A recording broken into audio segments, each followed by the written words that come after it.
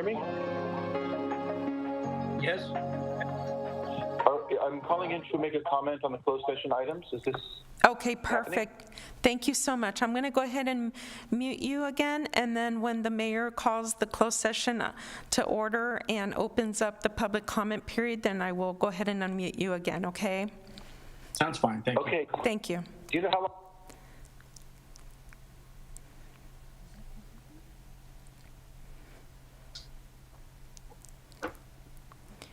Chaplain Robert Barnett. Yes. Hi. Oh, thank you so much. Now we could hear you. I wanted to make sure we were able to hear you. Yeah, I had a problem the last time. That's why I'm on my laptop this time. Wonderful. Okay. So I will go ahead and mute you for now, and then you can unmute yourself when the mayor calls the meeting to order and we have the invocation period. And that mute is the little button in the corner down there? That's correct. Yeah. Okay. I'm pretty much a novice at this, so if you see me, that's the main reason. Okay, and I can actually leave you like this as long as your background is quiet. I don't have anything going on. I'm just at my office. Okay, so I will go ahead and leave you unmuted so you don't have to worry about anything. Okay, I thank you very much. Thank you.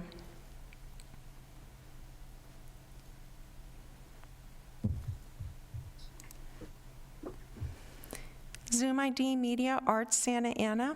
If you would please select the microphone icon or the unmute feature on your device, and let me know if you wanted to speak on any closed session items.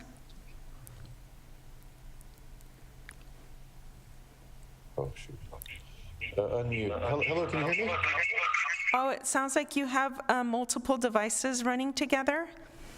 Yeah, I called in by phone and by the computer because I don't know which one works, but I'll do it by phone if that's possible. Absolutely. Are you the one with the last three numbers, 073? Yes. Wonderful. Okay, yeah, you can go ahead and disconnect on this line, and then I will unmute. You're already on the speaker queue for when we open up the closed session item. Yeah, I'll just lower my hand, but I'll stay in just in case, so I'll be in time for the regular council meeting. Wonderful. Okay, sounds great. Thank you. Thank you.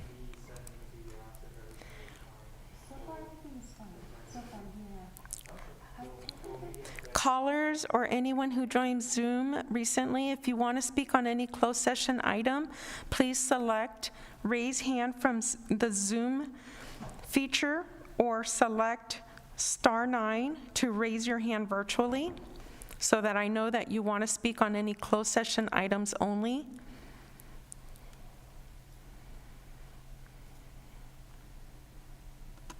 Any caller who has recently joined us, if you want to speak on any closed session item, please select raise hand or select *9 if you're calling in to virtually raise your hand.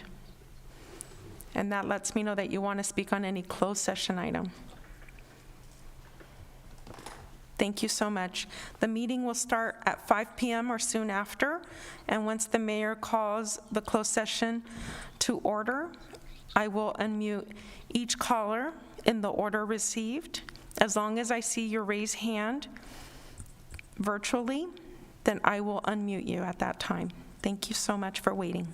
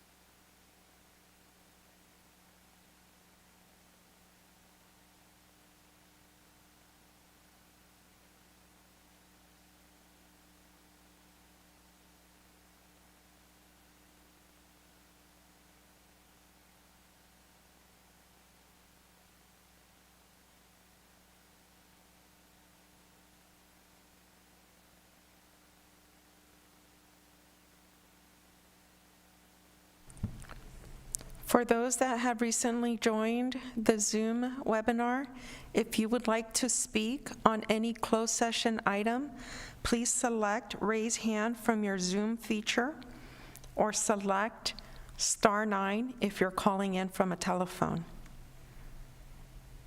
Again, anyone who just recently joined the Zoom webinar, if you would like to speak on any closed session items only, please select Raise Hand from Zoom or select *9 from your telephone.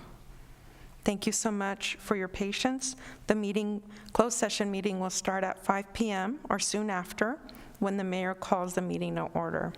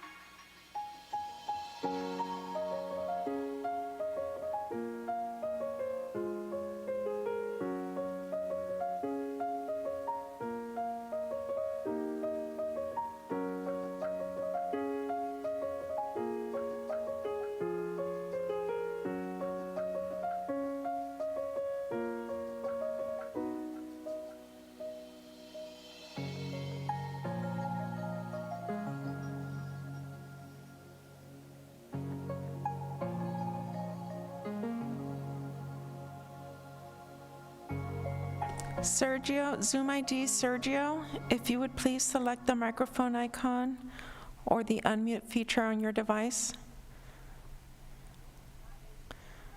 Wanted to make sure that to determine whether or not you were staff or if you were calling in to listen into the meeting only.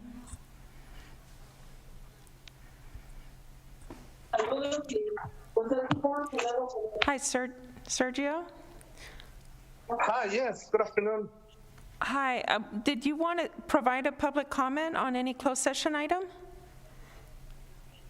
Yes, I would like to comment, but I'm not sure what item it is. It's about the the funds that are being received by the city from the federal government, Santana Revive or something like that. Okay, so that's, that's an agenda item. So that'll come out soon after 6 p.m. when the mayor calls the meeting to order and opens the public comment period. Okay. Oh, okay. So that's the best time for me to make a comment. Okay, right? thank you. I'm going to go ahead and put you back on mute and to the speaker queue, okay? Thank you very much. Thank you. Yes.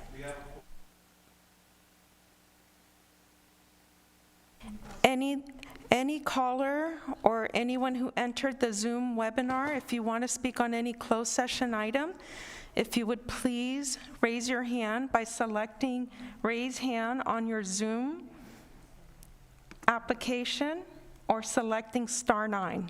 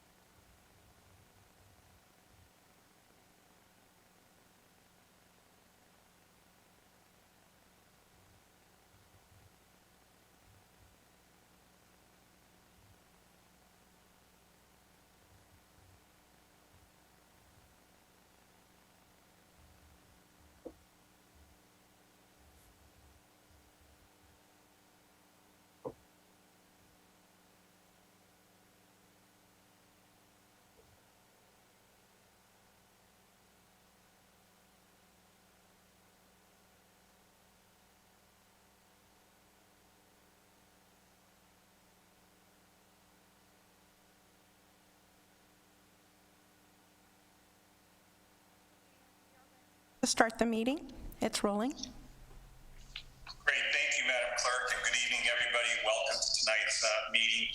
We're going to go ahead and at least get started with our closed session here and call this meeting to order. This is the Santa Ana City Council meeting for May 18th, 2021, and I'll go ahead and just start with some housekeeping language here before we have roll call. In accordance with California Governor's Executive Order N-25-20 regarding the Brown Act guidance from the California Department of Public Health on gatherings, this meeting is taking place entirely by teleconference via Zoom. The council chambers are closed to the public, and the public is accessing the meeting via the Santa Ana YouTube channel or the city's website. So please bear with us as the technology may disrupt the flow of the meeting. I'll go ahead and have Madam Clerk call roll before we ask for any members of the public to comment to the council. Councilmember Becerra? Here. Councilmember Hernandez? Here. Councilmember Lopez? Here. Councilmember Mendoza? Here.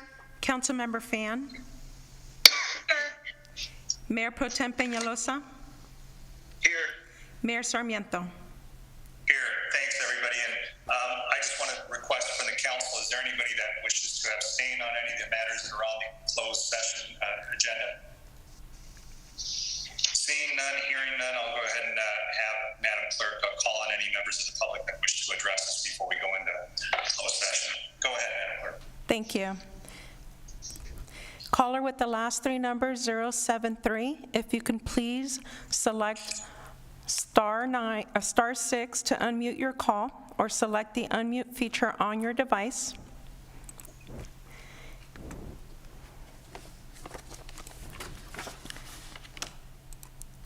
Caller with the last three numbers, 073. Thank you so much. If Hello, you could can you please hear me? state, yes, we could hear you. If you could please state your name for the record, and if you reside in the city of Santa Ana, and also you have 3 minutes. Thank you. Yes, my name is Victor Payan, and I am a resident of Santa Ana in the East Side Pacific Park neighborhood. And I am the Executive Director of Media Arts Santa Ana, Thank you for the opportunity to address you all. I wanted to comment on the historic Cypress Fire Station, and again lend the voice to request saving the building as a public building for public benefit and public use. It's a historic building, and I'm sure you've heard from a lot of members of the public as to various reasons why it is critical. I wanted to lend another one which I don't think has been addressed yet, and that is that in the portrayal of this property that I've seen in the public discourse, it sounds like it's in severe disrepair, and it makes it sound like it's been abandoned for a long time. But it was occupied for 20 years and until 2013, as recently, by a local affiliate of a national nonprofit called Rebuilding Together, whose mission was to restore and repair homes for those that didn't have resources, a volunteer-run organization. So it's very ironic that an organization whose mission was to repair and restore homes, that building would go into such disrepair in only 8 years. So that is not a natural timeline for a building to go into disrepair. There had to be some kind of mess up somewhere that allowed this historic resource to be unprotected by the city. And I think City Manager Cavazos came in 2013 also. So I don't know how this happened, but the community should not pay the price. The history of Santa Ana should not pay the price for this decision that impacted the future, the fate of this building. Now, in 2016, Gerardo Moet, who was head of Parks and Rec at the time, had proposed to the Arts Commission to turn the building into a community gallery and a history room. And this would have been just recently vacated, and the building would have been in fine shape. So again, I don't know who made the decision not to follow up on that, but that's only, 5 years ago. So that's 5 years that this building has gone into disrepair. And if the city had moved forward to do that, we would have had a really wonderful community resource. I know the Arts Commission was very excited about this at the time, as was I. And like I said, as the head of a media arts nonprofit, any space where you can do community programming is really needed in Santa Ana. And so I urge you to just consider this in deciding the fate of the building and to preserve it for community space.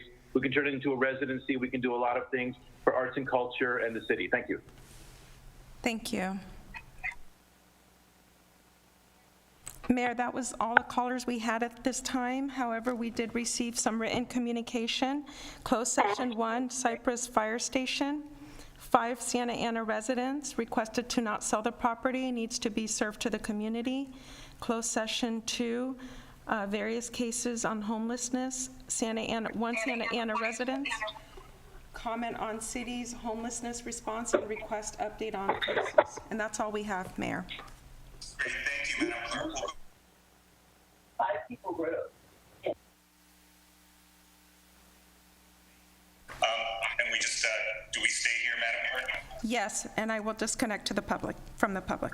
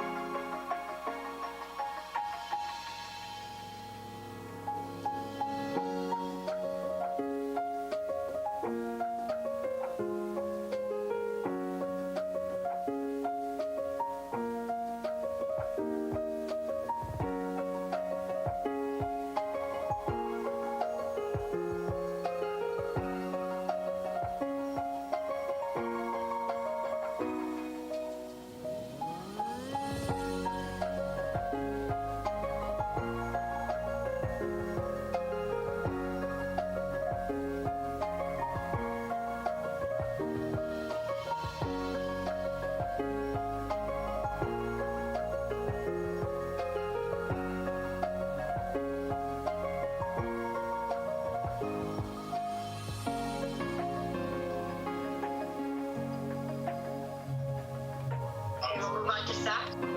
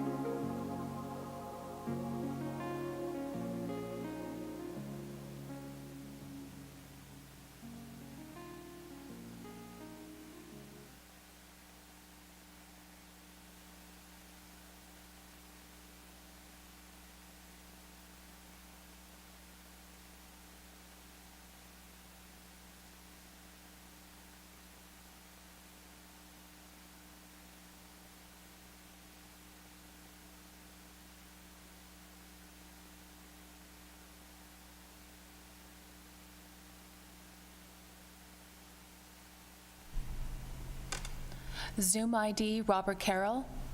Please unmute Yes, your ma'am. device. Okay, I've clicked unmute. I can hear you loud and clear. Thank you. How about the video? Will you be sharing a presentation? No.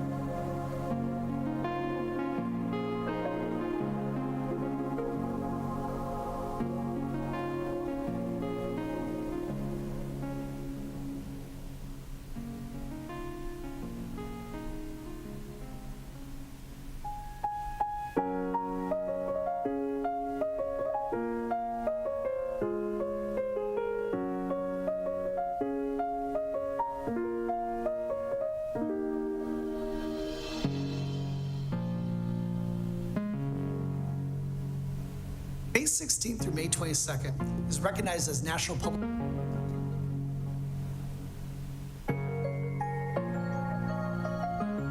Hi, my name is Tai Viet Phan, Santa Ana Council Member representing Ward 1.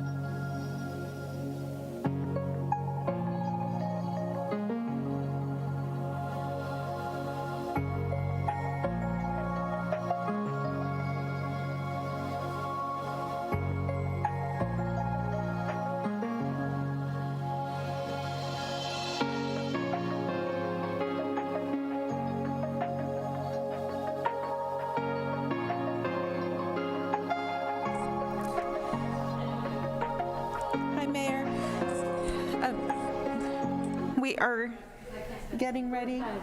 We're live, Mayor, so you can start the meeting. Great. Thank you, Madam Clerk. Good evening, everybody. We apologize for starting a little later than usual. We're in closed session. The item that we were discussing took a little longer than we expected. So let me go ahead and call this regular meeting to order of the Santa Ana City Council for May 18th, 2021. Let me begin with some housekeeping language before we start. And let me make this recital that we've all gotten used to me saying before the beginning of every meeting.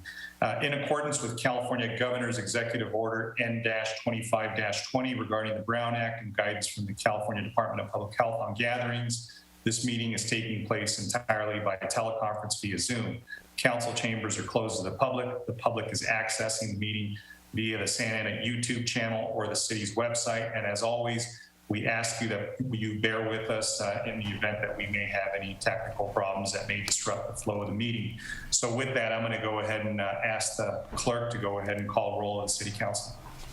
Thank you. Councilmember Becerra? Here. Councilmember Hernandez? Here. Councilmember Lopez? Here. Councilmember Mendoza?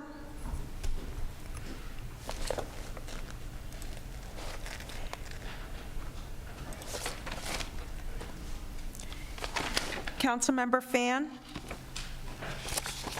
Here. Mayor Pro Tem Peñalosa? Here. Mayor Sarmiento? Here. Thank you, Madam Clerk. I'll go ahead and turn it back over to you for some direction for those members of the public that wish to address the council. Thank you, Mayor. The public was able to begin joining the speaker queue at 4:30 p.m. in accordance with council procedures. Calls will not be accepted after the public comment session has begun. Speakers who are not in the speaker queue by 6 p.m. will not be permitted to speak. To request to speak, dial *9 from your phone or click on the button labeled Raise Hand from Zoom. You will be asked to announce your name and ward or neighborhood you reside in within the city of Santa Ana for the record. Thank you. Thank you, Madam Clerk. Let me go ahead and begin with the Pledge of Allegiance. And if you'll all please join me by facing a flag near you and placing your right hand over your heart and repeating after me. I pledge allegiance to the flag of the United States of America and to the republic for which it stands, one nation, under God, indivisible, with justice for all. Thank you, everybody. And if you can please remain standing for the invocation portion of our meeting, and that will be delivered to us by our police chaplain, Bob Barnett. Chaplain Barnett, the floor is yours. Being mindful, Lord God, that last week was National Police Week, we want to pray tonight with gratitude for the men and women in law enforcement who serve and protect us around the clock. Every one of us rests better each night, and we go through our daily lives in great safety, knowing that our police and law enforcement are a mere phone call away from us. We ask a special blessing of strength and protection over all of them, Lord God. And I pray for us, Lord, that we would all have a renewed sense of the complexity and enormity of their job. We thank you for each individual who's answered the call to this crucial service for our city, our communities, Lord God, and the spirit of service that they exhibit. And Lord, tonight I also want to pray blessings and protection upon all of our first responders, the fire departments, the people involved with emergency medical service. Bless them, Lord, protect them, be with their families always, Lord. And last tonight, Lord, I want to thank you for all of our city leaders, the city council, the mayor, our community, Lord, all of the people that faithfully make our city a blessing. It's in the name of the Lord we pray. Amen. Thank you, Chaplain. Thank you for those words. Moving along to the ceremonial presentation, and I'll turn it over to Councilmember Becerra, who's got a presentation for National Public Works Week. Councilmember? Thank you, Mr. Mayor, and I believe we have a video ready to be queued up.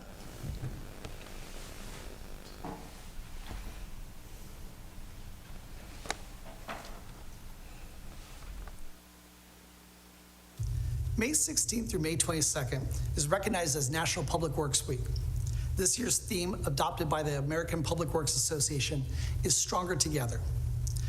This is a very appropriate theme because by working together, the impacts that residents and our public works professionals can have on our communities are enormous and results in the ability to provide services that at times are thought to be challenging. Public works plays an important role in each of our daily lives by contributing to the improvement and sustainability of our public health and safety. Public works provides, maintains, and improves the structures and services that assure a higher quality of life for our residents and our businesses.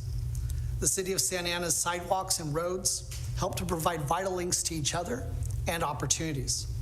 And our city's clean water and sanitation services keep us all healthy and allows the Golden City to thrive and prosper.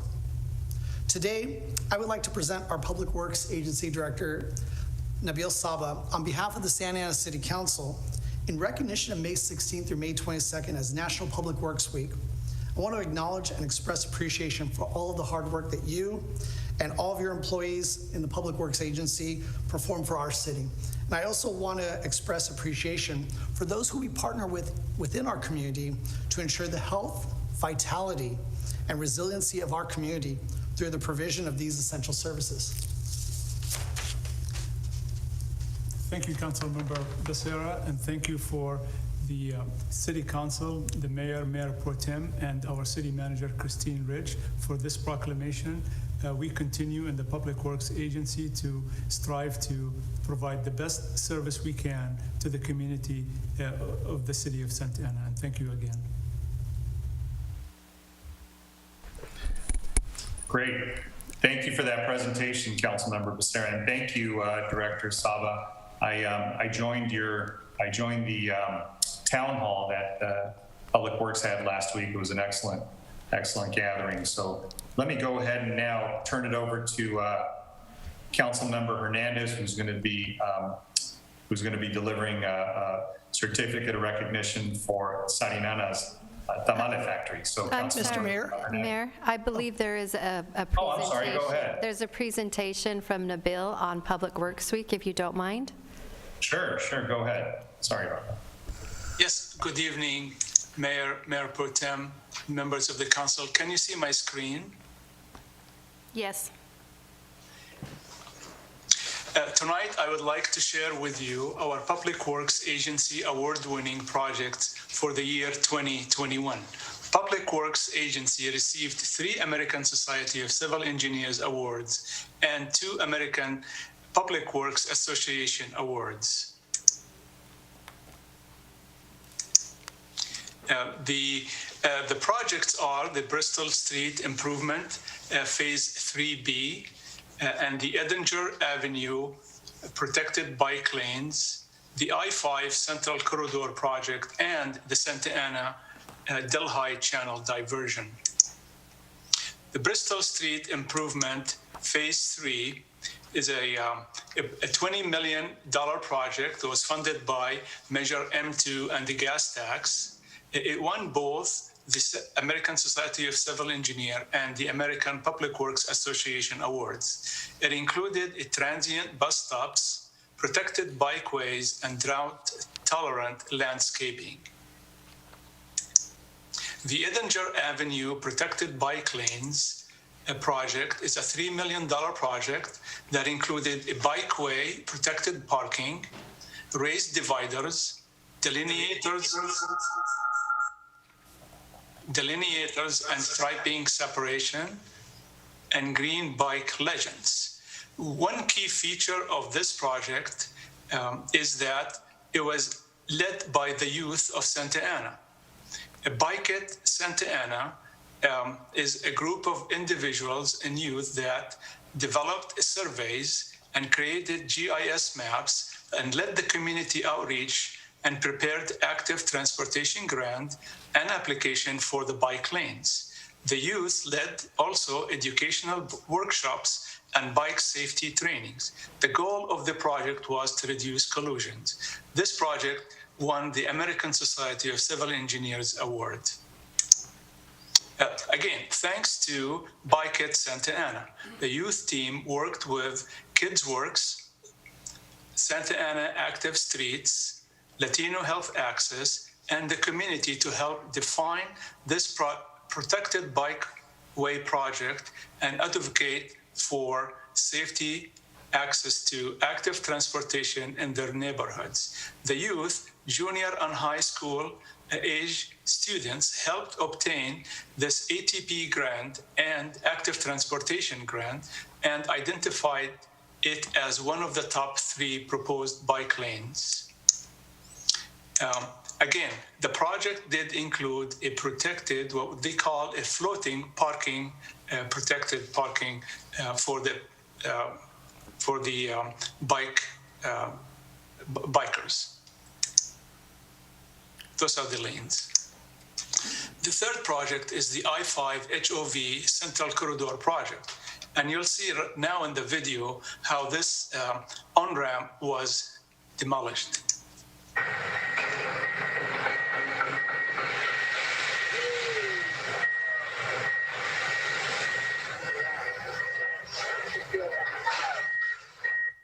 This project was an engineered demolition of the Main Street ramp. It happened at 4 o'clock a.m. and the final thump of the last piece. This project was in coordination with OCTA and Caltrans and has won a state-level project partnering awards and the ASECE Award, American Society of Civil Engineers Award. It is a $41 million project that received also federal and Measure M funds. It did implement ultimately a second carpool lane in each direction on the 5 freeway from the 55 to the 57, which speeds up commuters and alleviate bottleneck on the I-5. The last project that won also is the Santa Ana-Delhi Channel Diversion Project.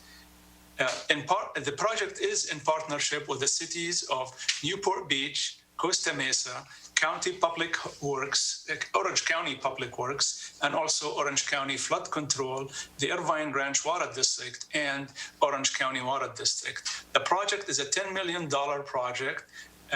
Again, it was meant and was designed to protect the upper Newport Bay from pollution and enhance the local water supplies. It has a unique in-channel diversion and the trash capture system that diverts approximately 2.9 million gallons million gallons a day of dry weather flow of urban runoff from the channel to water treatment and reuse.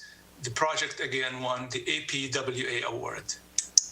Finally, I'd like to congratulate and say congratulations to the City of Santa Ana Public Works Agency team for the 5 award-winning projects. A special note of gratitude to the mayor and the city council, the city's executive management team, and all nonprofits and volunteers, including Kids Work, Santa Ana Active Streets, and Latino Health Access, and to the residents and businesses for fostering an environment of safety, quality of life, and aesthetic improvement in our community. And that concludes my presentation. Thank you very much.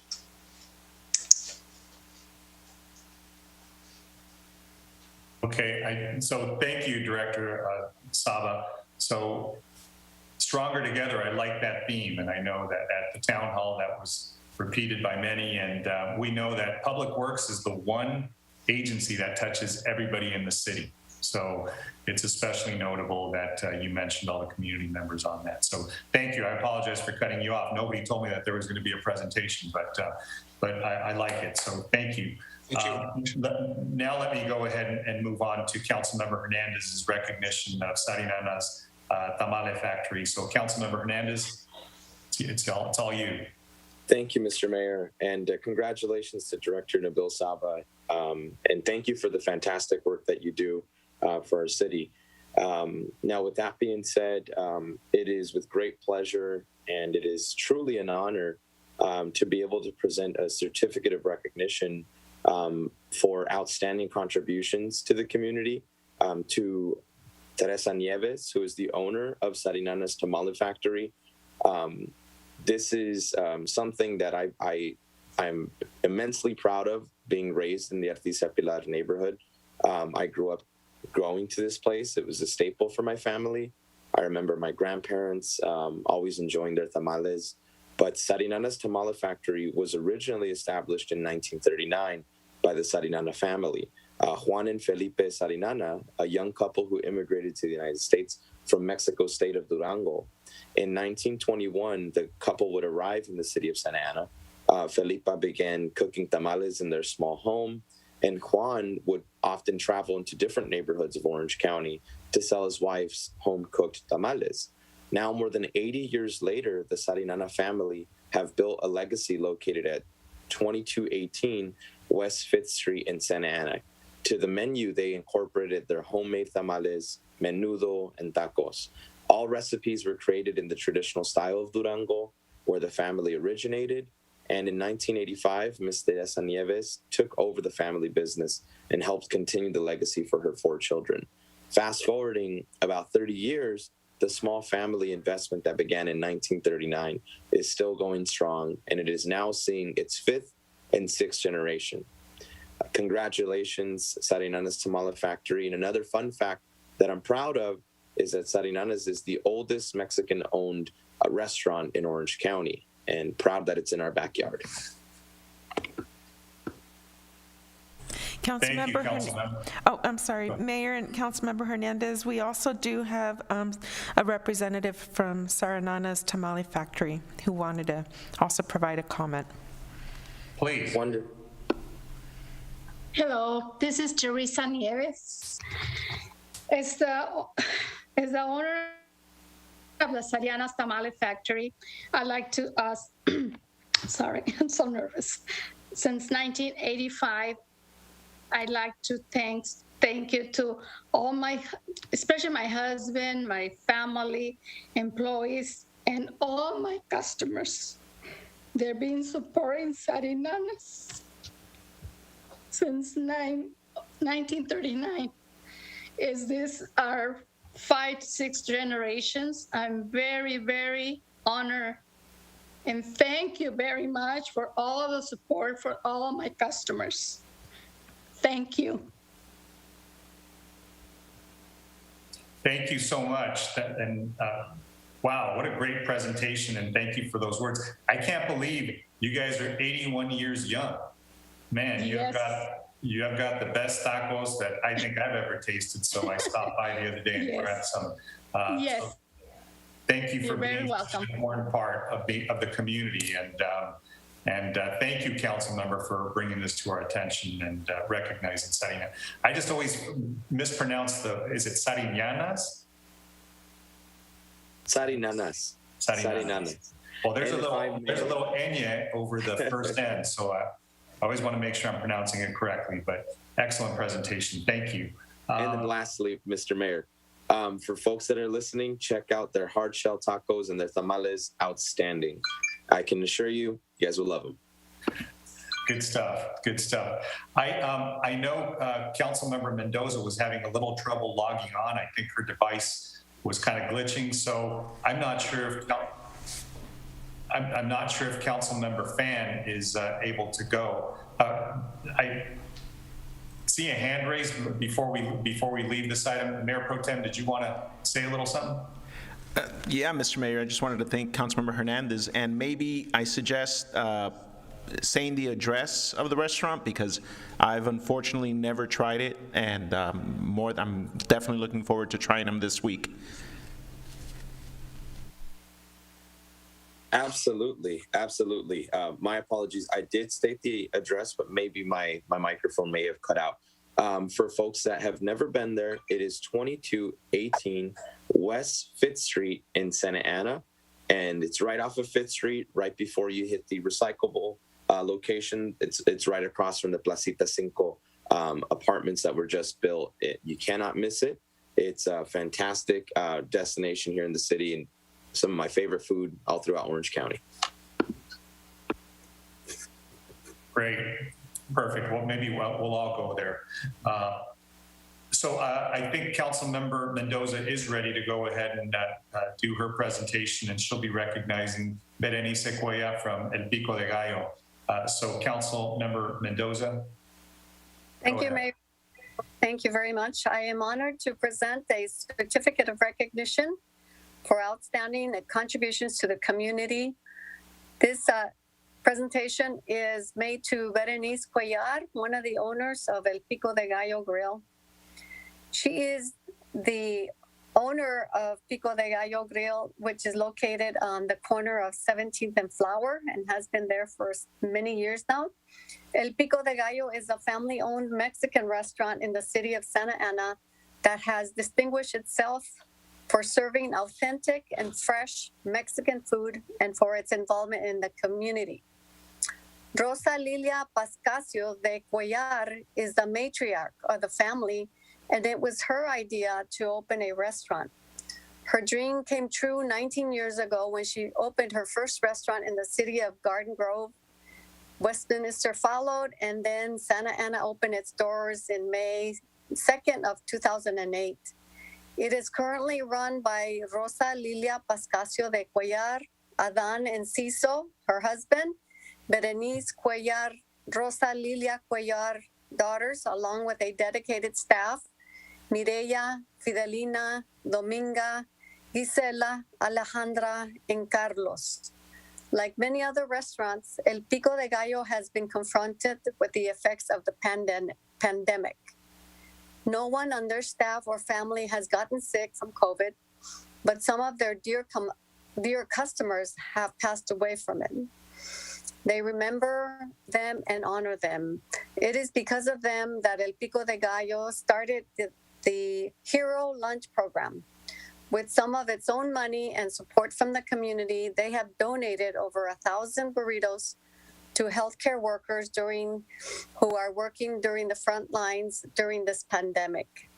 El Pico de Gallo has also hosted a Thanksgiving feast, a free meal event to anyone who walks through its door on Thanksgiving Day, which they hope to resume soon. Today in the audience is Berenice Cuellar, and I would like to ask her to unmute so she may say a few words.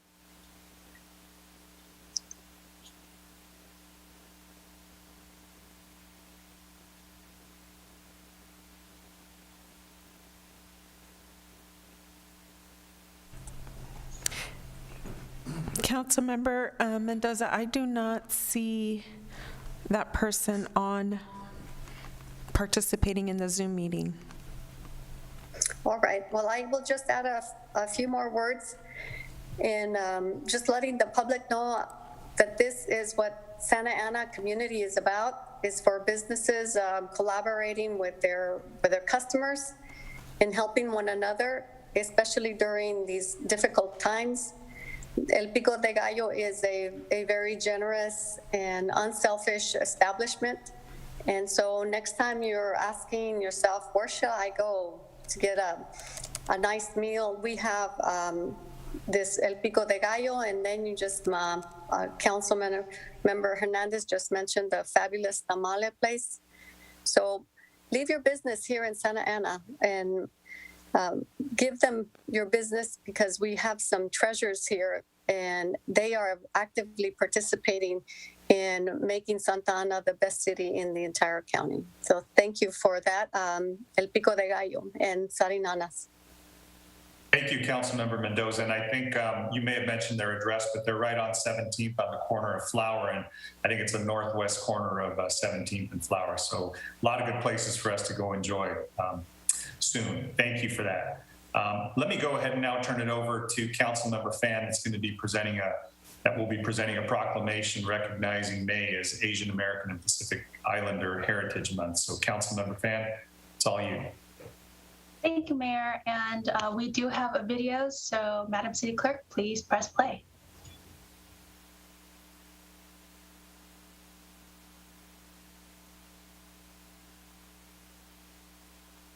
Hi, my name is Thai Viet Phan, Santa Ana Council Member representing Ward 1. I'm the first Vietnamese American and the first Asian woman to represent the city of Santa Ana. So I'm very proud today to issue a proclamation To Issa Lay, Executive Director for Vietnamese American Arts and Letters, and Christine Tran, Managing Director, recognizing Asian American Pacific Islander History Month. VALA was founded in 1991 by a group of Vietnamese American journalists, artists, and friends to fill a void and provide a space for artists to express themselves as a newly resettled immigrant community.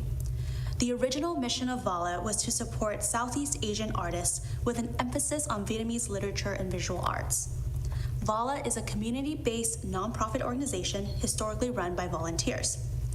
Over the years, VALA has collaborated with a diverse community partners to organize numerous cultural events to connect and enrich our communities. These events have included art exhibitions, book signings, music recitals, plays, and annual events such as the internationally known Viet Film Fest and the Children's Moon Festival of Arts Contest. Recently, VALA participated in Boca de Oro and is currently accepting entries for Viet Film Fest. Viet Film Fest was created in 2003 by VALA. As the largest international Vietnamese film festival of its kind in the world, Viet Film Fest showcases the best creative work by and about Vietnamese people. In the midst of a difficult year of pain and fear, organizations such as VALA reflect on the traditions of leadership, resilience, and courage shown by the AAPI communities. Asian American Pacific Islander Heritage Month is not only a time for all of us to learn and think about the contributions, culture, and history of Asian Americans here in the States, it's also to think about how we can participate and actively contribute to that history in the community moving forward. Thank you so much to VALA, and I present you with this proclamation. Thank you, Councilmember Thai Viet Phan and City of Santa Ana. We're very honored and humbled to accept this recognition.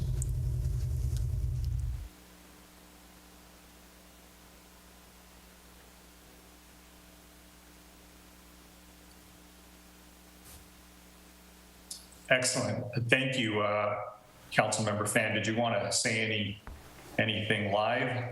Yeah, just really quickly, VALA is still taking submissions for Viet Film Fest, and this year they will be holding Viet Film Fest virtually October 15th to 30th, and it will be online. However, they are doing a free screening this coming month, so May and June. So the city will definitely share some of that information. It's going to be short stories sharing, the history, culture, and stories of all of our families. So I hope all of you can join because it's free. Thanks. Thank you, Councilmember. Excellent proclamation especially you couldn't have been more timely, demonstrating all the recognitions and how important it is. We actually are living history right now, especially in the AAPI community as we speak. So we're in the moment. So that concludes all the council presentations. I'll move along to the staff presentation portion of the meeting, and that is the update on COVID-19. And I'll turn it over to Madam City Manager to go ahead and present that. Thank you, Mayor. Good evening, Honorable Mayor and members of the City Council. I do have a presentation, so let's get it loaded for you. Tonight, I'm going to talk about vaccines. I'm going to talk about updated mask guidance and also go over a quick review of the city executive orders that were issued during the pandemic and what the status of each of those are. So as vaccination numbers increase and COVID-19 case rates fall, Orange County has met the required matrix to move into the yellow tier effective tomorrow, Wednesday, May 19th. This means that bars may reopen indoors at 25% capacity, and indoor live events may resume with limitations. Nail salons, dining, and many other businesses already open indoors may operate with greater capacity. Although the CDC has released updated guidelines on mask wearing for fully vaccinated people, the state of California, the Orange County Healthcare Agency, and the City of Santa Ana's mask guidance is still in place. Specifically, the guidance from the state declares that for fully vaccinated people, face coverings are not required except when attending crowded outdoor events. For unvaccinated people, people, face coverings are required outdoors anytime physical distancing cannot be maintained. And indoor settings outside of one home, including public transportations, face coverings continue to be required regardless of your vaccination status. In comparison, the Orange County Healthcare Agency's guidelines state you should wear a face covering when you're around other people who are not in your household, and you cannot stay 6 feet apart, especially when indoors. You don't have to wear a face covering at home, in the car alone, or with members of your own household. Swimming, walking, hiking, bicycling, or running alone or with other household members, you would not have to wear one. And then, of course, children under 2 and anyone that has any medical condition that's impaired by a mask does not have to wear them. So as a reminder, in Santa Ana, all people within the city limits of the city of Santa Ana are required to wear a face covering at all times in public or when outside of their home, except for certain exemptions. Going to shift gears and talk about vaccine points of distribution. We do have some major sites that are going to be closing very soon. So the demand for first dose COVID-19 vaccinations through the Athena platform at county super points of dispensing, or known as pod sites, has dropped by over 75% since the end of April. This indicates that county residents who want the vaccines and do not face difficulty traveling to the super pods have, for the most part, been able to do so. The super point of dispensing sites at Anaheim Convention Center, at the OC Fair and Event Center, Soka University, and Santa Ana College will shut down on June 6. Vaccine supply has become more plentiful, and alternate distribution channels such as local pharmacies, hospitals, healthcare systems, community clinics, and providers are more actively administering doses throughout Orange County. Consequently, the county has seen a decrease in demand, and that is also experienced in many regions nationwide. Further efforts to achieve mass immunity will require that Orange County Healthcare Agency focus on more community and neighborhood-based vaccination strategies.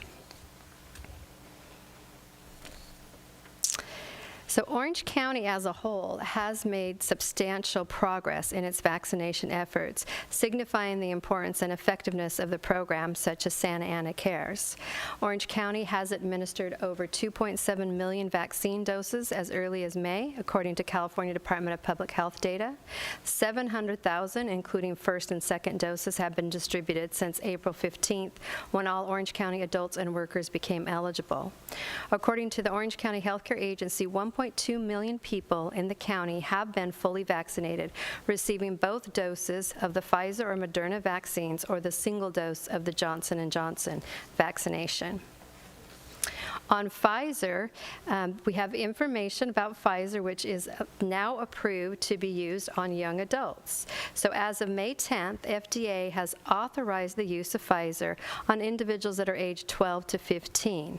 This move opens up the U.S. vaccination campaign to millions of more people. This decision was made after it was decided that the known and potential benefits of the vaccine in these young individuals outweigh the known and potential risk. Vaccinating children is a key to raising the level of immunity in the population and bringing down the numbers of hospitalization and deaths. I reported last time that I was going to come back and share some stats with you on our COVID hotline that we established, and it has been a very active hotline. So since Santa Ana launched the COVID-19 hotline in August 2020 as part of our Santa Ana Cares program to help address residents' concerns about COVID, as well as spread information about our assistance and vaccination programs, there have been 17,616 calls since their inception, with 4,000 of those being just in this year alone.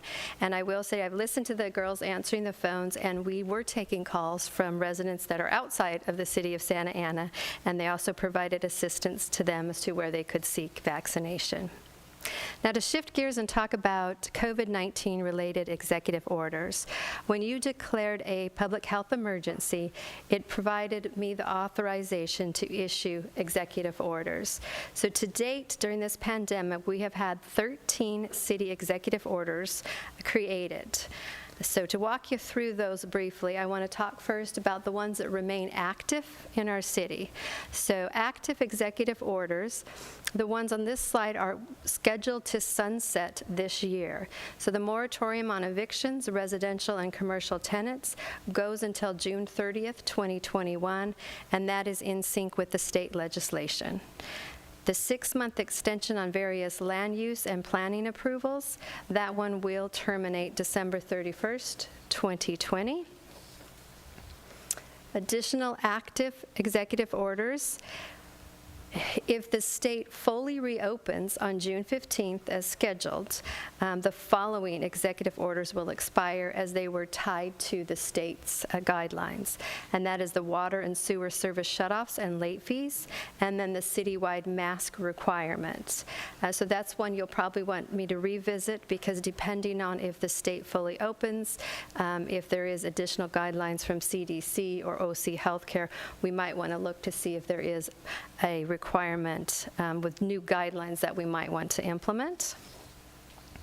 The executive orders that have already expired, the first one was suspension on residential and commercial foreclosures, street sweeping parking citations, rent freeze for residential tenants, live scans and criminal background check process for commercial and medical cannabis businesses, rent freeze for residential tenants, face masks for essential businesses, that was basically replaced by the other mask executive order, emergency curfews, there were 3 of those, and they were specific to a single day and time.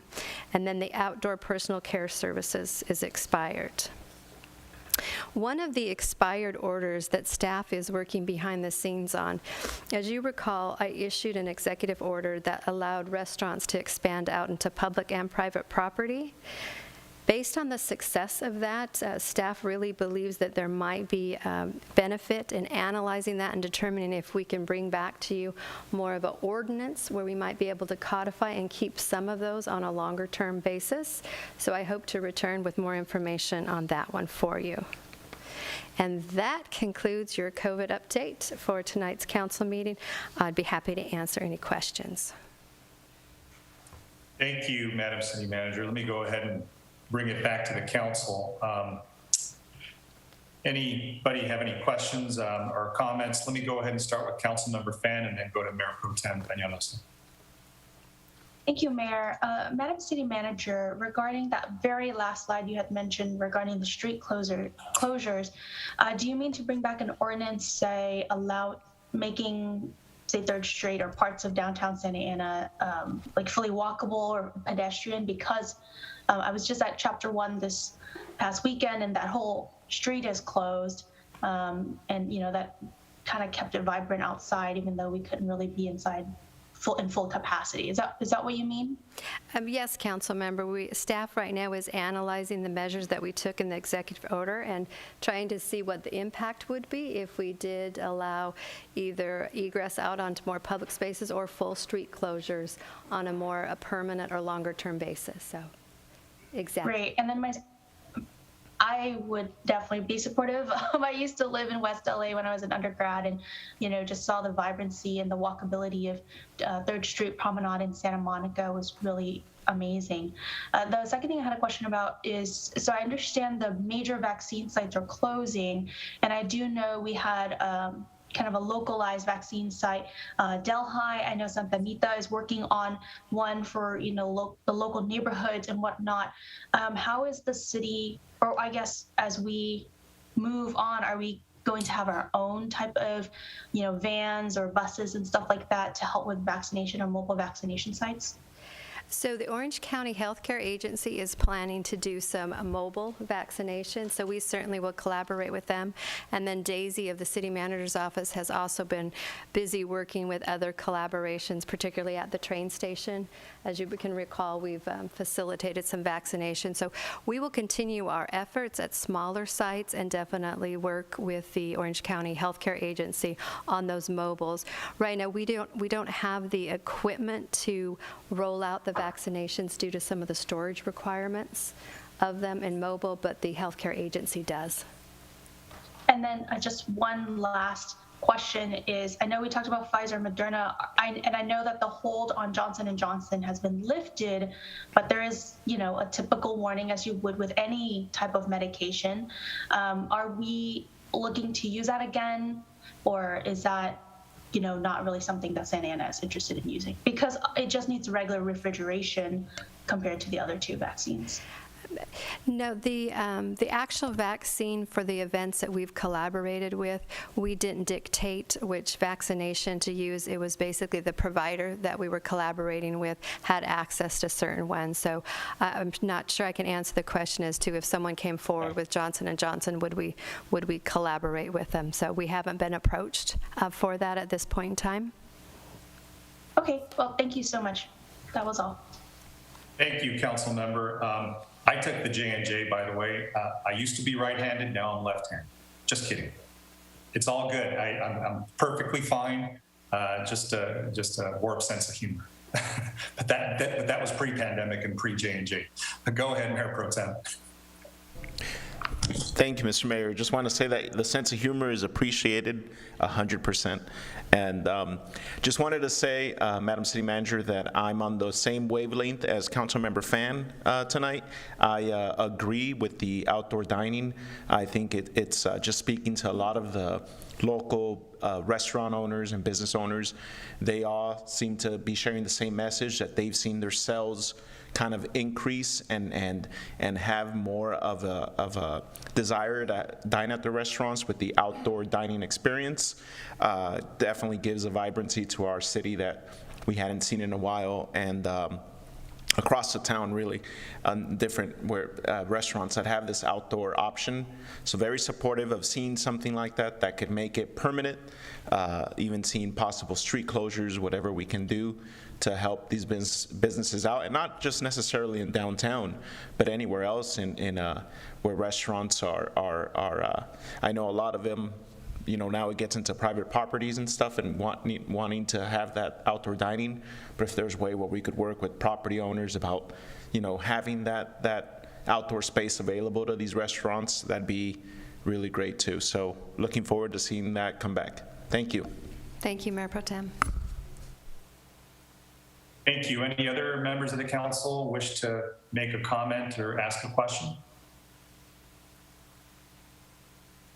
Seeing none and hearing none, the only few things I would say is that thank you for the presentation, Madam City Manager, and I echo what was said about the outdoor dining. I think, as you do your evaluations, or as your team does the evaluations with you, maybe it's a reduced patio, and there's still some places, some ingress and egress on some of the arterials. I like the idea of there being some closures at some point. Our weather is great. We've kind of all gotten used to it. I like the outdoor environment.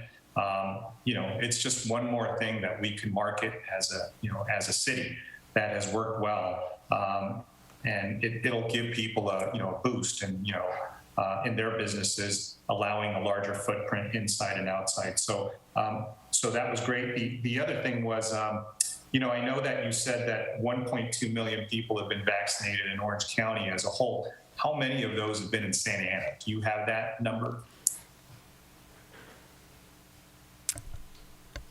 You know what? We can look that up, and if you allow me some time, I can come back to you with that. Sure. Thank you, Mayor. No problem. Thank you. Yeah, and and it's just to say, I know that we sometimes get lost in the county's data, and I know our data is always different. Our numbers are lower. I heard somewhere where we're about 30% relative to other cities that have higher indexes of vaccination. So we certainly want to increase that. And I know the American Rescue Plan money allows for expenditures for obviously vaccinations would be something that would be easily allowed under that. So something for us to think about with maybe partnering with 360 that helped deliver tests that we no longer are using. Maybe we can use their clinics. But the last thing I would say is mobile vaccines, any way we could do that, but also incentivizing people to get vaccinations. And I know what other cities have done with some of their places of interest. And for example, for us, it would be Bowers, Discovery Cube, the zoo, and others, maybe just allowing a free entrance to some of those venues that, where people can show, vaccination cards. And, it's a way of just motivating people, number one, to go back to those venues, but number two, just encouraging people to get vaccinated. And there's a lot of not only public health benefits, but benefits to be able to enjoy some of the things out in our community. So those are the last of my comments, and I'll go ahead and move along. So thank you for the presentation. So Mayor, I have go ahead. answers for you. So 49.9% of the eligible population in Santa Ana has been vaccinated. That's awesome. So we're almost at 50%. So I think we're on, right on the right path and on the right track to getting a lot more people as we get our younger people vaccinated. My 15-year-old daughter was just vaccinated yesterday, so I'm very happy and proud of her. Thank you for the presentation, and thank you for that number, Madam City Manager. Let's go ahead and move along to the closed session report. And Madam City Attorney, is there anything to report out of our abbreviated closed session? No, I'd just like to report, Mayor and members of the council, that we did have 2 items listed for closed session discussion. We did not discuss the first, and the second item, direction was given to legal counsel. Excellent. And when we recess from open session, we go back into closed session. We'll address the first item on the agenda. Thank you for that. And now moving along to the public comment portion of the meeting. This is where members of the public will be able to address the council on agendized and non-agendized items pursuant to the Brown Act. City Council may not enter into any discussion on any of those comments. And I believe the public comment line is now closed. But it's been open since 4:30. So I'll go ahead and turn it over to Madam Clerk to go ahead and take this portion and allow members of the public to address the council. Thank you, Mayor, members of the council. There are speakers ready to provide their comments, and to request to speak, you're dialing *9 from your phone, or please select raise hand from Zoom. Please do not call or Zoom to only listen to the meeting. Before unmuting callers, I'd like to begin by reporting the following summary of emails provided as of today.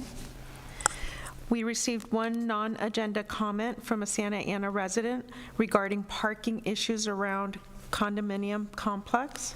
Item 22, the street racing spectator ordinance. There were 2 Santa Ana residents in support of the ordinance and 2 in opposition, Santa Ana residents. Item 24, the budget workshop. 1 Santa Ana resident provided various project ideas for budget spending. 1 Santa Ana resident requested to make deportation defense fund permanent as part of the annual budget. Item 25, 1 Santa Ana resident in support of the resolution.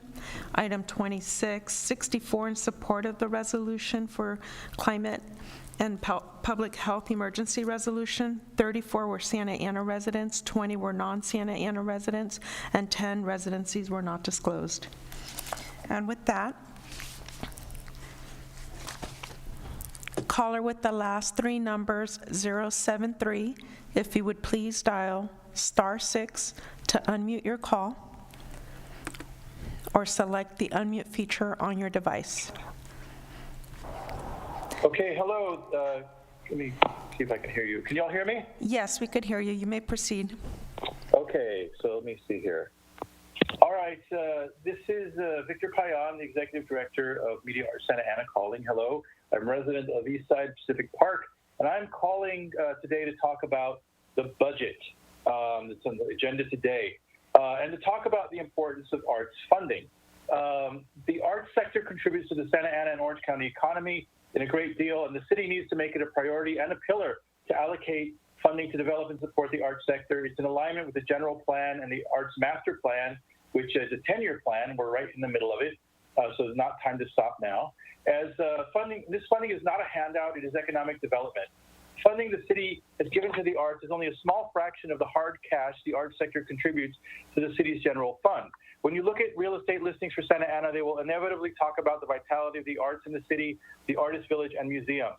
And entertainment and digital arts comprise 56% of the arts sector in Orange County. And these are real jobs that contribute real money to the economy and bring business and support tourism. Nobody ever says they're against the arts funding, but it's time for Santa Ana to demonstrate that they're strongly for arts funding. We know that funding for the arts results in real activities that stimulates the economy, creates jobs, lowers crime, increases mental, emotional, and physical well-being, and provides opportunities for youth to develop their passions into professions with well-paying jobs and change the course of their lives and economic well-being. You saw how the community rallied to save arts grant funding, and we're all happy that the council directed the city manager to find surplus funds which were available to restore the arts grant funding for this year. Now we keep hearing that the grant will not be funded, and there is no budget for the Arts Commission programs in the city's budget. So we need to defend and ensure the money for the arts, and there's good crossover from the recovery fund as well. While we keep hearing there's no money for the arts, we see that there's no shortage of city funding to give Downtown Inc. to do arts programming that should be done by the city, such as the Arts Directory and Arts Roundtables. These should have been public resources that were developed with equity and fairness, and not with the agenda of promoting the interests of the people that run Downtown Inc., which is what has happened.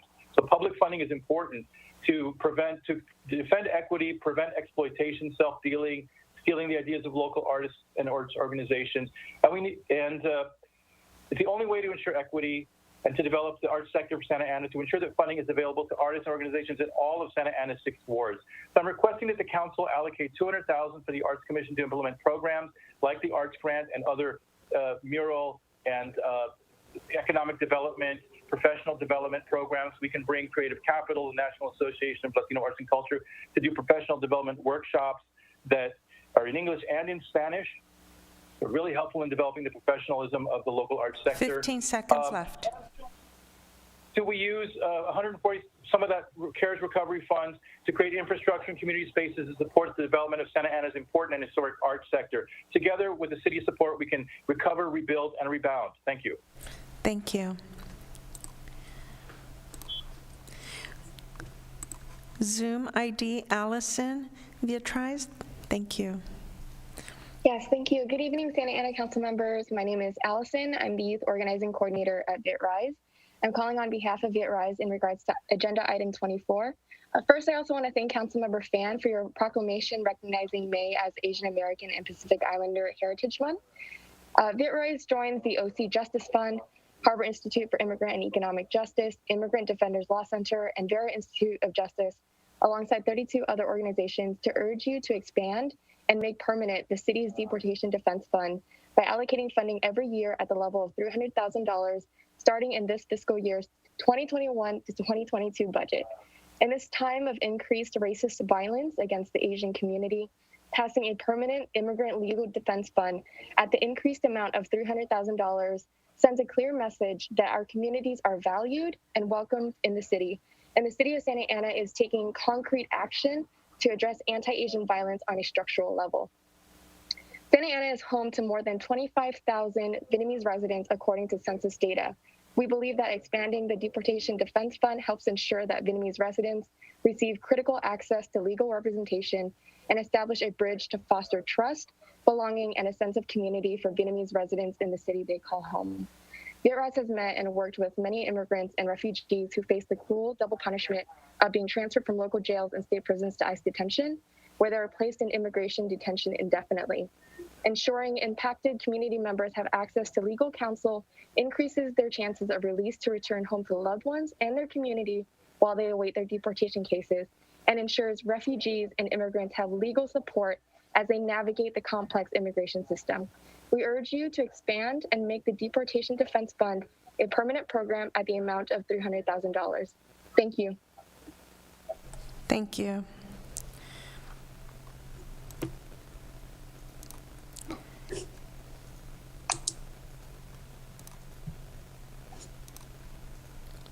Zoom ID, Jose Trinidad Castaneda.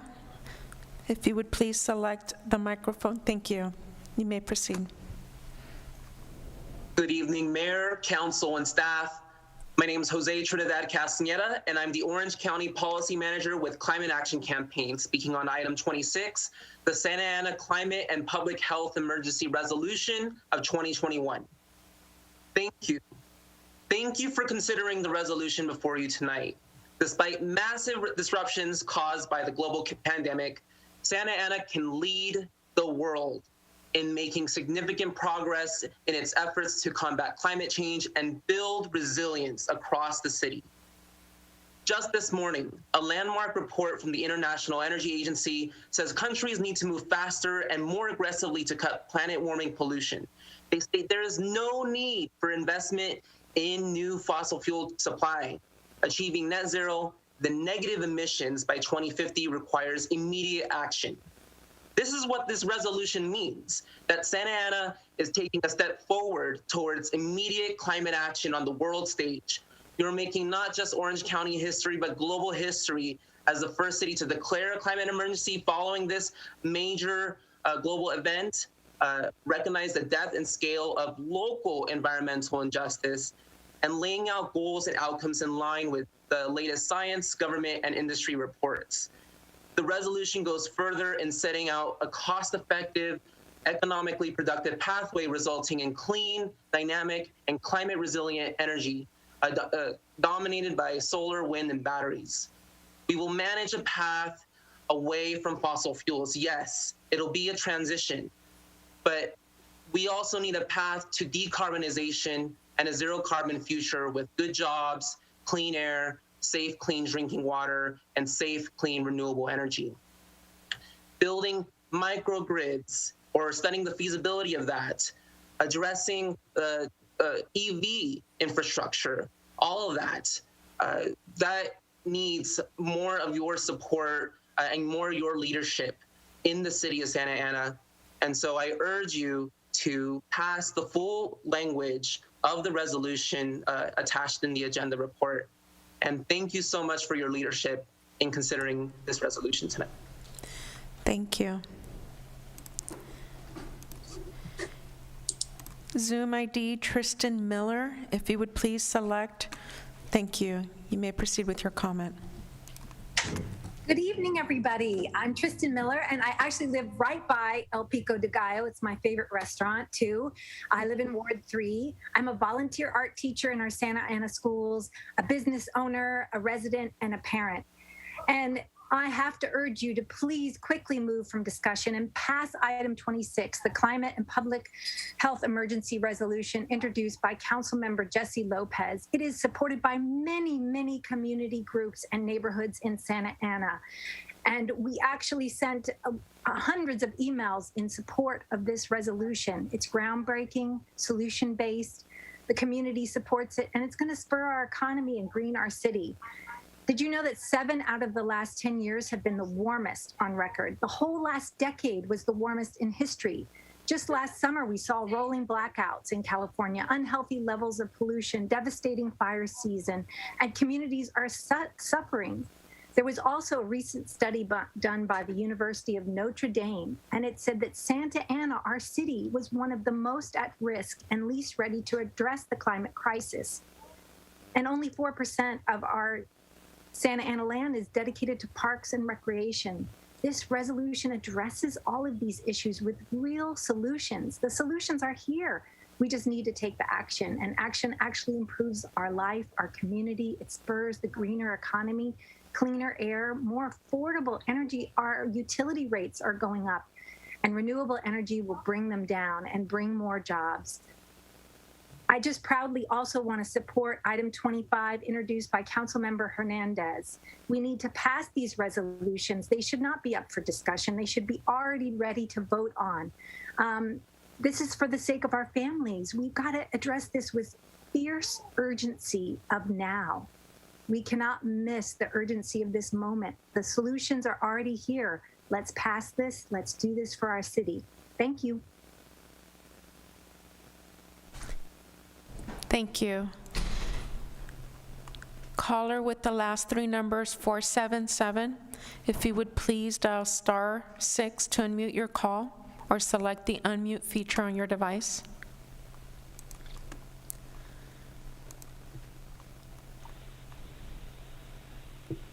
Thank you. You may proceed with your comment. Good evening, Mayor, City Council, City staff. This is Dale Heldig, Ward 3. I'd like to start off by saying thank you to everybody at the city that was involved with the work that went on this past couple weeks on cleaning up the Mexican Cultural Center tent and homeless activity that was going on there, and finding places for those people to stay. It's, that is a lot safer and more hygienic spots for them. So again, thank you for that. Much appreciated. Regarding item number 16, concerning the Santiago Park Main Street entrance design project, the project is laid out, or the recommended action is to approve this for a 3-year project with 2 1-year extensions.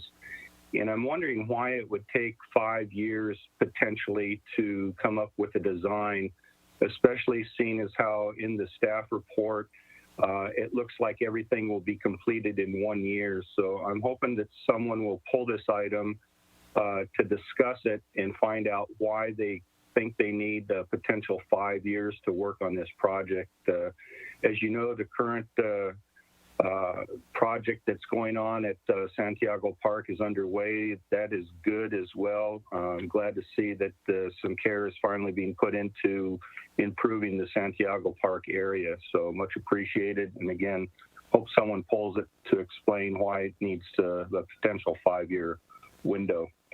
The last item is item number 26.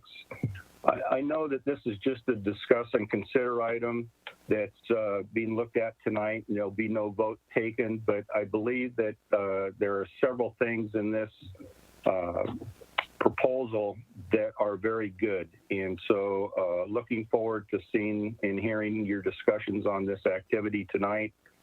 And that's it. Wish you guys well. Thank you very much.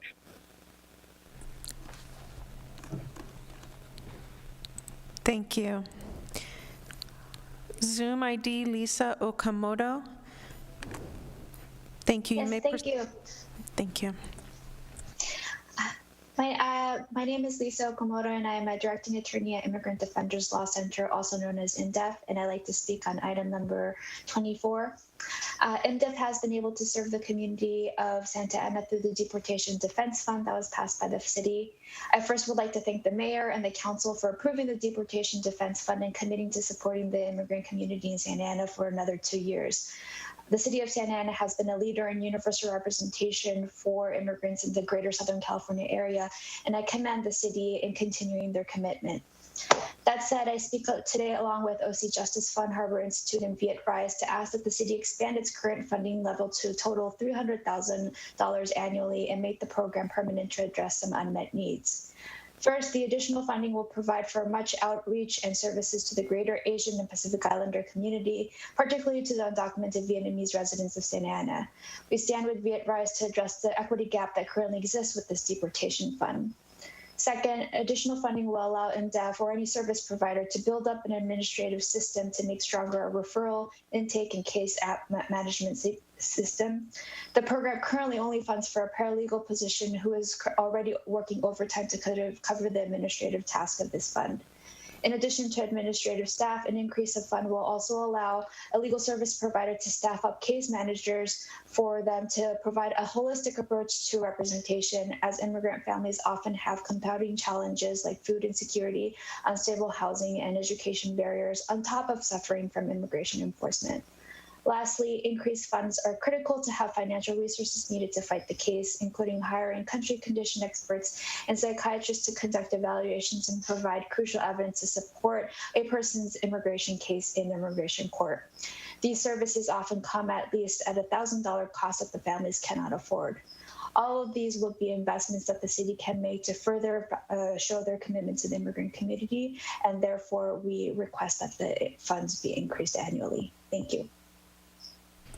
Thank you. Zoom ID Sylvia Hernandez. If you would please select the microphone icon or the unmute feature on your device. Thank you. Thank you. Thank you. This is Sylvia Hernandez from East Side Santa Ana neighborhood. I would really want to talk about the Revive Santa Ana plan. Money. I really think that we need to spend that money in the community in programs like those who really help the community to heal from the awful pandemics that we have been in the whole year. Also, we have a big problem with the housing. You need to put that money to continue helping the workers' families that have been suffering and have been struggling to meet the end. Also, youth programs, because we haven't had opportunity to enjoy our parks. Also, I want to say that in the survey that you made, you didn't include any issue about the housing, and we really need to talk about that and resolve that problem for all. Thank you very much. Thank you.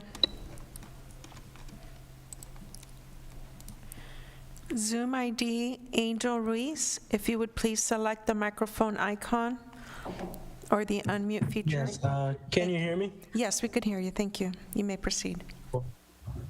Thank you. I just wanted to add some comments on the revised Santa Ana plan and where the money is going to go. So I would like to add more comments on the survey.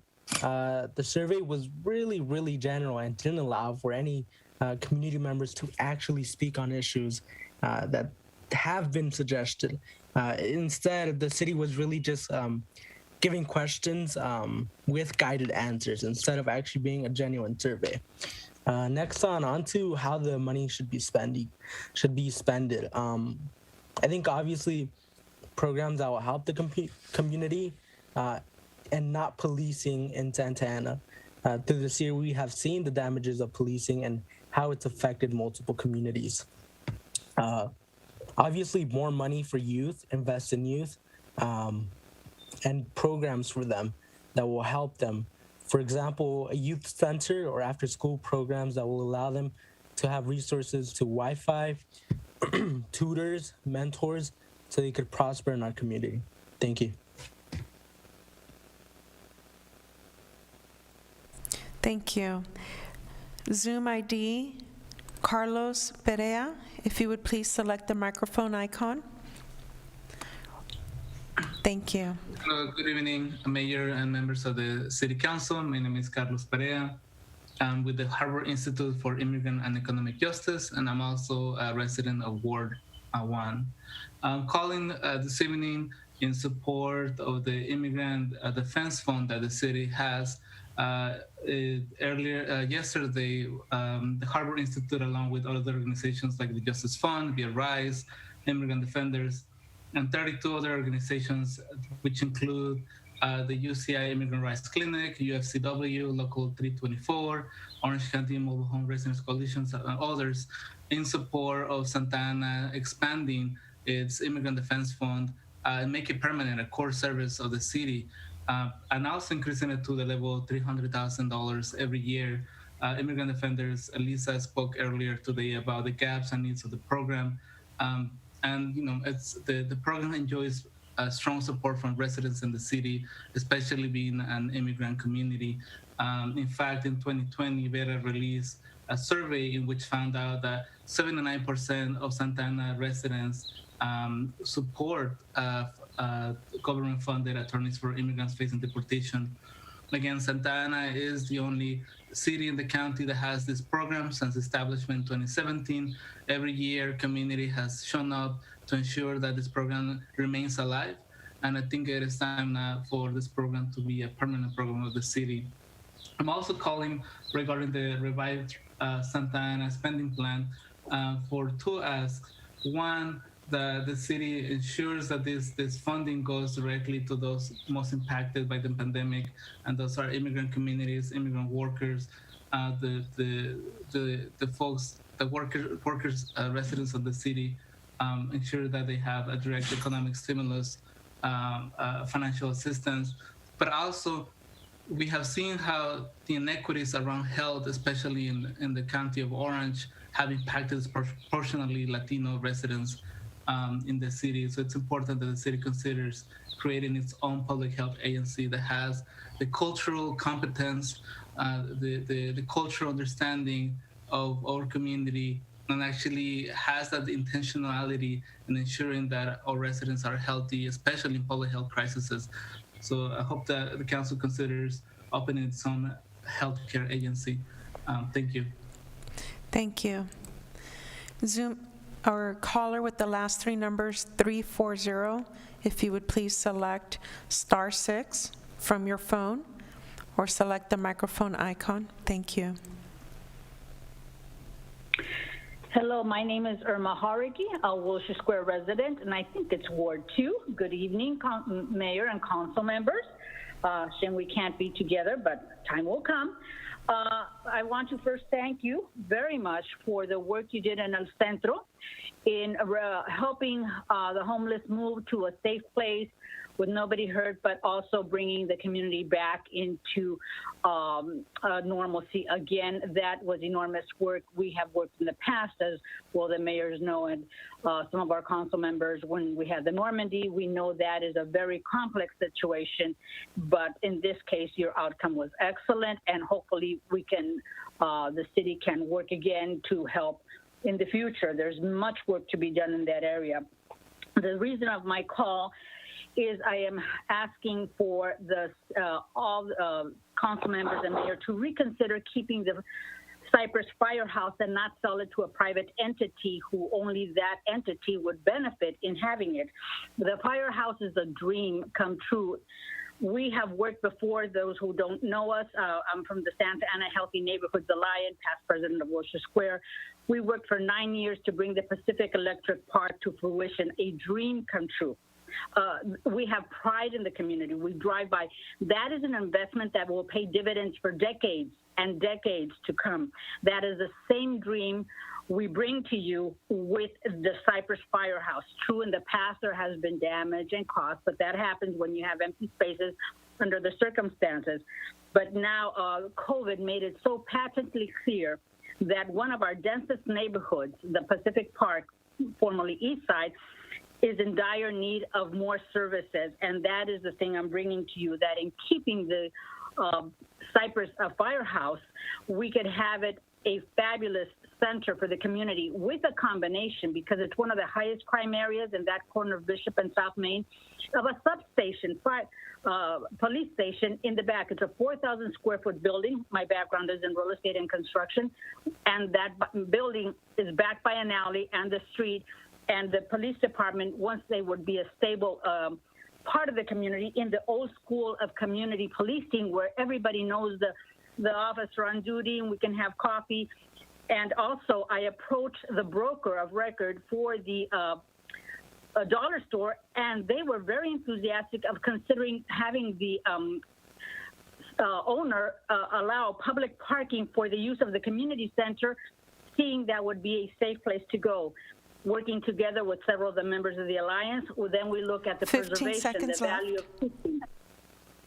And then also another member will be putting ideas of having fabulous services, a bibliothèque to raise the awareness and help the community within walking distance, which, as we saw with the park, that can happen and would be totally utilized, which would revive that whole area, bring a stimulus, values, property values, pride of values, and thank you all the way around. Thank you. Thank you.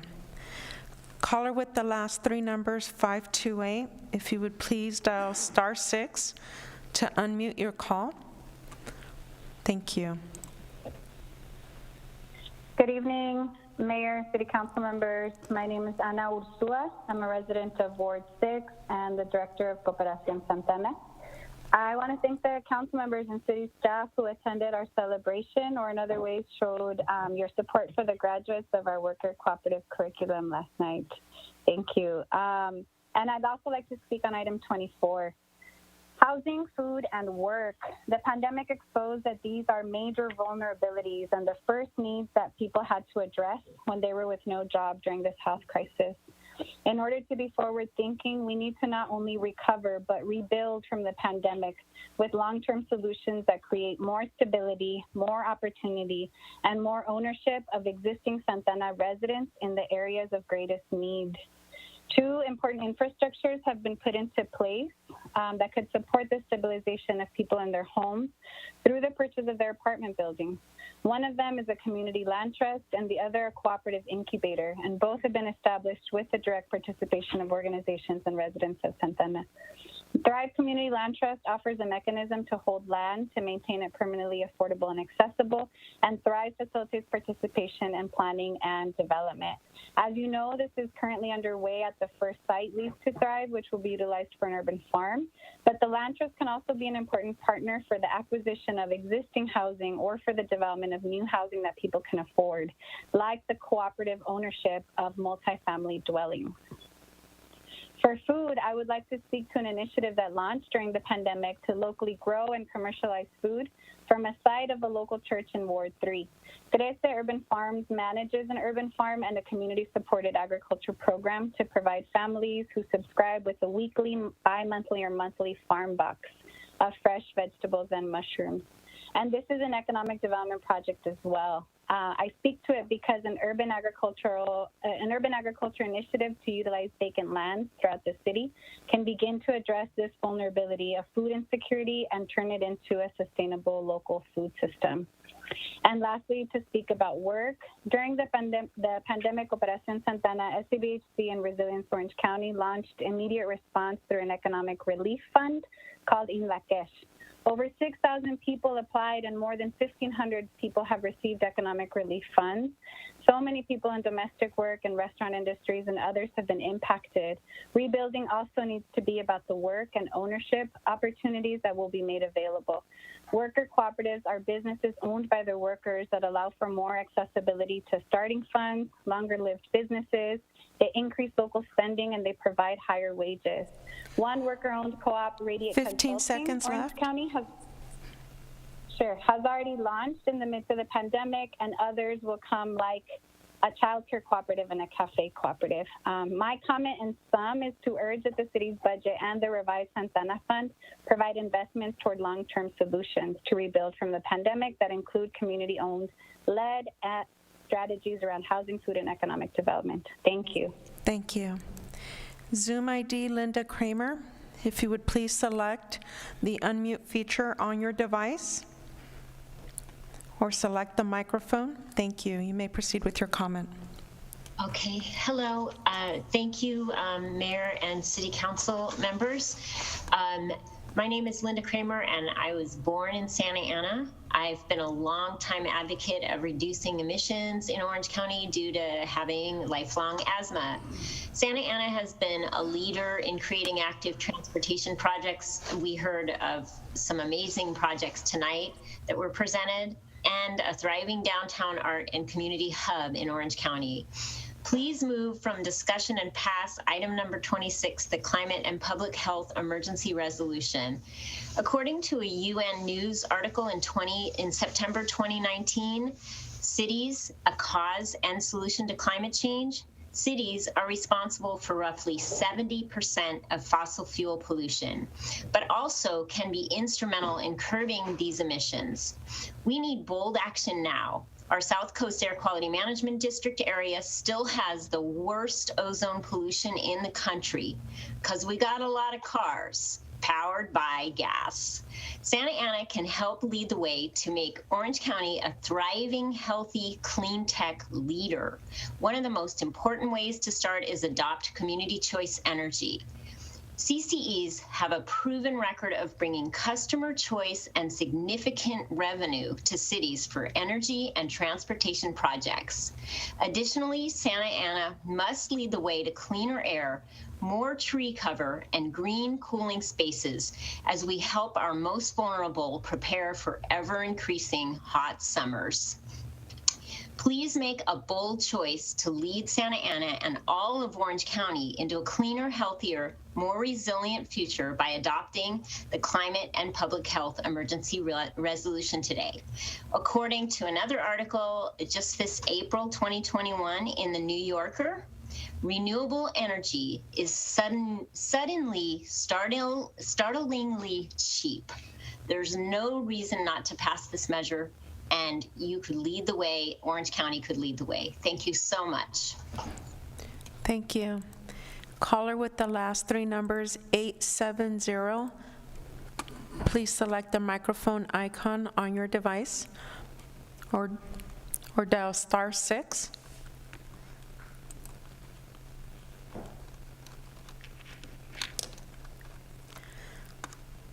Looks like that call dropped. Zoom ID, Jerson, if you would please select the microphone icon on your device.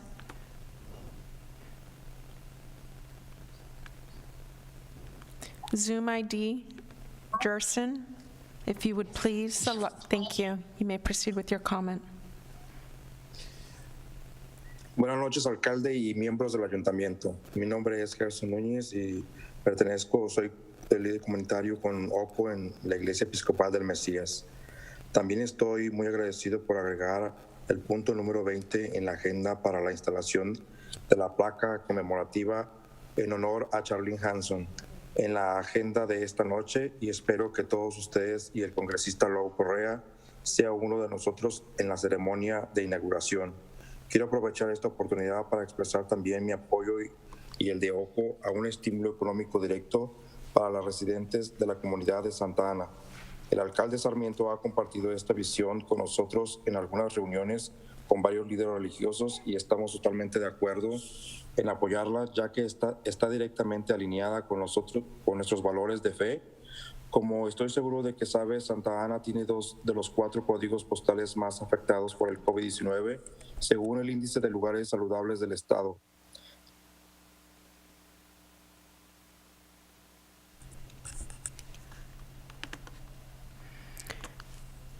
Thank you. Our translator will go ahead and interpret. Good night. I am a member of the church, and I am calling about the item number 20 from the agenda, and I hope that you are going to discuss about this item tonight. Also, the mayor was last time at the one of our events, and I am happy that the city or the councils are agree with or are aligned with our faith. And I also wanted to mention about the 4 zip codes in our city of Santa Ana are being more affected according to the report.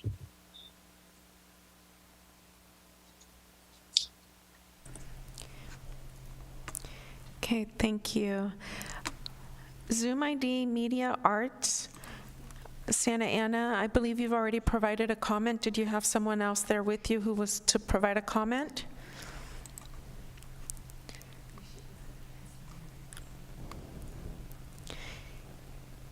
Zoom ID Blanca Ruelas, if you would please select the microphone icon or select the unmute feature on your device.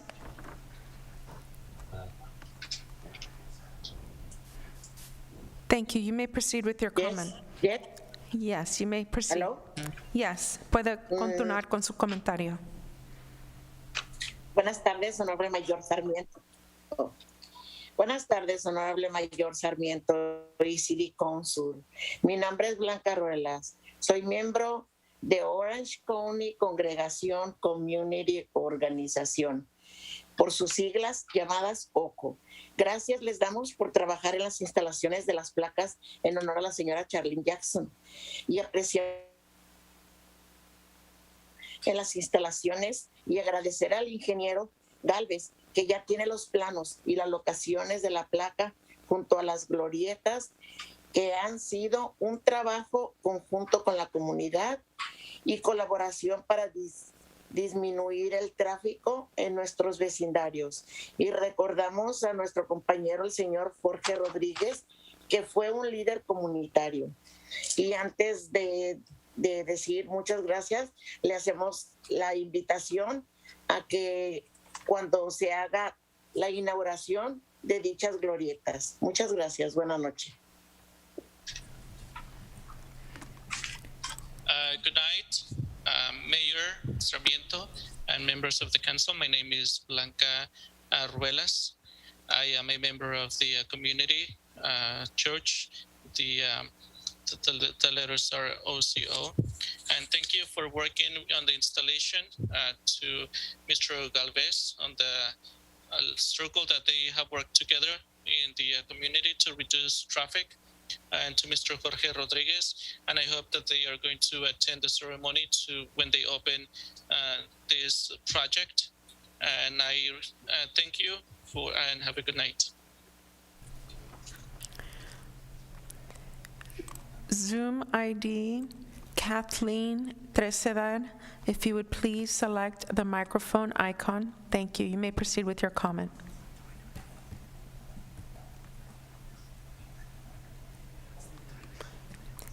Kathleen, you've successfully unmuted yourself. You may proceed with your comment.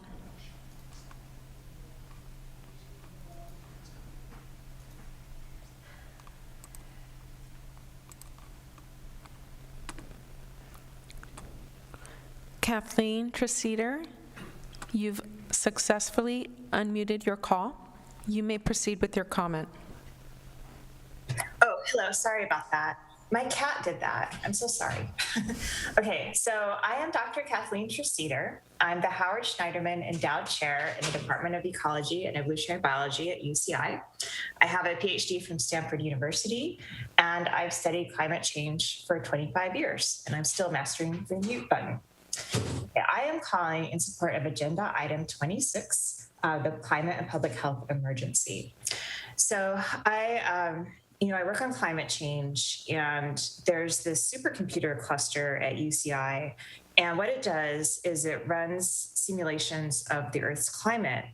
And one of the questions that we're asking with it is, how much longer do we have to act on climate? When will things become, when will we reach the point of no return? And so I see the results coming out of it, and they're frightening. They're frightening. That's why I'm calling in tonight instead of spending the time with my family. But definitely, we need to reduce our emissions substantially by 2030, substantially, or else within our lifetime, we will have some serious, serious problems.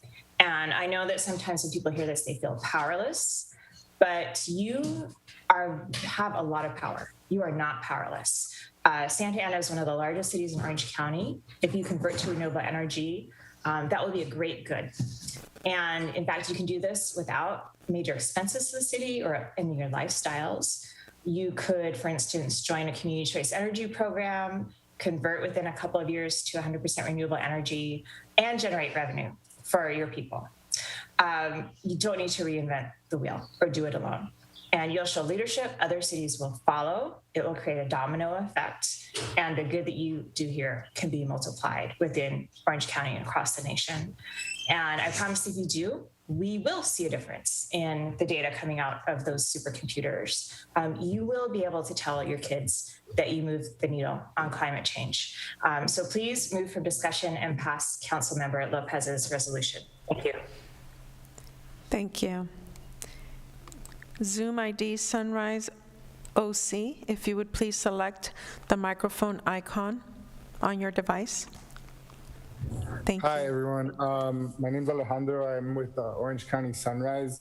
I'm a resident of Anaheim, but I grew up going to Santa Ana all the time. I've been to the Therapeutic Arts Center to learn guitar growing up and everything, so I consider it my second home. I'm calling in support of the Santa Ana climate emergency. I think as a city, there's a lot of work we need to do to make sure that we're doing our part in supporting our environment, and also specifically in making sure that our houseless neighbors are safe during the heat wave. So currently right now, there's a lot of sweeps going on in which the police departments are taking away tents and taking away things that keep people safe. So people are going to start dying from the heat wave. We're going to have people laying on benches, dying from heat exhaustion. So we need to make sure that we're doing our part to take care of those in need, or at least not bother them when they do take care of themselves. And I also do want to show support for the proposition by Jonathan Ryan Hernandez on transgender and gender nonconforming. I think that's also a great proposition, and Sunrise Orange County is also in support of that. Thank you. Thank you. Zoom ID, Erica Gonzalez. If you would please select the microphone icon. Thank you. You may proceed with your comment. Yes, hi, my name is Erica Gonzalez. I'm a lifelong Santanera organizer with Chicanx Unidex and a Ward 6 Delhi neighborhood resident and small business owner.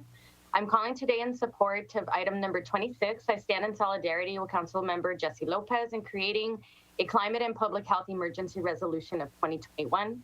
And I would like to share the definition of environmental justice and environmental injustice. And environmental justice is the fair treatment and meaningful involvement of all people, regardless of race, color, national origin, or income, with respect to the development, implementation, and enforcement of environmental laws, regulations, and policies. Environmental injustice happens when people are disproportionately impacted by the environmental factors because of discrimination, such as socioeconomic status and human-made environmental hazards.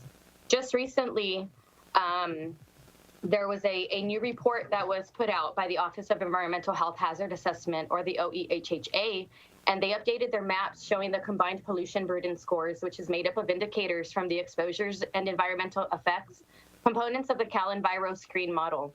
The pollution burden represents the potential exposures to pollutants and the adverse environmental conditions caused by this pollution. Santa Ana came in above 70% in most of those categories. One of the categories that we came out the highest was lead pollution. We were at 99% in some areas of the city. Like I said, I live in the Delhi neighborhood, and I, along with many of my neighbors, are concerned with the proposed cleanup program that is scheduled to take place at 2215 South Standard Avenue. The area is known to have some of the highest environmental injustices within our city, and we're concerned that this project will only exacerbate the quality of living for a large number of Delhi and Madison neighborhood residents. We ask that resolution, the resolution that Jesse Lopez is proposing, be passed, because we all know that environmental times are also, like I said, they're human-made. So these go beyond just the environments that we live in. It's also the environments that we work with. We think we've all seen that with COVID, we can only rely on each other. We really only have each other. Mutual aid played a big part during this pandemic. I myself received the Inlakesh funds. And, you know, and I'm not ashamed to admit that, because I'm a single mother. I have 4 kids. And we all know that living in this patriarchal system, it's set up for us to fail.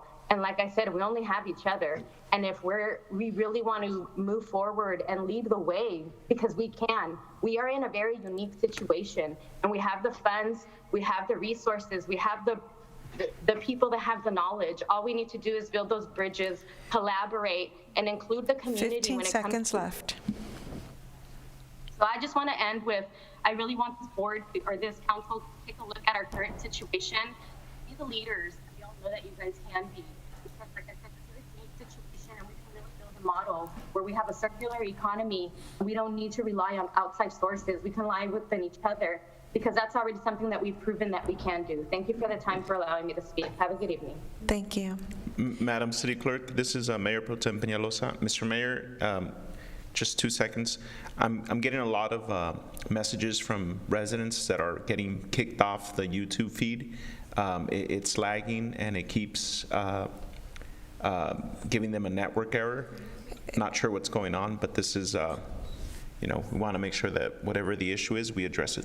Okay, thank you. We'll work with our IT on that. Thank you.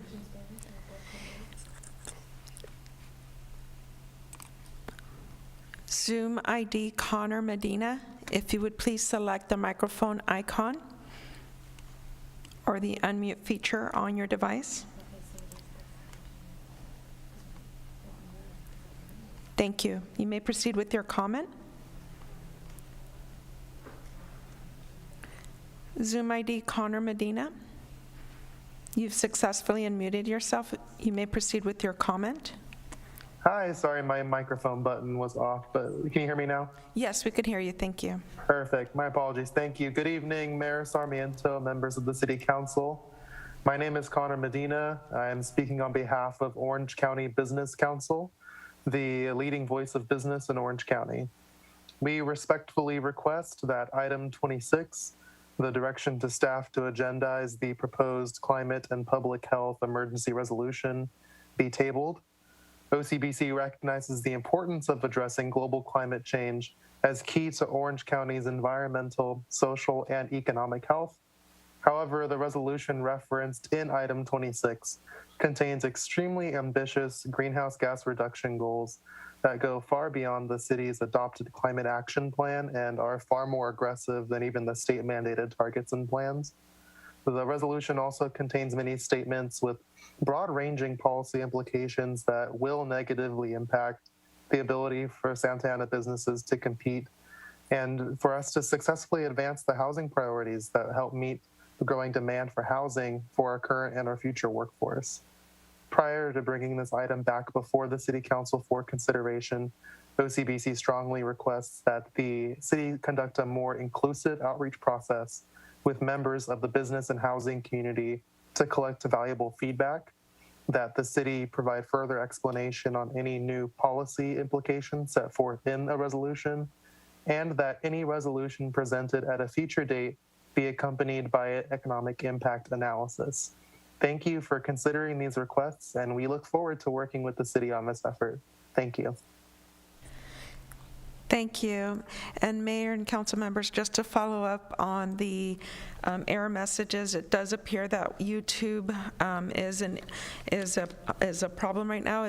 For some reason, the feed isn't happening. So for any of the callers who are listening to the meeting, they can go to Spectrum Channel 3 or AT&T Uverse Channel 99, or you can go to the santa-ana.org/city-meetings, and you can participate by selecting the Zoom feature.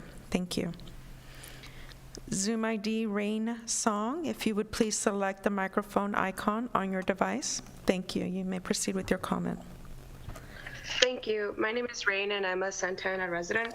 Firstly, I just wanted to echo my support for allocating $300,000 annually for the immigration defense fund. I think it only makes sense to do so and make it a permanent thing. Also, I wanted to express my support for passing the climate and public health emergency resolution. And then I wanted to talk about agenda item number 24 for the budget for the fiscal year. Specifically, I wanted to address the COVID relief bill that's being passed under the Biden administration, and how $143 million will be received to Santa Ana in the new stimulus. So I just wanted to express how I would like to see some of that money being allocated to real tangible solutions for the houselessness crisis that there is in Santa Ana, that also allows people that is also like a dignified solution and not just some like horrible shelter. And I know about that because I've worked in homeless shelters. So allocating money to projects like building tiny homes or putting money into affordable housing infrastructure, or I guess making more shelters like the Yale shelter, but that's also staffed with mental health professionals. I think that's very urgently needed. Secondly, I wanted to address the very disturbing comments or the very disturbing social media post by Councilmember David Peñalosa, and I will read it as follows. With the help of the abatement warrant approved by the federal district judge, I'm happy to announce the city of Santa Ana has cleared the encampment at El Centro Cultural de Mexico that was caused by negligence of the property owner. It is a shame that the, quote, community organization, end quote, continues to lie through their teeth to discredit the city and gaslight the community into thinking they were doing the right thing. Nobody used violence, and nobody threw away people's belongings without consent. Not even the belongings of the 3 registered sex offenders this community organization was harboring on their south parking lot. In contrary, 2 flatbed trucks were filled with belongings which were bagged and tagged and taken to storage for safekeeping. All 17 individuals were provided shelter, know how and where to retrieve their belongings. I just wanted to say that I think it's like shocking to see how out of touch it is for someone to say that displacing a whole community and throwing away their homes isn't violence in it of itself, and experiencing homelessness in it of itself is also extremely violent. I don't know how you're not more ashamed of yourself for writing things like this. I just wanted to say that I was there on the day of the raid. About like 15 to 20 police officers showed while everyone was still sleeping, threw away people's things, even if they weren't there. So 15 seconds left. So there was no consent that was happened. Also, I think it was a very coercive and intimidating tactic to for the police officer to tell people, are you going to go to the shelter or are you going to leave or get out? Also, it's not true that everyone was sheltered, because through our own funds that we've raised through the community, we are housing people in motels. Thank you about 10 for your people. comment. Yeah, thank you. Zoom ID Luis Sarmiento, if you would please select the microphone icon on your device. Thank you. You may proceed with your comment. Good evening. Thank you, everyone. And I also want to back up the comments of my colleague, Rain, who just spoke earlier, and thank Rain and our other friends who have been supporting folks that are on the street in this time of need. I also want to speak on item 24 and say that the responses to the needs that we see in Santana should be guided by those that are directly impacted, with the lived experiences to ensure that public funds are spent responsibly and effectively. I'd like to add the following comments that were not easily included in the Revive Santana survey. Youth programs should be led by youth and designed by youth, for example. The use of public funds in support of economic development, the development of housing and open space in the city should be directed by residents, especially our low-income renters who have been historically excluded from decisions around economic development. Collaboration with our local community land trust, Thrive Santana, can facilitate resident-led development on publicly owned land. Also, the acquisition of existing housing and development of new housing, all with the guidance of and to protect existing residents' right to remain and thrive in our city. The Mercadito is a long-promised development put forth by Thrive Santana, which could be developed with the participation of local vendors and cooperatives, providing much-needed economic opportunities and recovery in the coming years. And lastly, along the lines of what Rain was mentioning earlier, low barrier shelter for our houseless neighbors should be developed in collaboration with our houseless neighbors. I invite the city to put in the groundwork or to partner with our community members who are working on the ground to develop solutions in collaboration with folks that are directly impacted by these things. Thank you. Thank you. Zoom ID Elizabeth, if you would please select the microphone icon or the unmute feature on your device. Sí, buenas noches. Buenas noches. Buenas noches, alcalde y miembros del ayuntamiento. Mi nombre es Elizabeth Martínez, soy líder comunitaria de la Mini Tausen, Conoco y otras organizaciones. También soy coordinadora del Ministerio de Imagma e Inmaculado Corazón de María. Yo, al igual que mis compañeros de otras instituciones religiosas de Santana, que aquí presentes, quisiera agradecer por el punto 20 de la agenda sobre la instalación de la placa conmemorativa al honor de Charlene Hanson y también del señor Jorge Ramírez. En la agenda de esta noche su apoyo es valioso, ya que se trata de un esfuerzo que ha tardado por años en contactarse.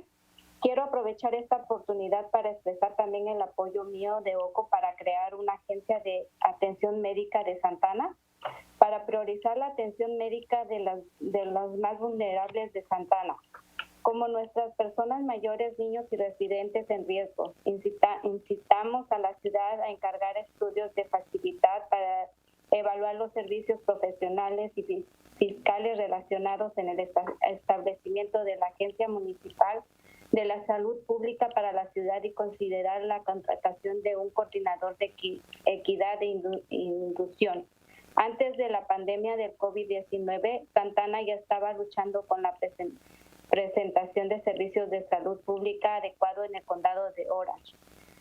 Los primeros desafíos que se presenciaron durante la asignación de las pruebas de vacuna del COVID destacaron que nuestra comunidad está privada de derechos en lo que respecta al alivio de la atención de la salud pública en el condado de Orange. Los residentes de Santana son demográficamente diferentes a los residentes de los 33 ciudades de condado. Los residentes de Santana son el 80% latinos, más de 50% son inmigrantes nacidos en el extranjero. Muchos inmigrantes sin estatus legal y la mayoría ya padecen problemas de salud preexistentes, subyacentes, que incluyen en otros diabetes, obesidad e hipertensión. Además del COVID-19, muchos de los residentes de los vecindarios tienen problemas de ansiedad y depresión. También tienen problemas de justicia ambiental como resultado de su proximidad a industriales ligeros y pesados. Nuestros valores de fe nos exigen que estemos ante ustedes y aboguemos por ellos que más lo necesitan. A medida que se han canalizado recursos adicionales a las ciudades del gobierno federal y estatal, ahora es el momento de invertir en aquello que más han luchado durante los últimos años. Le quedan 15 segundos. Quiero agradecer al alcalde Vicente Sarmiento por su apoyo a la Mini Townsend y gracias por todo su tiempo. Que Dios los guíe en sus decisiones. Gracias. Okay, gracias. The translator will now interpret.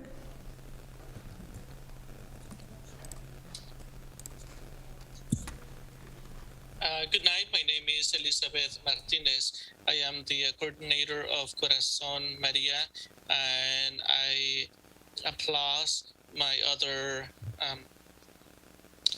peers, that are members of another religious, and I thank you for the plaque that was posted in memorial for Jorge Ramirez and all the hard work. And I take advantage of this opportunity to mention about the medical assistant to all the people that are receiving medical health. In Santa Ana, we are fighting for the difficulties of health. And in Santa Ana, there are a lot of residents that are, the majority are 80% are Hispanics, and 50% of them are immigrants. And many of them are already elderly, and they are not legal, and they have issues with their health. And our values are required that we fight or that we support them, and we have to invest for those that have worked hard in the city. And I thank you all for your time, and have a good night. Thank you. Zoom ID, Tim Rush, thank you. You may proceed with your comment. Good evening, Mr. Mayor and members of the council. I am calling in tonight on several items. The first item is item 26, which is Councilmember Jesse Lopez's proposal regarding the climate change resolution. Certainly, it's a lofty goal, but I would concur with the comments made by the Orange County Business Council. This has been created in a vacuum without any input from all stakeholders, and I think that's a viable component. So to only have a group of environmental justice folks commenting and you don't have any input from the business community or the housing sector within the city, et cetera, I think is very, very lopsided. So I would ask your consideration to table this matter. I would also like to discuss item 27, which is on your agenda, which is Phil Becerra's proposal regarding having the city take a look at district-wide parking studies, so that instead of parking districts being set up street by street, block by block, that instead the city perhaps take a more global view, because parking, as we all know, has become a critical component in this city in terms of how we develop housing, how people are living, etc. In my 34 years in Santa Ana, I've lived in 3 different neighborhoods. I've lived in Washington Square, and I was very much involved. We were the first neighborhood in the city where the city partnered with us on some very serious parking, or really traffic mitigation, as well as parking issues. And that was successful and continues in its success to this day. Still needs some modifications. I lived in French Park and was involved with the French Park Neighborhood Association there. And I know the city just installed some speed humps along Washington Avenue. And but anyway, back to the issue of parking.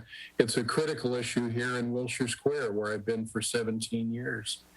And when I first came to the neighborhood, I begged the neighborhood association. I said, we have to get aggressive about setting up permit parking districts. And because it wasn't so much of a problem, nobody paid much attention, because that's human nature, being procrastinators that we are.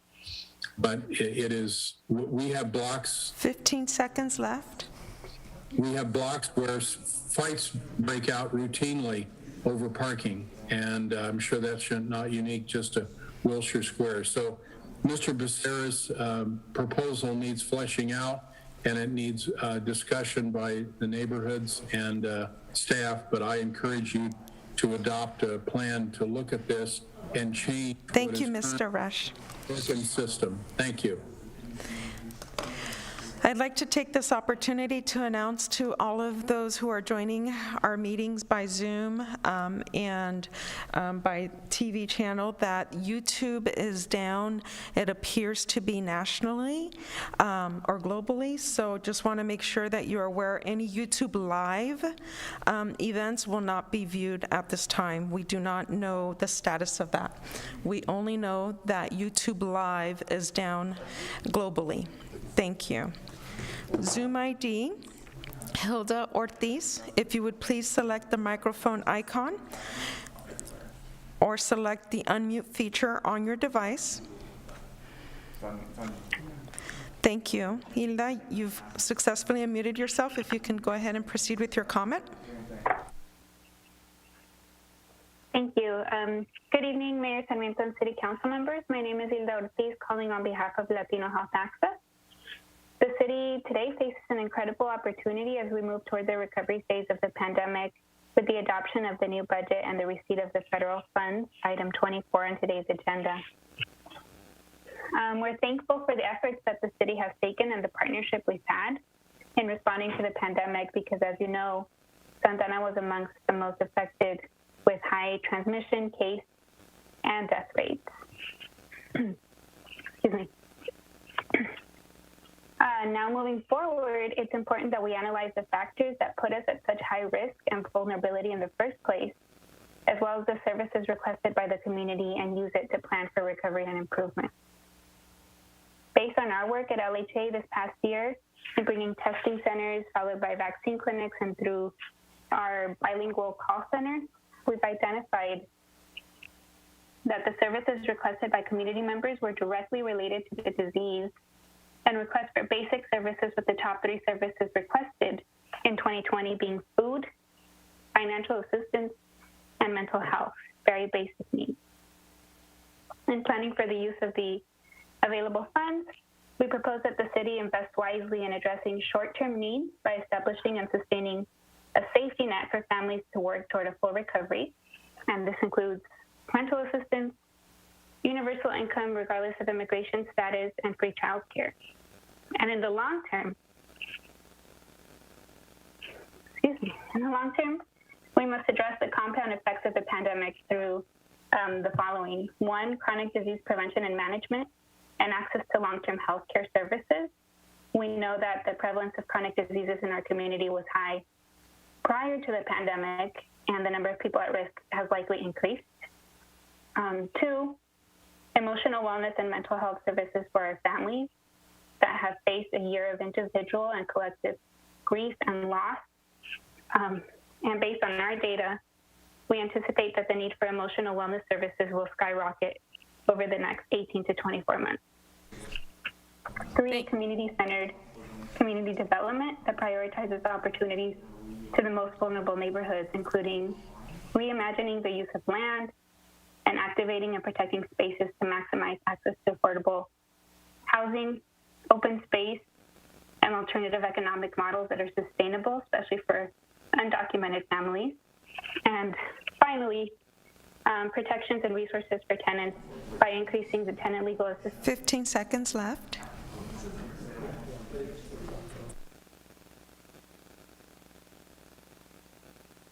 Thank you. Zoom ID, Irene, if you would please select the microphone icon.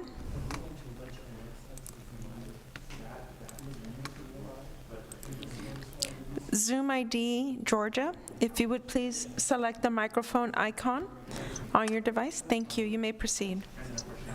Hello, my name is Stephanie. I work as an organizer at El Centro in Santa Ana. So first of all, I wanted to say how disturbing and unsurprising it is that certain members of the council have chosen to publicly spread their ignorance and hatefulness towards the houseless community of Santa Ana. As someone who works very closely with this community, I know that the city did not find placements for all or even most of the people who resided at El Centro previously. They actually showed up by surprise with a bunch of police and scared a lot of people away.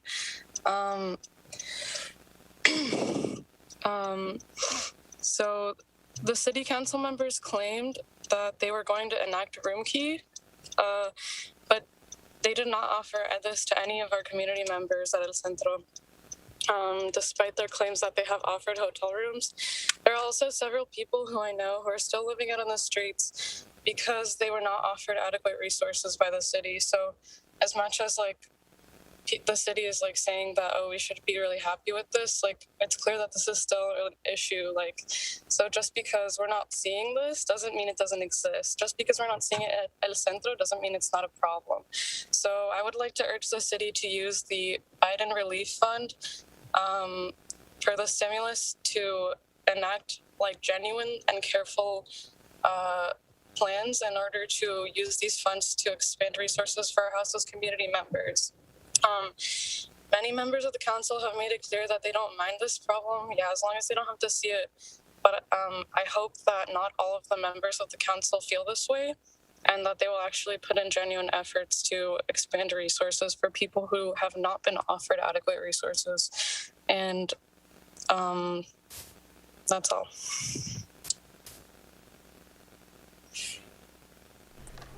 Thank you.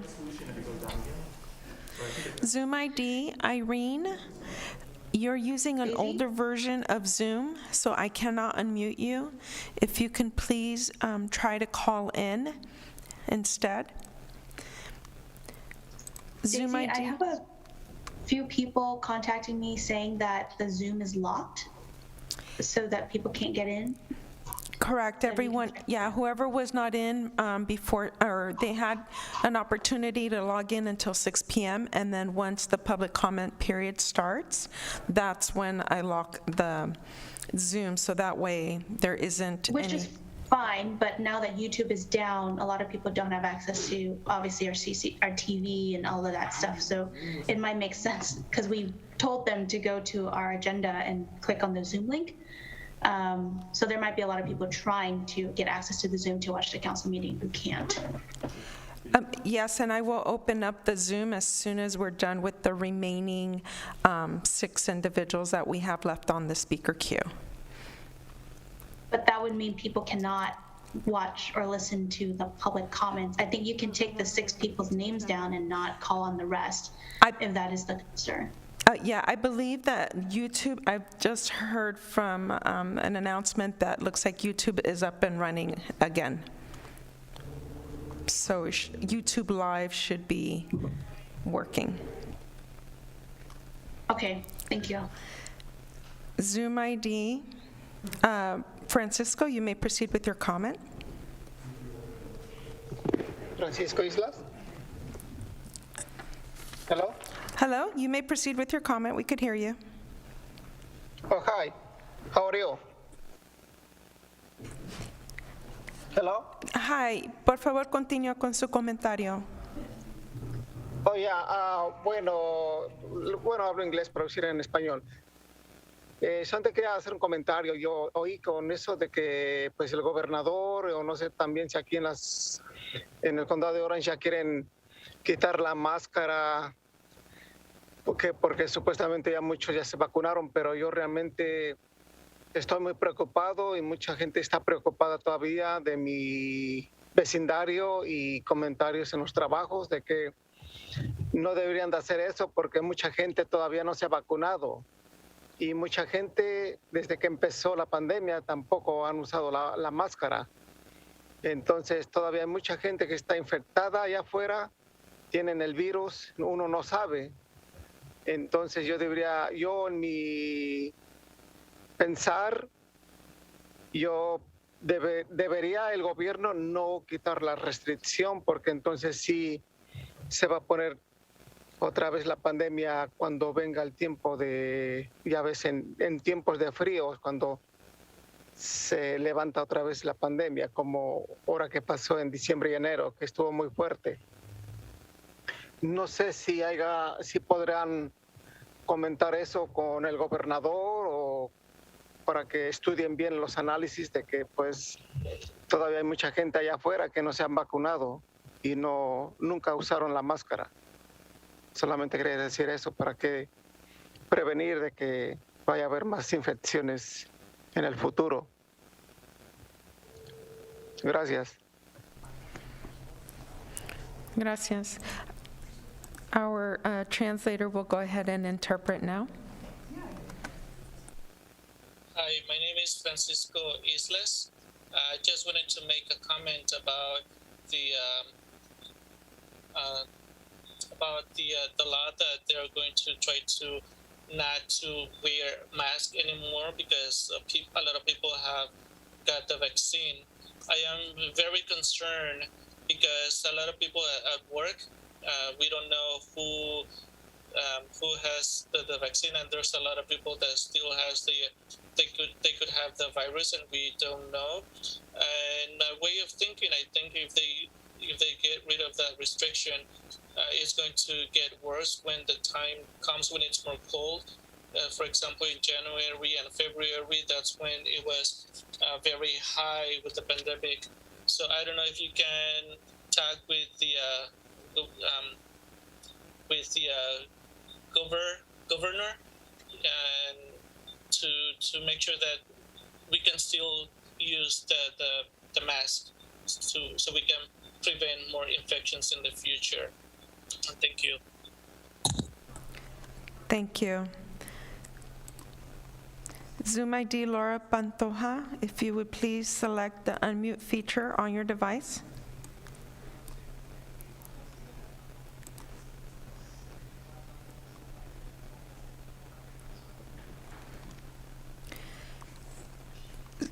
Zoom ID Laura Pantoja, if you would please select the microphone icon or the unmute feature on your device.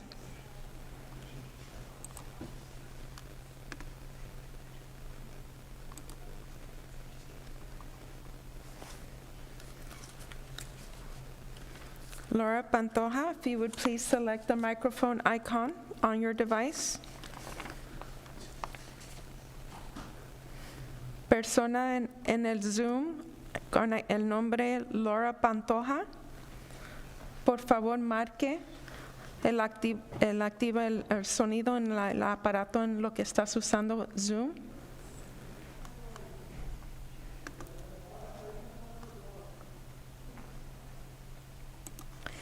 Zoom ID Flower Park, number 2, if you would please select the microphone icon or the unmute feature on your device.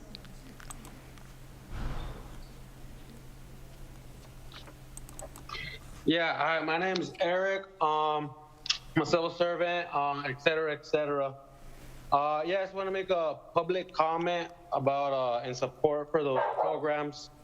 Uh, the arts one, also the immigration defense, and also the pollution one. Clearly, these are good resources. I know you guys have to talk about the budget constraints and whatnot, but I just want the council also to kind of reanalyze their use of the spending. I believe I think it was in 2019, 2020.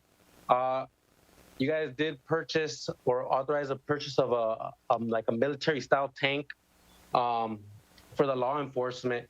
And I mean, within the last 2 years, I don't think there's actually ever been a real practical use of that. So, you know, just to be more efficient with the funds, I understand safety is a concern, but maybe just, you know, not buy so many war machines per se for the community's defense. And also in addition, I believe it was ordinance number 22 where you guys addressed adding those sections 36 through 706 entitled street racing to the Santa Ana. I mean, after, you know, kind of checking all that out, it does kind of seem, yeah, it does sound good on paper, but to me and realistically, the whole council needs to examine and realize it's very similar to the war on drugs. Yes, it's true. You have to, I mean, attempt or combat it, but really, it's a failing war, basically losing resources.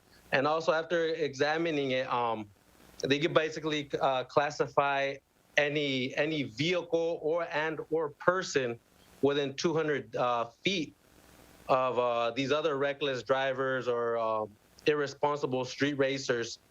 So that just basically gives more power or more jurisdiction to consider you know, other people, residents as criminals and offenders.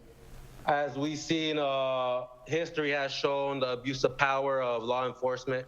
Also, the experience of that other public commentator was speaking about the homeless. That, yeah, law enforcement clearly does, and as all you all have seen. 15 seconds left. Experience. Oh, what was that? You have 15 seconds left. Okay. So yeah, how experience has shown that abuse of power is there. So I would say, you know, re-examine that or come up with other solutions, because that just seems more ways to incriminate more residents rather than attacking an actual problem, which, I mean, giving more tickets. Thank you for your comment. Thank you. Addiction. Zoom ID Daisy Cruz, if you would please select the microphone icon on your device. Thank you. You may proceed with your comment.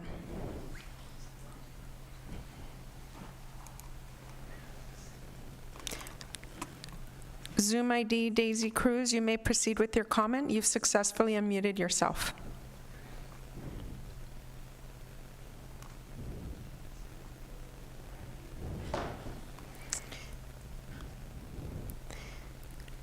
Zoom ID Daisy Cruz, you've successfully unmuted yourself.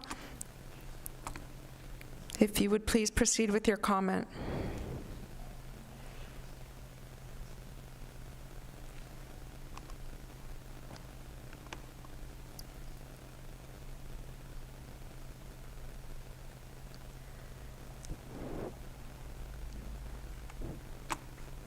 Zoom ID Daisy Cruz, I see that you're trying to mute and unmute yourself.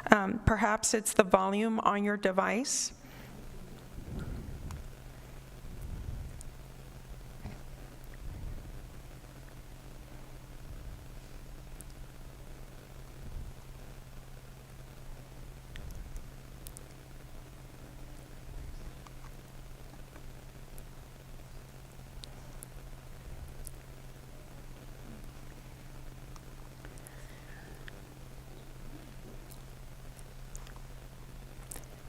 Zoom ID, Karen Alvarado, if you would please select the microphone icon on your device. Adelante, Irene. Oh, thank you. Now we could hear you now. Thank you. You may proceed with your comment. Soy líder comunitario de OCO de la Iglesia Episcopal del Mesías. También estoy aquí para expresar mi gratitud y apoyo al tema número 20 de la agenda de esta noche. Este es realmente un tema muy valioso e importante para todos nosotros, ya que honramos a Charlene Hanson y por extensión a mi colega Jorge Rodríguez, quien abogó incansablemente durante años en este proyecto, ya que lo vio como su obligación moral de hacer todo lo posible para proteger a su comunidad. Desafortunadamente no podrá ver que la visión cobre vida, pero hoy estamos todos aquí con su espíritu. Yo, como Jorge, también creo en el valor de la incidencia y quiero aprovechar esta oportunidad para abordar otros dos temas que son de gran importancia y que este Consejo tiene el poder de seguir adelante con los recursos adicionales que la ciudad ha recibido del American Rescue Plan. Los líderes religiosos creemos que se debe invertir en la creación de un programa de estímulo económico directo y una agencia de salud pública de la ciudad. No hacerlo continuaría permitiendo el racismo sistémico y la falta de oportunidades para nuestras comunidades de color de bajos ingresos. Todos ustedes tienen el poder de invertir fondos y adaptar políticas que pueden ayudar a que nuestras comunidades prosperen. Los datos son claros y usted conoce a las personas a las que representa. Así que le insto a que ponga su interés y seguridad. La seguridad a largo plazo solo se puede lograr mediante un cambio sistémico, pero necesitamos líderes valientes para impulsar esa visión. Una rotonda es excelente para abordar un problema de tráfico, pero necesitamos que nuestro consejo trabaje con nosotros para abordar los problemas sistémicos. Gracias por su atención, que Dios los bendiga y guíe sus decisiones. Muchas gracias. Gracias. And now our translator will interpret.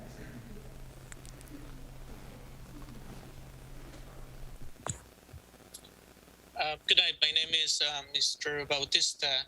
I am also here to support item number 20.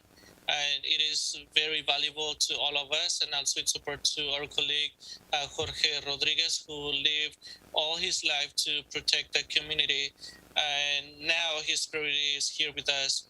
I also wanted to talk about other important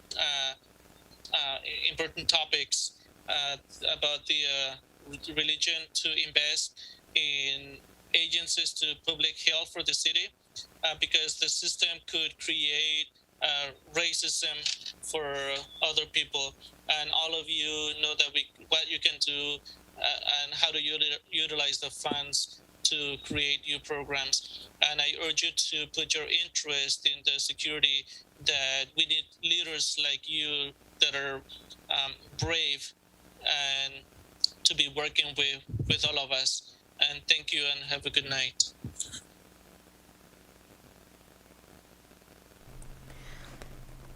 Thank you. Zoom ID Fatima Paque, if you would please select the microphone icon.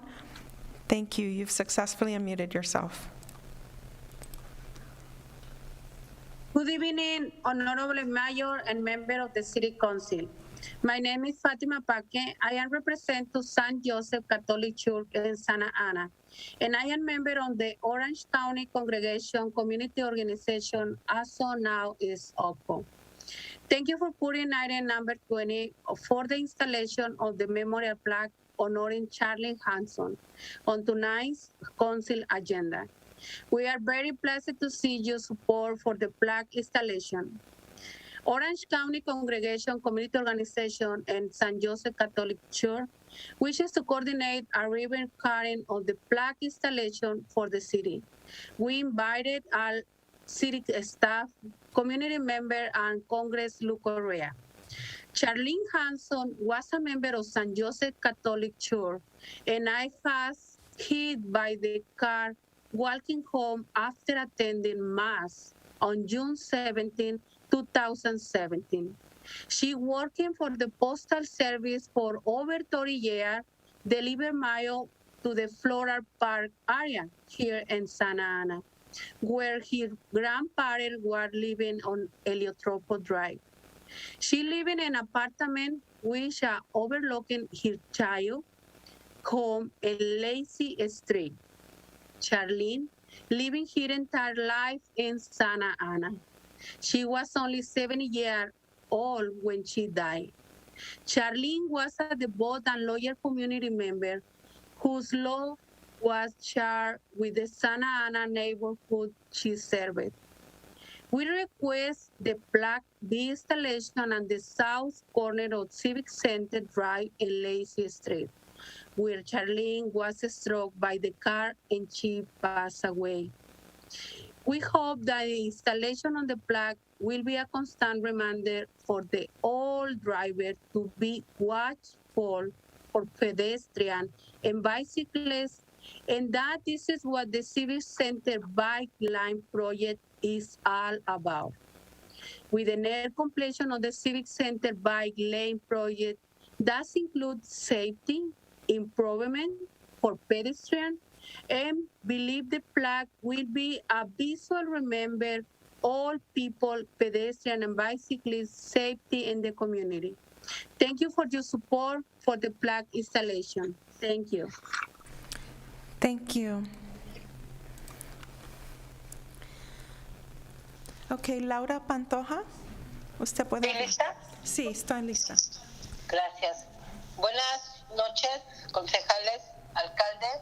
Mi nombre es Laura Pantoja, soy residente de Santana y mi concejal que me representa es el concejal Hernández.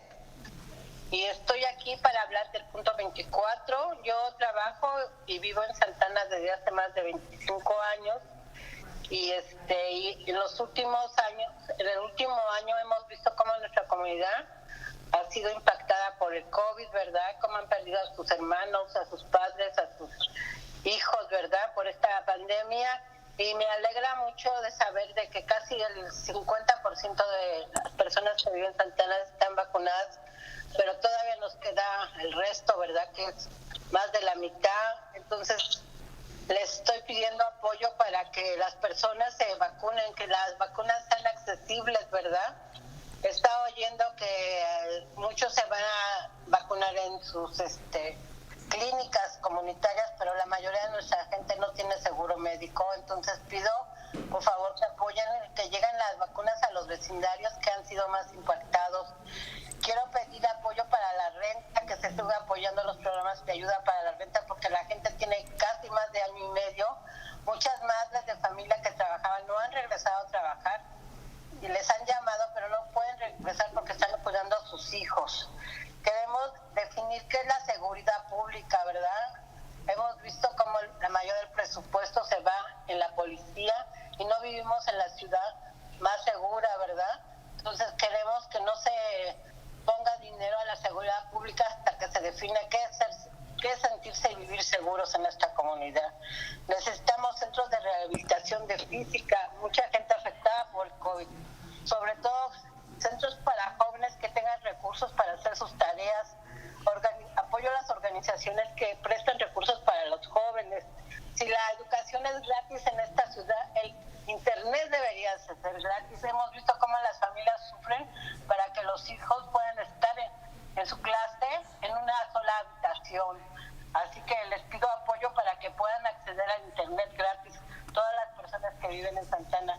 Programas para familias gratuitos, ¿verdad? En los centros comunitarios son muy altos el costo y una familia de 4 no puede acceder a pagar $200 al mes por llevar a sus hijos a hacer deporte, alguna actividad.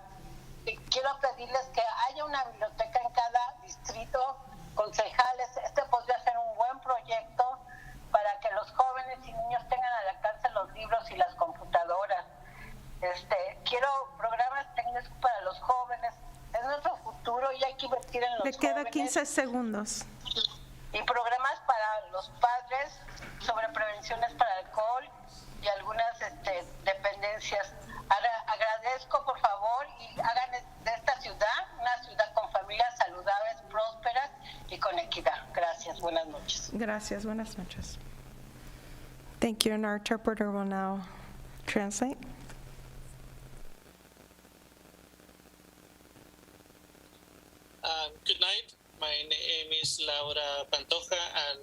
representative is Ms. Councilor Ms. Hernandez or Mr. Hernandez. I am calling about number 24. I am a resident of Santa Ana, and I've been working here for more than 25 years. And it has been good years, but lately, last year has been more affected due to the pandemic. And even though 50% of the people has been vaccinated, most of the population, more than half, they haven't been vaccinated, and I support that everybody get the vaccine. There are many people that go to clinics and hospitals because most of them they don't have a medical insurance, and I thank you because you support the vaccine and to have it more accessible for a lot of people. Also, I'm calling about to support the rent for families to pay rent. Many people they haven't returned back to work. Some they have more than a year and a half that they are not working and they are staying home to support their families and they're taking care of their children. We don't live in a city that is most secured, and I urge you to put money to have a city that is better secured. There's a lot of people that have been affected for COVID, and also putting the funds in programs for our youths and education for our children so they can have a better education. Also to have a better living, because there is not possible for a family of four to be living in one room. And I urge you to put money also for this type of programs. Also for children to have access to a computer and other programs for them. Also programs for the parents like alcohol prevention, so we can have a better city and better equity for all of us. Thank you and have a good night. Thank you. Daisy, you may go ahead and proceed with your comment. Yes, can you hear me? Yes, we could hear you. Awesome. Good evening, Mayor and City Council members. I was having some trouble with tech, but my name is Daisy Cruz. I'm calling on behalf of the Kennedy Commission. I'm calling on the adoption of the new budget, item number 24. But I'd also like to start with mentioning that this Zoom call should have included the option for interpretation, where some residents were having a hard time finding where they could listen and participate in Spanish and likely other languages. But as a city with 80% of renters that fall into moderate, low, and very low income, many of whom have also been heavily affected by COVID-19, the city's priorities should be on addressing the effects from the pandemic. Creating housing stability should be a part of the city's short and long-term economic recovery strategy that will directly benefit the city's residents. The creation of new land use opportunities, policies, and programs that will directly benefit residents should be a priority, including that for youth, mental health services, internet access, and other services. Thank you. Thank you. Zoom ID, Victor Bustos. If you would please select the microphone icon. Thank you. You've successfully unmuted yourself. Thank you. Good evening. Victor Bustos, resident of Santa Ana East Side community. I was just calling to voice my support for agenda item 26 and 27. I'll talk about 27 first. I really think something needs to be done about the parking crisis that we have. As one of the callers said, there's fights that come out of people just fighting over parking space, fighting over people reserving spaces. So I really think something needs to be done about that. I have relatives that have to park blocks and blocks away because they arrive home at a time that there is no parking available for them near their home. So on item 26, I I heard a caller say that we needed to table,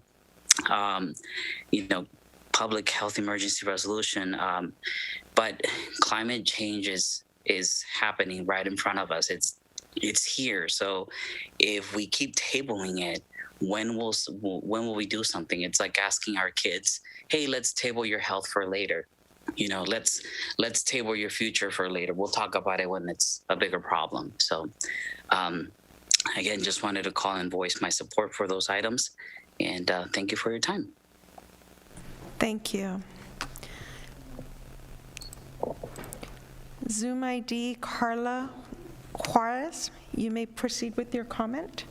Please select the microphone. Thank you. You've successfully unmuted yourself. Thank you. Good afternoon. Good evening. My name is Carla Juarez. I'm a longtime resident of Santa Ana. I am in Ward 4. I am calling in regards to item 24 and also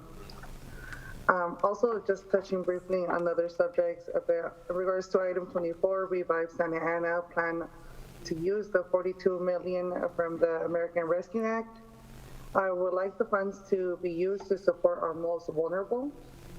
And I also want to voice my support in the Immigration Defense Fund, the Tenant Protection Fund, a Community Land Trust Fund, a Worker-Owned Cooperative Fund, the LGBTQ Community Protection Fund, and also language justice, including Spanish, Vietnamese, or other languages that reflect their residents. Funds towards building inclusive equity. There will be an eviction tsunami at the end of June, as we know, when the moratorium ends. These funds should be used to support resident-driven development. And yes, houseless folks are residents as well and our neighbors. Just because we don't see them don't mean that they're not there. Development without displacement, with community agreements. Resident-driven development on public land. Santa Ana has an excessive amount of public land. Let's just remember what happened in Bristol. How many families did we not strip from their homes? And for some reason, city staff, city officials are fixed on selling it, and I don't understand why. Privatizing the land will decrease and limit accessibility. Equity, accessibility is the word. Privatizing the land for profit will only allow those who can afford it to be able to enjoy it and share with family. Public land should be a public benefit. Public land, empty lots, I've seen them with fences where no one could use them. That means kids can't play with them, or we can't even use them for parking if parking is such an issue, and it is an issue. But they have fences on there. Tenants whose house are being put on sale, there should be a program like for the right to purchase program, because it's so bad. The community, our renter community is very vulnerable. Santa Ana has more than 50% renters. And the community members, these are essential workers. They are our neighbors, they are our families, they are our friends, essential workers. Santa Ana has more than 50% renters. Landlords are companies. They're no longer families or mom and pop. They're companies. Companies are buying the land and controlling the market and now bidding and now renting families out of Santa Ana. Please use these funds towards inclusive equity. And I also want to echo, when we say safe streets, we don't mean criminalizing our houseless folks. We don't mean criminalizing bystanders that are looking on or onlookers. And when we talk about the burden, being house burden, we don't mean creating limits on leases, because this is not the solution, and this is not a You have 15 solution. seconds left. Thank you. I want to leave. Please listen to your residents. Listen to your residents. And even if we do get kicked out because we can't afford the rent or for whatever reason, we don't leave. Our kids are still going to school here. They have friends here. They have family here, and it will echo on. Thank you, Carla. Thank you. Thank you. Zoom ID Victor Valladares. If you would please select the microphone icon. Thank you. You may proceed with your comment. Thank you. Greetings and good evening, Honorable Mayor Sarmiento and council members. My name is Victor Valladares, a community organizer with Orange County Congregation Community Organization, also known as OCO. I'm here to address three things. First, like my colleagues before me, from other faith organizations in Santana, I wholeheartedly appreciate the council for placing agenda number 20 on the agenda, which is the installation of the memorial plaque honoring Charlene Hansen. You may or may not know, Charlene was a member of St. Joseph's Church, a devoted community member who always worked for to better Santana. Charlene tragically lost her life at the intersection of Civic Center and Lacey Drive after attending Mass on June 17, 2017. She lived her entire life in the Lacey neighborhood. The proposed plaque in her memory will forever be a reminder for the drivers and cyclists to be on the lookout for pedestrians and to slow down. Charlene may be physically gone, but what she did for the community will never be forgotten. Number two, the stimulus. The American Rescue Plan Act passed by the Biden administration earlier this year was intended to provide crucial support for families disproportionately affected by the pandemic. One way we can do good for our community is making sure that the American Rescue Plan funds that the city has received would go for the hardest hit families in the Santana community and businesses to assist families most impacted by the COVID-19 pandemic, as well as those to provide an economic boost to our hard-hit local businesses.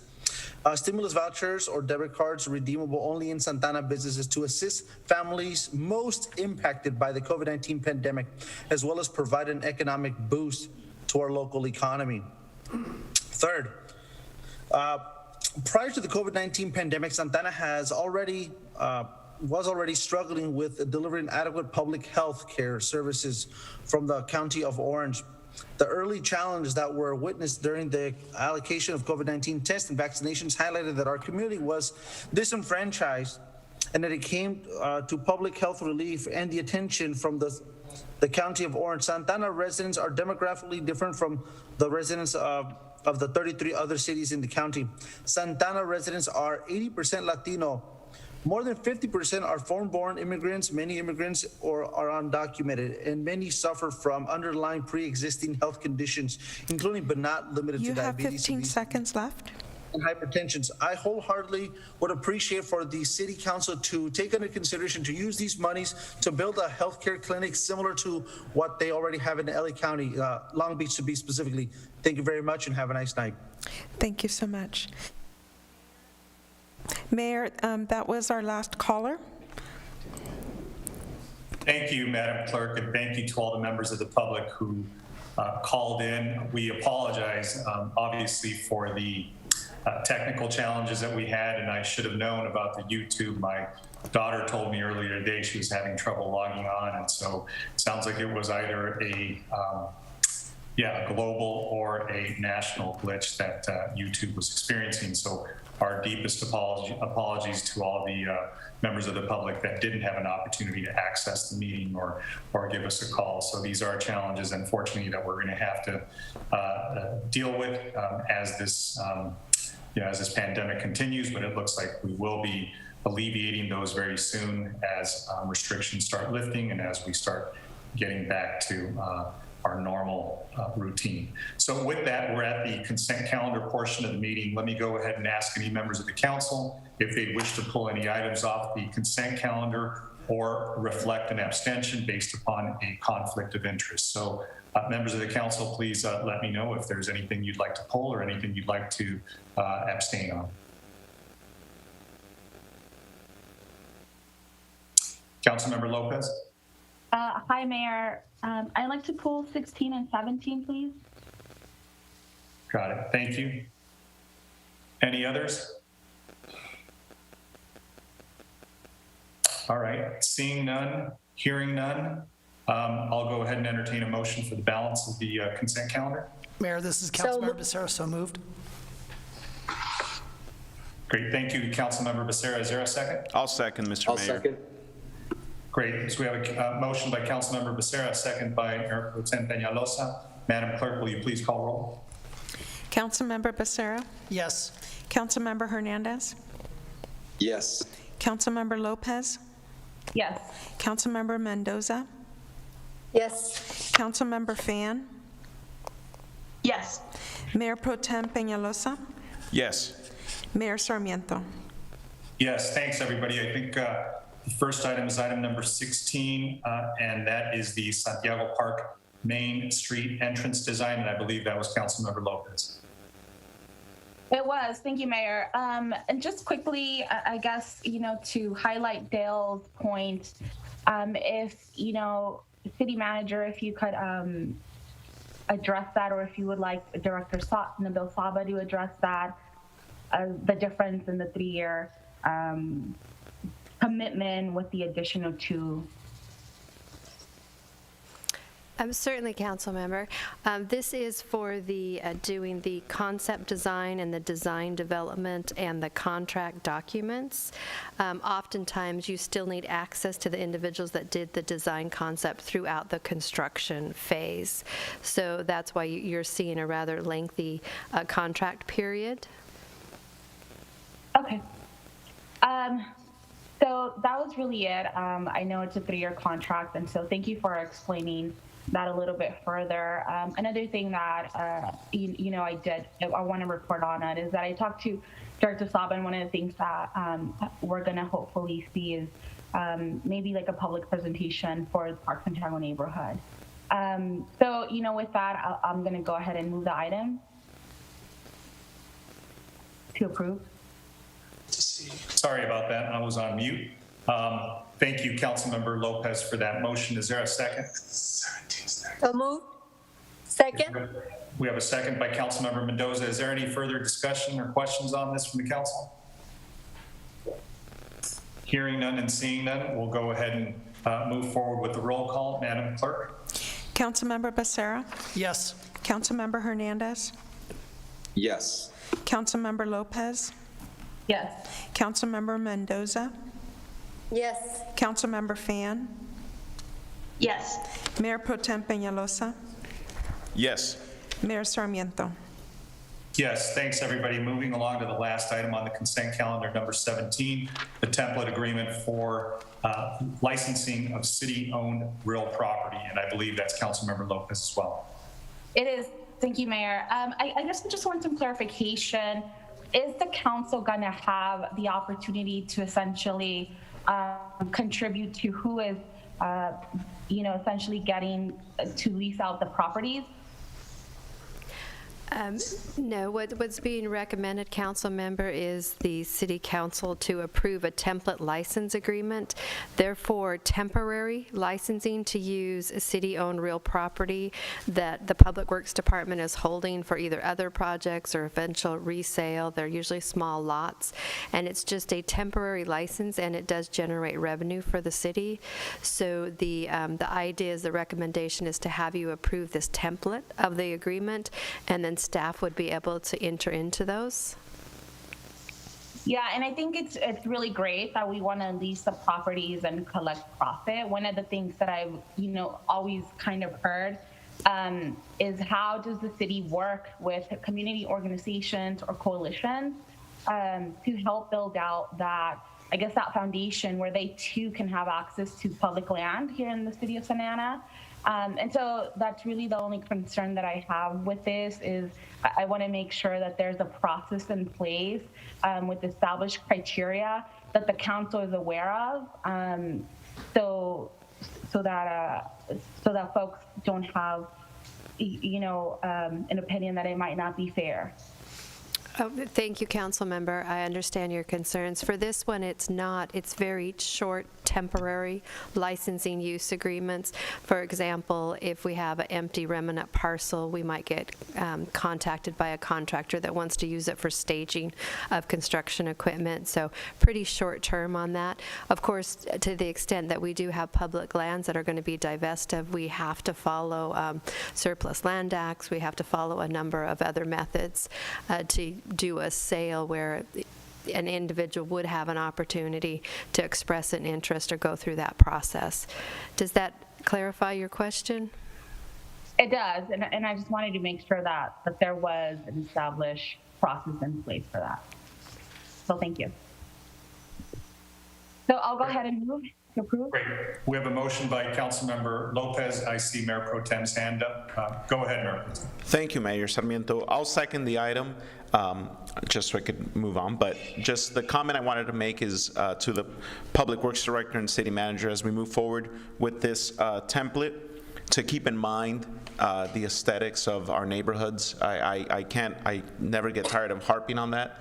I know that currently on the northeast corner of Bristol and Warner, there's a lot that's being used for staging for construction machinery and materials for the bike trail project just up the street, which is great because it's temporary, but you know, you could see the machinery and the construction material sticking out over the top of the green mesh. And there's single-family homes just surrounding the property across the street. You could see it. It's an eyesore. If I was living on that street, I wouldn't want to see that. I drive by it. It looks hideous. I mean, we already have a problem with trying to maintain the beauty of our city and making sure that it just looks nice and not dirty and full of trash everywhere. And this just adds to that continued negative, just visuals that we see driving around. So want to make sure that when we lease these small pieces of land for temporary storage, we're being mindful of where they're at and how we could make it so that you can't see the construction machinery or material from, driving by it. So that's it, Mr. Mayor. Thank you. Thank you for those comments, Mayor Pro Tem. Any other comments from the council? Seeing none and hearing none, is there a second on the council member's motion? I seconded, Mr. Mayor. Oh, you did. Okay. So just one final comment before we go to roll call. And this is maybe more for the city attorney. I see that the template agreement has got some pretty basic boilerplate terms and provisions. And just reflecting on this, I just want to make sure that it's flexible enough that, again, to I think the maker of the motion's point, maybe there is a group that wants to do a community garden and it's for a finite period of time, or maybe there's some other purpose that isn't to just stage equipment or to do something. And this harkens back to an actual lot on Standard and McFadden that was privately held. We entered, actually the city didn't enter, but that gentleman, that owner that knew that the land was going to be dormant, ended up working with the neighborhood church and the neighborhood association there, and they developed a park at no cost to the city. And it was a simple understanding that was based upon an agreement where the church and the neighborhood carried the policy on it and maintained it. But I can see a lot of that happening in the city where we may know some either remnant parcels, small parcels that aren't going to be developed anytime real soon, and to the extent that they could be used temporarily either as a pocket park, a community garden, or some other use that will benefit the city and the neighborhood. Is that do we have enough flexibility in this template agreement, Madam City Attorney? Yeah, yes, that would. And just also a reminder, to the extent that we were to ever do projects such as that would require funding, of course, the funding would have to come to the council if it wasn't already in the budget. So the template does provide us the opportunity to be creative, and yet at the same time, council would be well aware of it if it involved expenditure of funds. if it came to us. I'm just thinking, you know, look, we've got the new legislative ad hoc committee that's going to be convening and meeting soon. If there's grant money out there for things like this, and I have heard that there is, look, we should apply, and maybe that money could be used not only to, you know, benefit, I guess, use of that site, but also to benefit some of the community organizations. So with that understanding, I'll go ahead and support the item as well. Madam Clerk, will you please call roll? Councilmember Becerra? Yes. Councilmember Hernandez? Yes. Councilmember Lopez?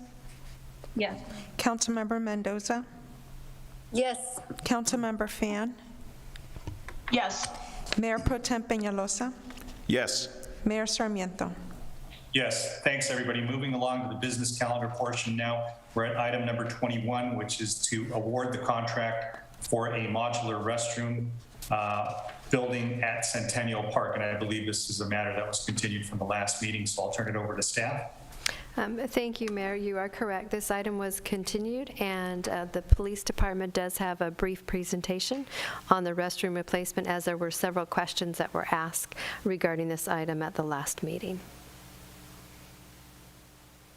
Thank you, Mr. Mayor, City Council, and City Manager. This item was in fact returned from the last council session. I have Commander Matt Sorensen on the line. Daniel Soto, if you can relinquish control of the screen to him, he will go over that presentation. Give me one moment. I think he has access now. Okay.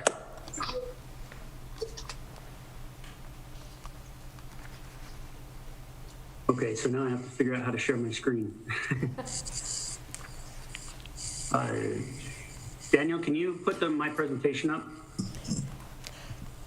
I think Paul has it, and he'll go ahead and share that in one moment. Thank you.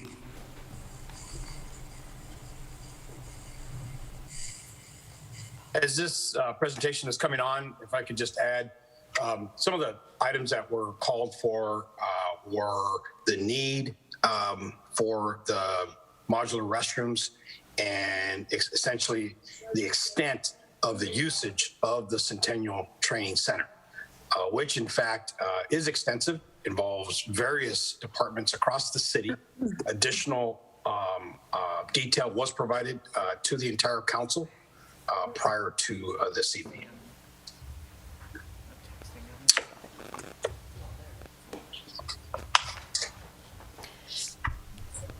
Chief, your presentation is up. Thank you. Commander Sorensen, you are clear. Yes, sir. Thank you, Mr. Mayor and the council. The presentation here is about 10 slides covering the background, our actual usage of the facility, the benefits we've seen from using the facility, and ultimately I also provided some outcomes as a result of the training we've conducted at the park. Next slide, please.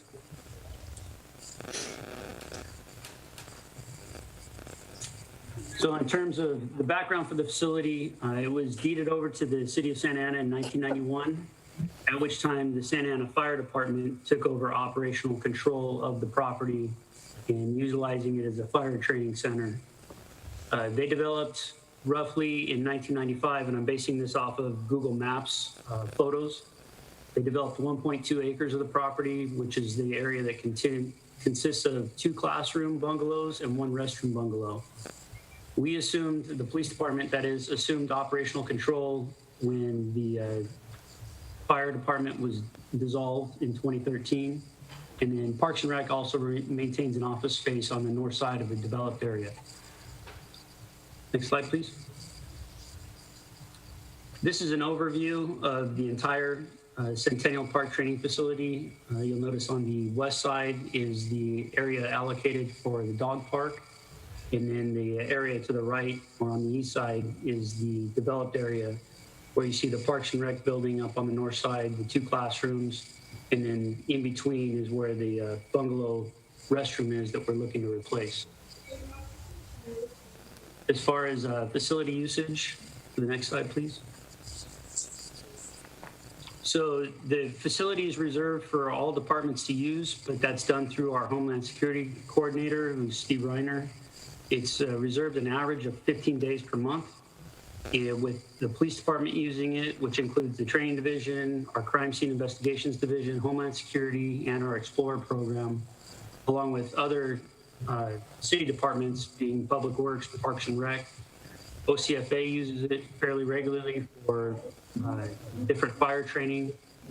Human Resources uses it for our PD officer testing, where we do our one-day testing events. And then other county and state law enforcement agencies use it as well when we host trainings for outside presenters or inside courses that we present to outside agencies. Next slide, please.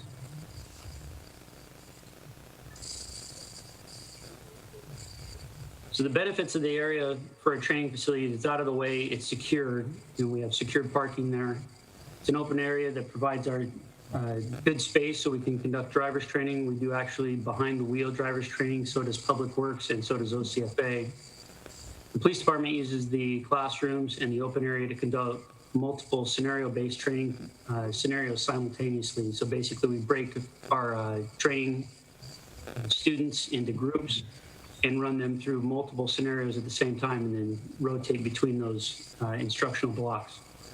Topics we present at the Centennial Park training facility is behind the wheel driver's training, interpersonal communications, critical incident and crisis intervention, arrest and control techniques, and tactical repositioning, which are all topics that are presented in support of our de-escalation strategy. Next slide, please.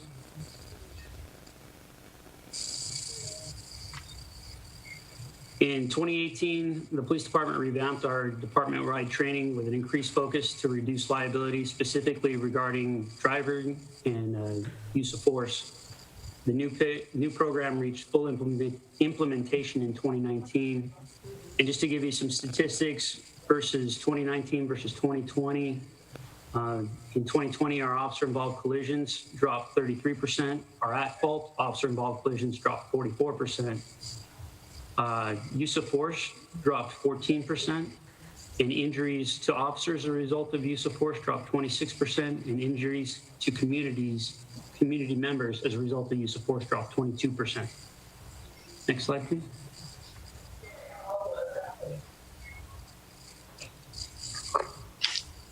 We have made some improvements to the facility. Like I said, the buildings were put in 1995, so weather has taken its toll. The training division specifically has improved the classrooms with updated chairs and tables. We've done some painting over there and replaced some weather-age siding.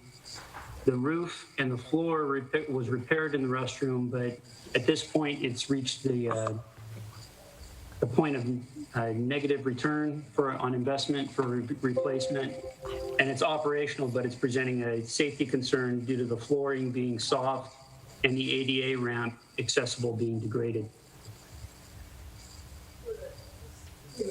Next slide, please. It's my understanding that during the initial talk about question about the facility, there was some question about where public restrooms were located within Centennial Park in relation to the Centennial Park training facility. The last slide, or the next slide. So these are just some photographs of the current restroom. You can see it's in a little bit of disrepair. The siding's been so weathered age that it's falling off in some places. In the final slide, please. I took a drive around Centennial Park because I wasn't completely certain where the public restrooms were, but the Centennial Park training facility is located at the bottom. It's just outside the view, but all of the arrows point to public restrooms that are within that general area. That's the end of the presentation. I'd be happy to answer any questions if you need. Thank you, Commander, and thank you, Chief. Let me go ahead and bring it back to the members of the council, unless there's anything else. Anything else further, Chief, or is that the presentation? That'll do it. Great, thanks. Let me go ahead and bring it back. And does anybody have any questions or comments from the council? Mayor Pro Tem, go ahead. Thank you, Mayor Sarmiento, and thank you, Chief Valentin and Commander Sorensen for that presentation and for your efforts really to keep our police department, being actively trained throughout their employment here in the city and other agencies as well.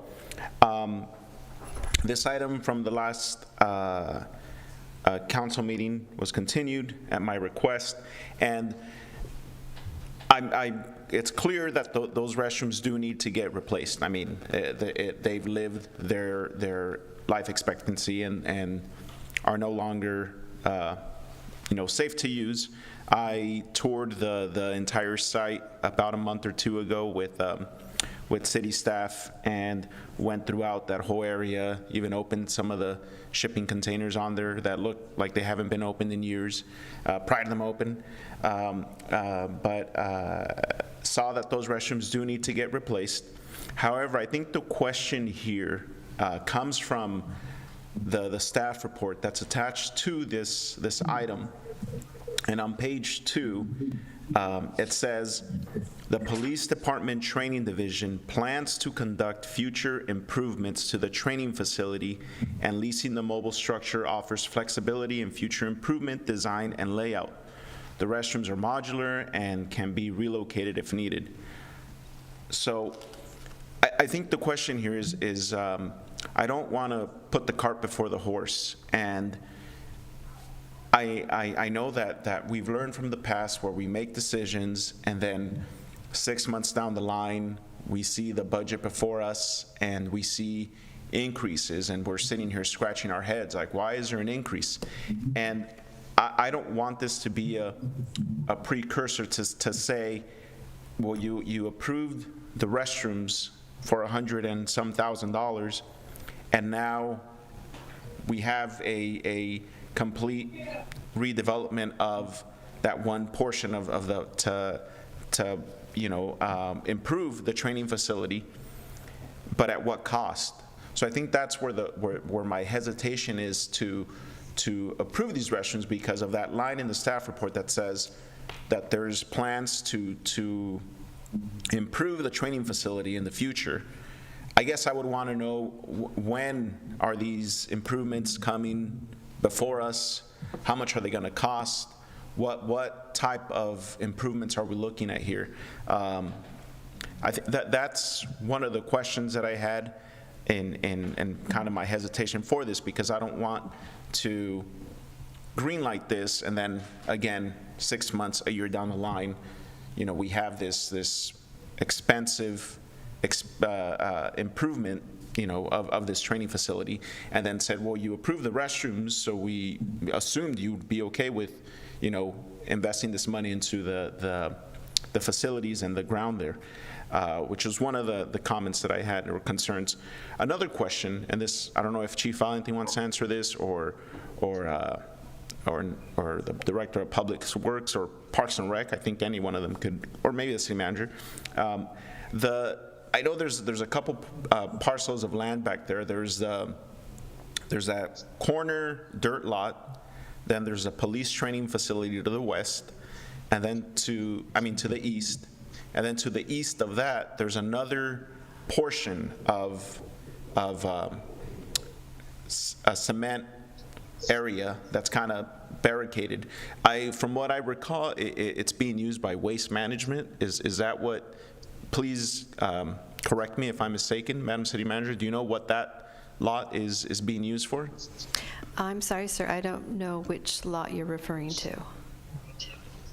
Does maybe Chief Valentin or Director Rudloff could answer? There's maybe Mayor Pro Tem, maybe you can have him put up the image where you have. Oh yeah.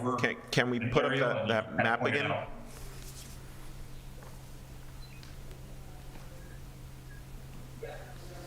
So I guess it's not visible in that, but it's to the east of where it says modular restroom, or that yellow. There's another area there that's that's that's not, I'm not sure what it's used for. I'm not sure if it's also used for training or what that area is used for. Chief Valentin, do you know? Yeah, so I think what you're referring to is there's another, I believe, parking area, which is part of the broader Centennial Park. What you see here is, to the west is the designated dog park, the existing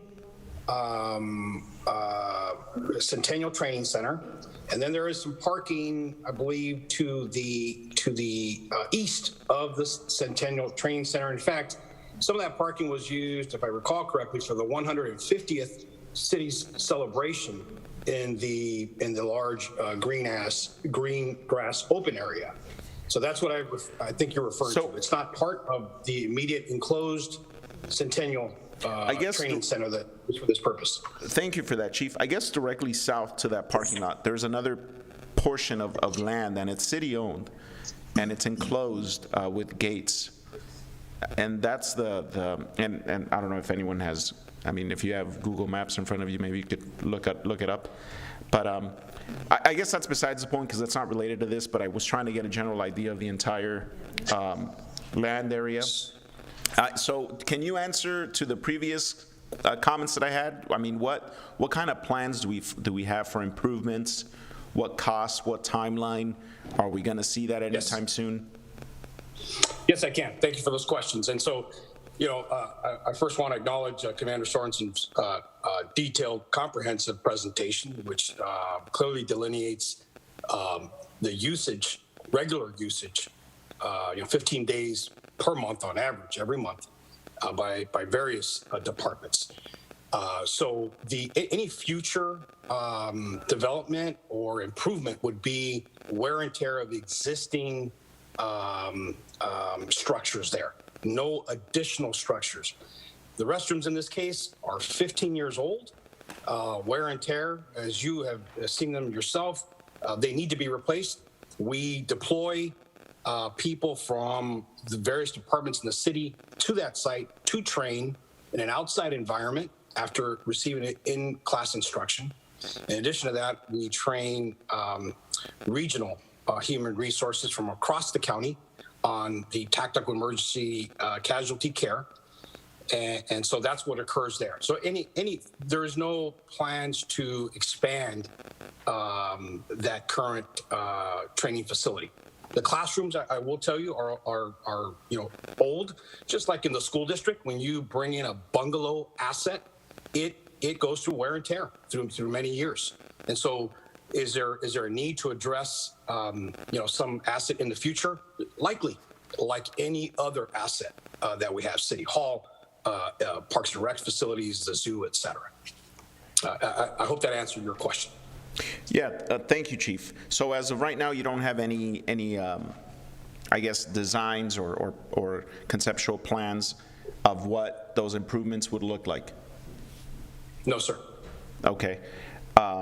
Thank you for that. And one final question, and I'll see if my colleagues want to chime in or have any other questions. But from that, and I appreciate the list you provided of all the different agencies that use that facility to train. That's, like I said, that's great. I'm all for consistent training as times change and as procedures change. So I appreciate that.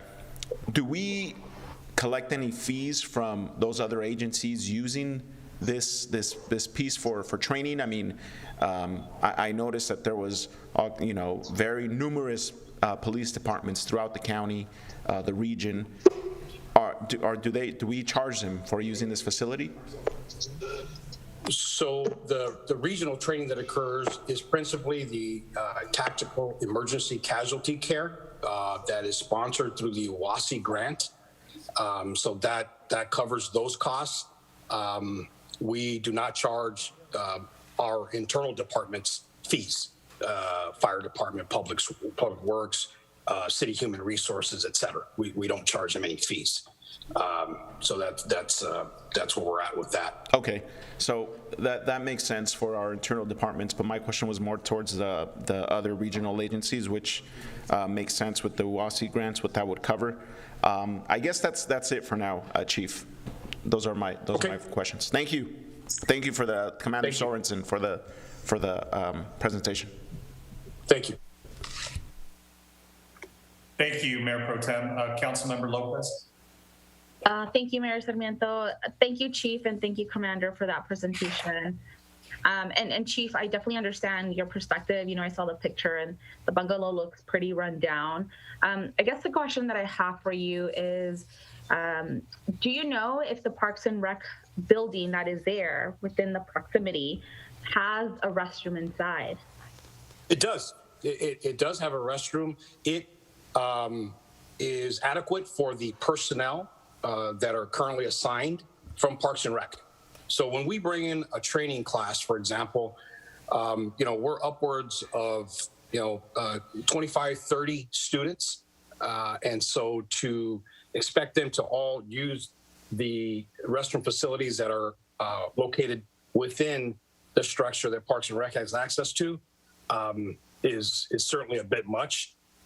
So we're simply responding to the need of the level of training that we're providing to the various departments here in replacing these facilities. Yeah. Yeah, and thank you for that. I guess I was just a little confused as to why, Parks and Rec staff had one set of bathrooms and other folks had another set of bathrooms when we could share the restrooms and essentially use $126,000 to clean up Centennial Park.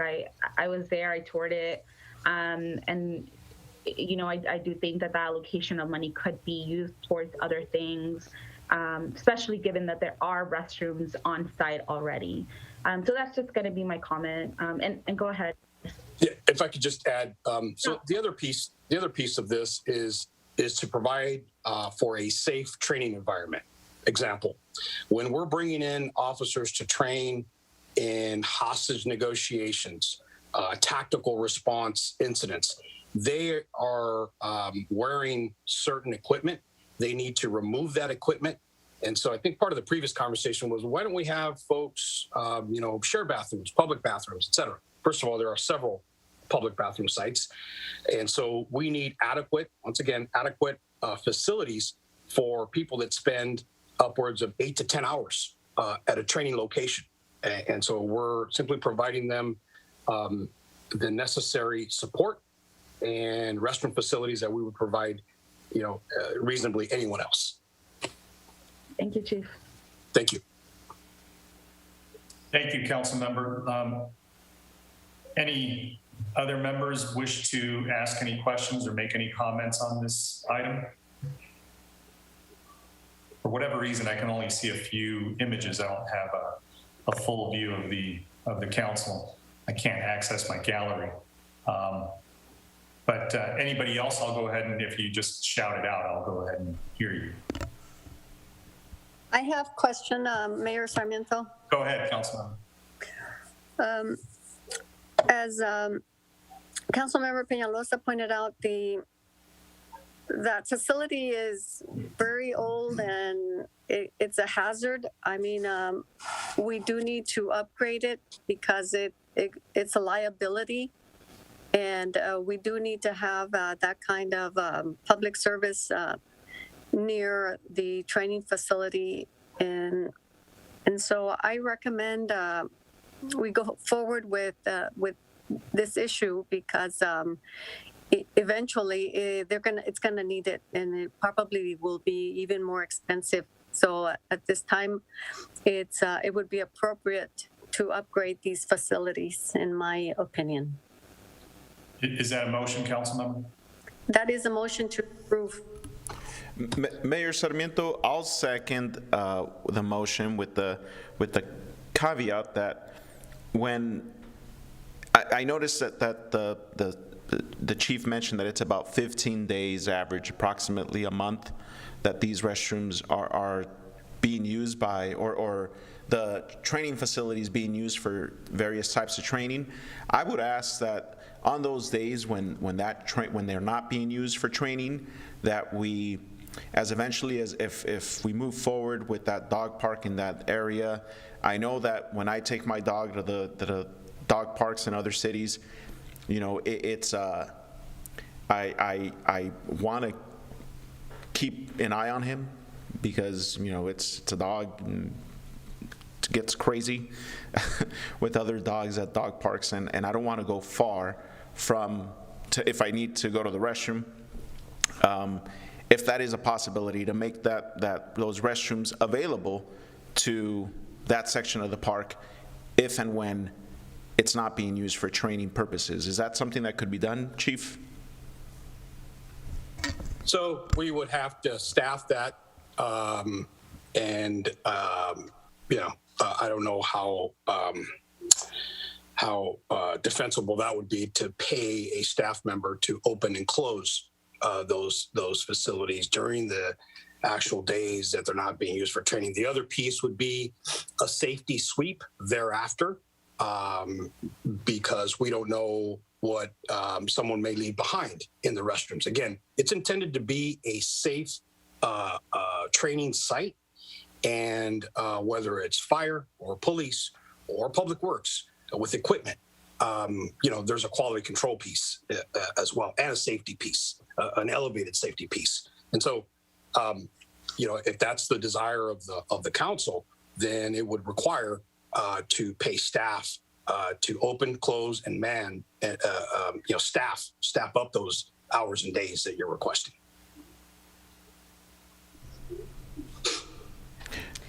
Mayor Pro Tem, may I suggest that when we get to the design phase of the dog park, we can certainly evaluate that at that time if there's any feasible way to do a joint use of those restroom facilities. There is on the one slide that was presented that showed where other public restrooms are. There is one in pretty close proximity, but we certainly can evaluate that when we're doing the concept. Thank you for that, Madam City Manager. I think the restroom that's closest is inside the soccer field area, so people would have to walk down and into the soccer field. And so we could probably build a gate, but that's it for now. I guess, yes, I'll second Councilmember Mendoza's motion as is. Thank you for that answer, Chief Valentin. Yes, sir. Thank you, Mayor Pro Tem, and I don't think there's any other questions or comments from the council. The only comment I'll make is I'll be supporting the motion as well. I think the Mayor Pro Tem brought up some excellent points at the last meeting and at this one, as did Councilmember Lopez. But I think for me, I've always been supportive of additional training, as the chief knows, to the extent that we can train our officers in de-escalation efforts, in better support, and creating an environment where those practices that we talk about, making our community safer and making our officers safer, to the extent that this is another step in doing that, as presented in the presentation from the commander. I think that to me is important. I think expenses sometimes we are very we have a lot of scrutiny on certain things that we expend on, but to the extent that we can have better trained officers, that's always an expense that is worth taking and making. So with that, Madam Clerk, will you please call roll? Councilmember Becerra? Yes. Councilmember Hernandez? Yes. Councilmember Lopez? Yes. Councilmember Mendoza? Yes. Councilmember Fan? Yes. Mayor Pro Tem Peñalosa? Yes. Mayor Sarmiento? Yes, thanks everybody. Moving along to item number 22, which is the ordinance prohibiting spectators at illegal speed contests and reckless driving exhibitions. Is that you, Chief, as well? Yes, it is. Again, thank you, Mayor, City Council, City Manager. And so this item was agendized last month and is being brought back. So we have some additional information, a brief presentation. My traffic commander is on the line, Commander Chuck Elms, and he is ready to go. Daniel Soto or Daisy, if you can provide him access, please.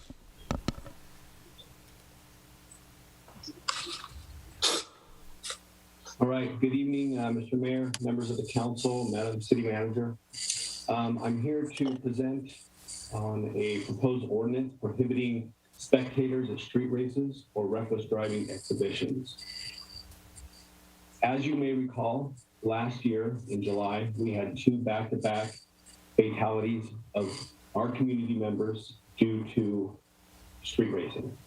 At the same time, we noticed a significant increase in street racing and intersection takeovers that were having almost a nightly drain on our resources. Next slide, please.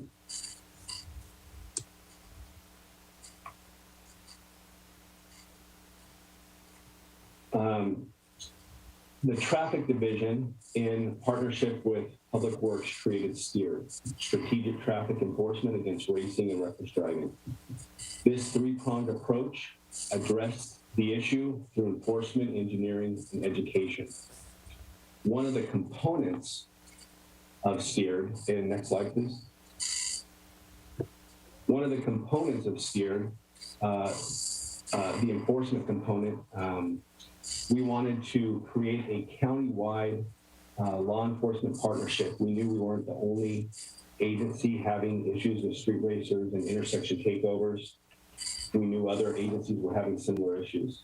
We developed a partnership, and as a result, we've conducted 124 operations that has resulted in over 2,300 citations, 261 impounds of vehicles used for street races and reckless driving, 206 racing or reckless driving arrests or citations, and 82 miscellaneous arrests. And through the relentless enforcement involving all these agencies working together, calls for service in Santa Ana and street racing and intersection takeovers has significantly dropped, and not just in Santa Ana, but in all of the jurisdictions that participate in STEER. Next slide, please. So one of the goals of STEER was to work with the city attorney to draft an ordinance that would hold spectators accountable for their involvement in street racing and intersection takeovers. We drafted an ordinance similar to other law enforcement agencies in the region.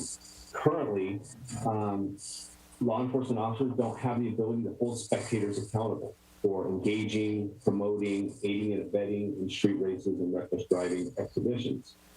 Spectators typically assist in the preparation for these street races or intersection takeovers. They record and post videos to social media, which further encourages and promotes the illegal activity.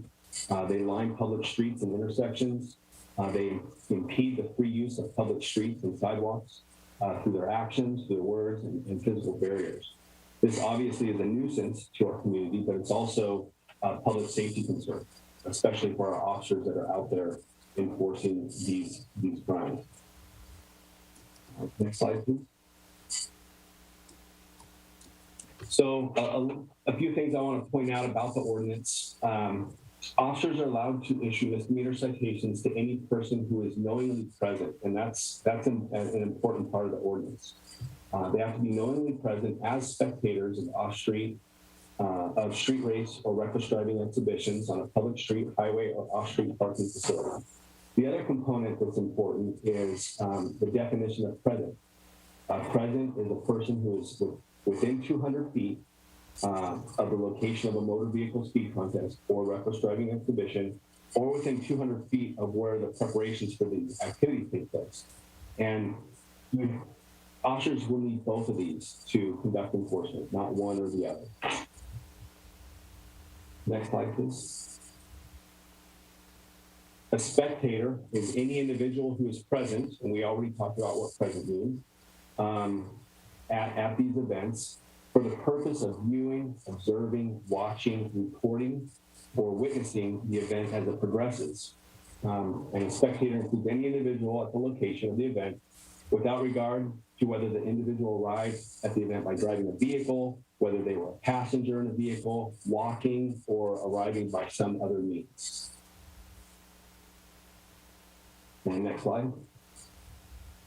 So like most of our municipal codes, a violation is punishable as a misdemeanor, subject to a maximum of 6 months in jail or a fine of $1,000. And also per our municipal code, officers have the discretion to issue an administrative citation, a misdemeanor citation, or they can issue the citation as an infraction. And I understand some of the concerns that come along with this ordinance. Having this ordinance in place will provide balance to our enforcement. Typically, when there's 200 or 300 people at one of these events, we can target maybe 2 or 3 drivers, and the other several hundred people leave. If we have a tool in place to address all of these spectators that are there as well, we can provide a more balanced approach to our enforcement. I know there's concerns, I've heard from the community that we are just going to indiscriminately grab people off the sidewalk and issue them citations, and that's not the intent. That would be ineffective for our efforts towards enforcement. We would also bog down the city attorney's office with cases that don't meet the elements. Just like any crime, from a petty theft to a homicide, the officer will have to conduct an investigation and ensure that the elements of the crime are met before they issue a citation. This would be just one additional tool for our ongoing efforts to get street racing out of Santa Ana and out of the county. And with that, I'll answer any questions you might have. Thank you, Commander, and thank you, Chief. Let me go ahead and bring it back to the council if somebody will minimize that screen. Let me go ahead and bring it back to everybody. I see council member Fans up, so I'll start with her. Thank you, Mayor. And I'm not sure if this is a question for the chief or maybe the city attorney's office. But, well, first, I fully understand the need for something to deal with the street racing. I live right off Segerstrom in Fairview, and we would hear street racing off Segerstrom and Greenville all the time, at all hours of the day. So I know that's an issue, and I know it's dangerous. I am really concerned, however, with the definition of spectator as it deals with this type of event, because, and again, this might be for the city attorney's office, I'm worried that using, saying for the purpose of viewing, observing, watching, recording, or witnessing, what if it's a news crew or a reporter or student doing a school project? In my mind, it feels like it could potentially be a First Amendment concern in that space. So if city attorney can, answer that or alleviate my concern, that would be very helpful. Yes, council member, I understand that, and I must share with the council that upon my first review of this proposed ordinance for the police department, I had similar concerns because I'm very sensitive to the council's perspectives, and I do vividly recall council's reactions when we brought forth the bicycle ordinance as an example. And one of the things that you need to understand is that there's the as-written ordinance and there is the as-applied ordinance.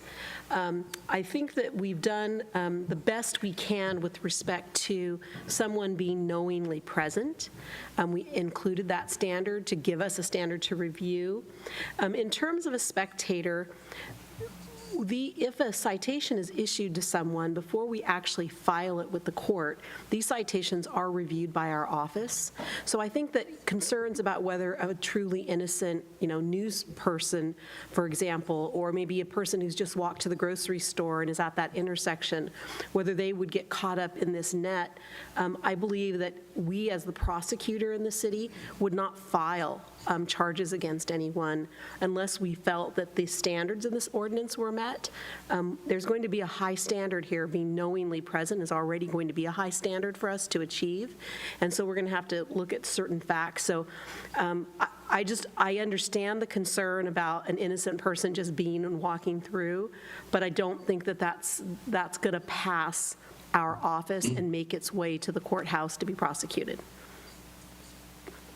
And Okay. if you read in the ordinance, there is another section in the ordinance that talks about, and notwithstanding any of the other provisions, that we will be looking for additional types of evidence.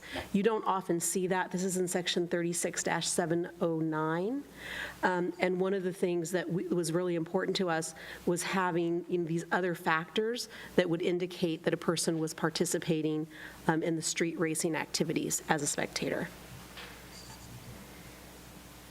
Okay, I mean, that definitely is helpful to me, and maybe it's my, journalism and news reporting has been obviously attacked for many years now, particularly in the last 4. And so for something like this, it is interesting to see it reported on and important for people to know about. And I just want to make sure that those who are exercising their First Amendment right to report and talk about these issues are not I don't think that they are there for the purpose of promoting or engaging in this type of activity. The other question is regarding the citations. I understand that during the presentation we mentioned you can be administrative, misdemeanor, or I can't remember what the last one was. But I would like to see an amendment to this that we do require something like an administrative citation first or a warning.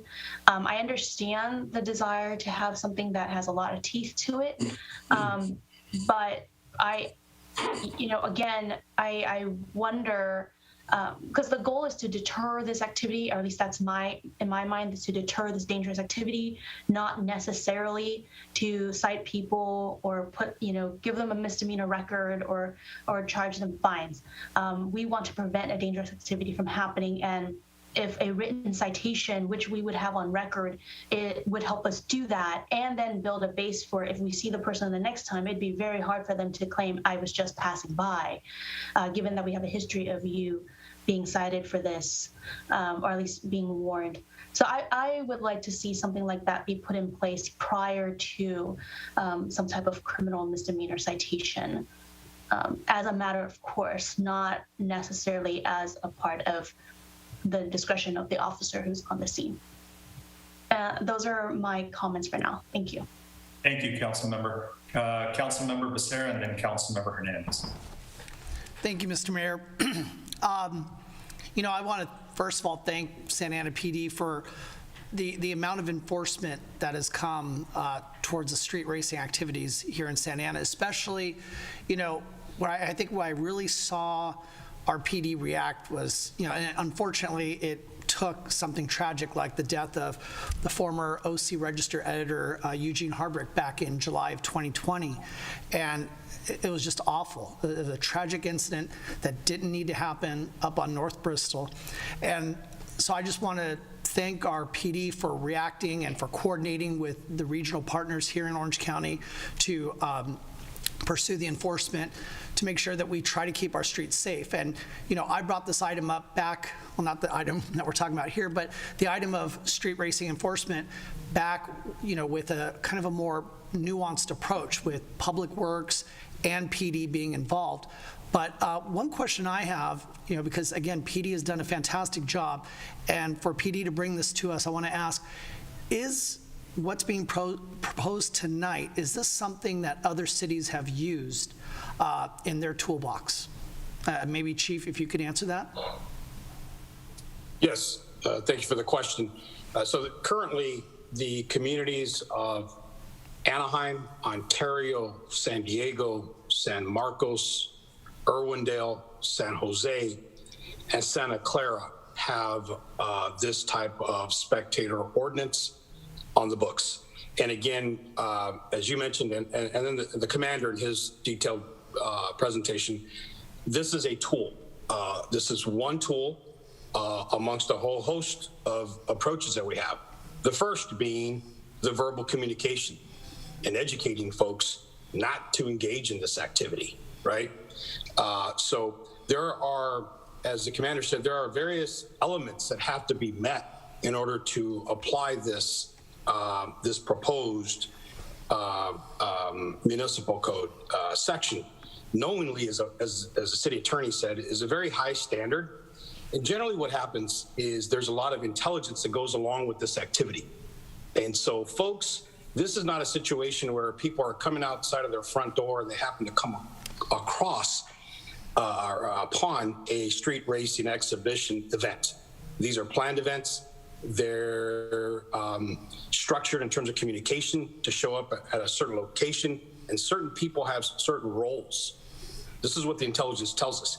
And so this is, once again, a tool for you as a council to consider to enable officers to have that, at their disposal.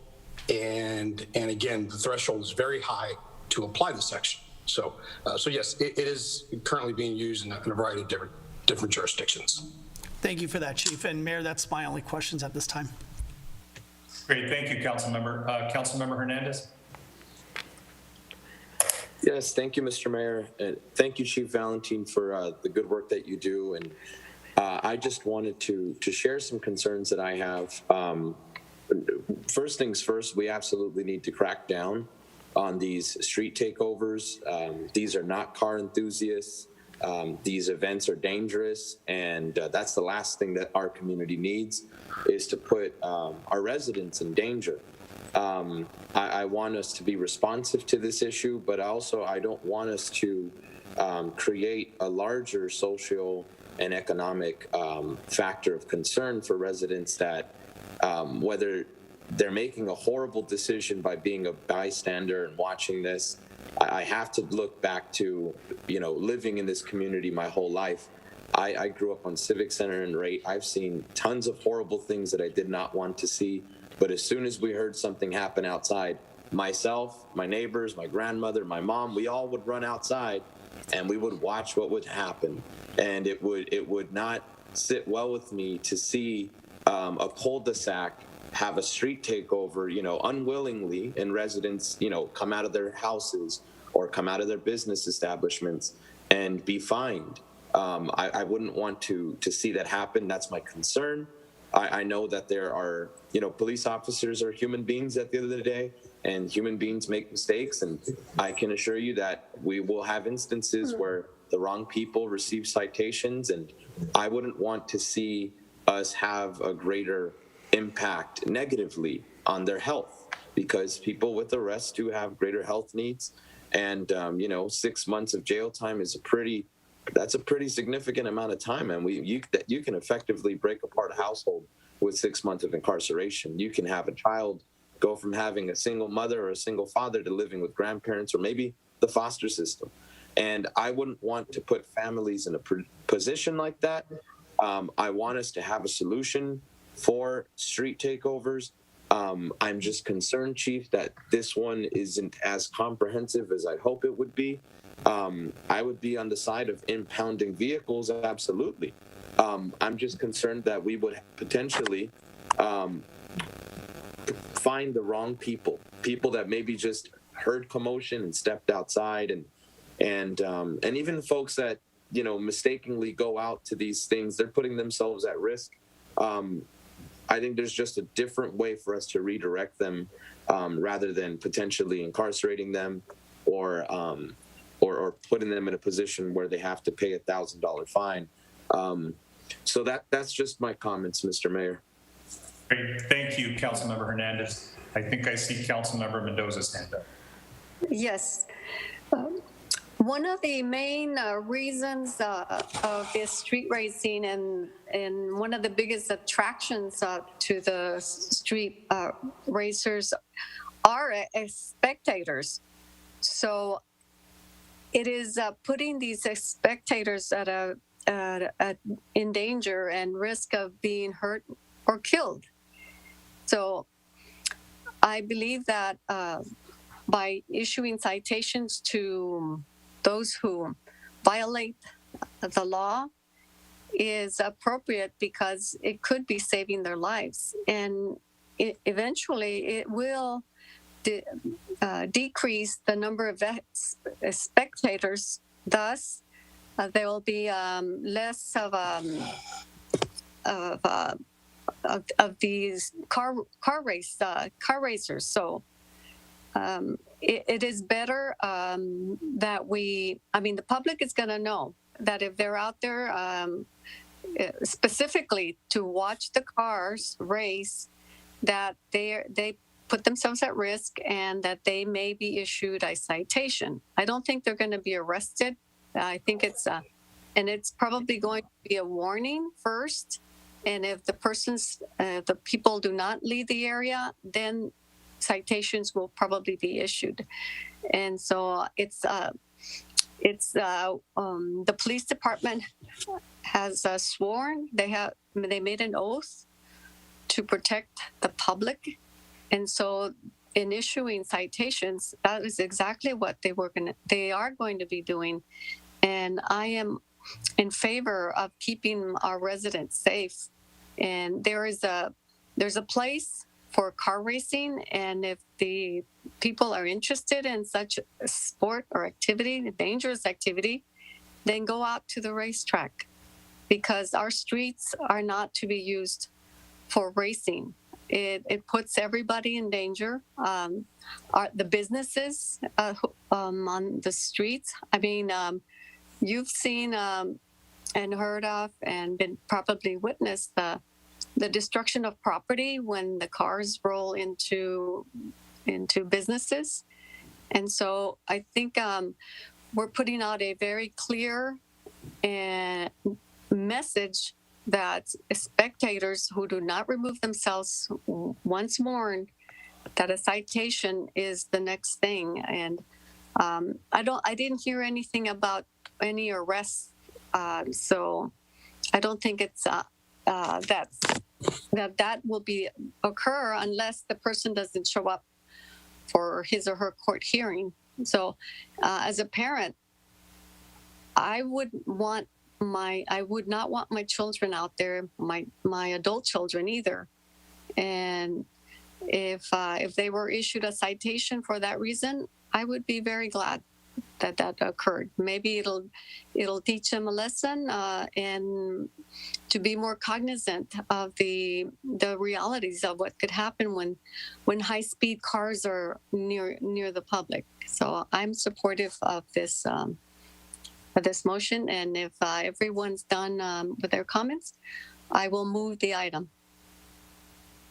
Great. Thank you, Council Member. We do have a couple of other people that still want to speak on this, but we'll keep your motion at bay for the moment. Council Member Lopez. Thank you, Mayor Sarmiento. Hi, Chief. First, I want to just say thank you to you and to the rest of the officers in our city who are using what we have in the books now to enforce street racing. I think it's 100% obnoxious and unnecessary and reckless. And I think everybody on the council can agree with that. I think Councilmember Hernandez, his comment really took me back to my childhood, growing up in a vecindario, as we call them, and running outside when something was happening. And even now, I know a lot of my neighbors, they want to start their own neighborhood watch program, and they walk the streets at night, or they'll walk their dog at night. And so keeping all of those things in mind, I have a couple of questions for you. And the first one being, can you share with us what the hotspots in the city are for drag racing? So I would say that they are generally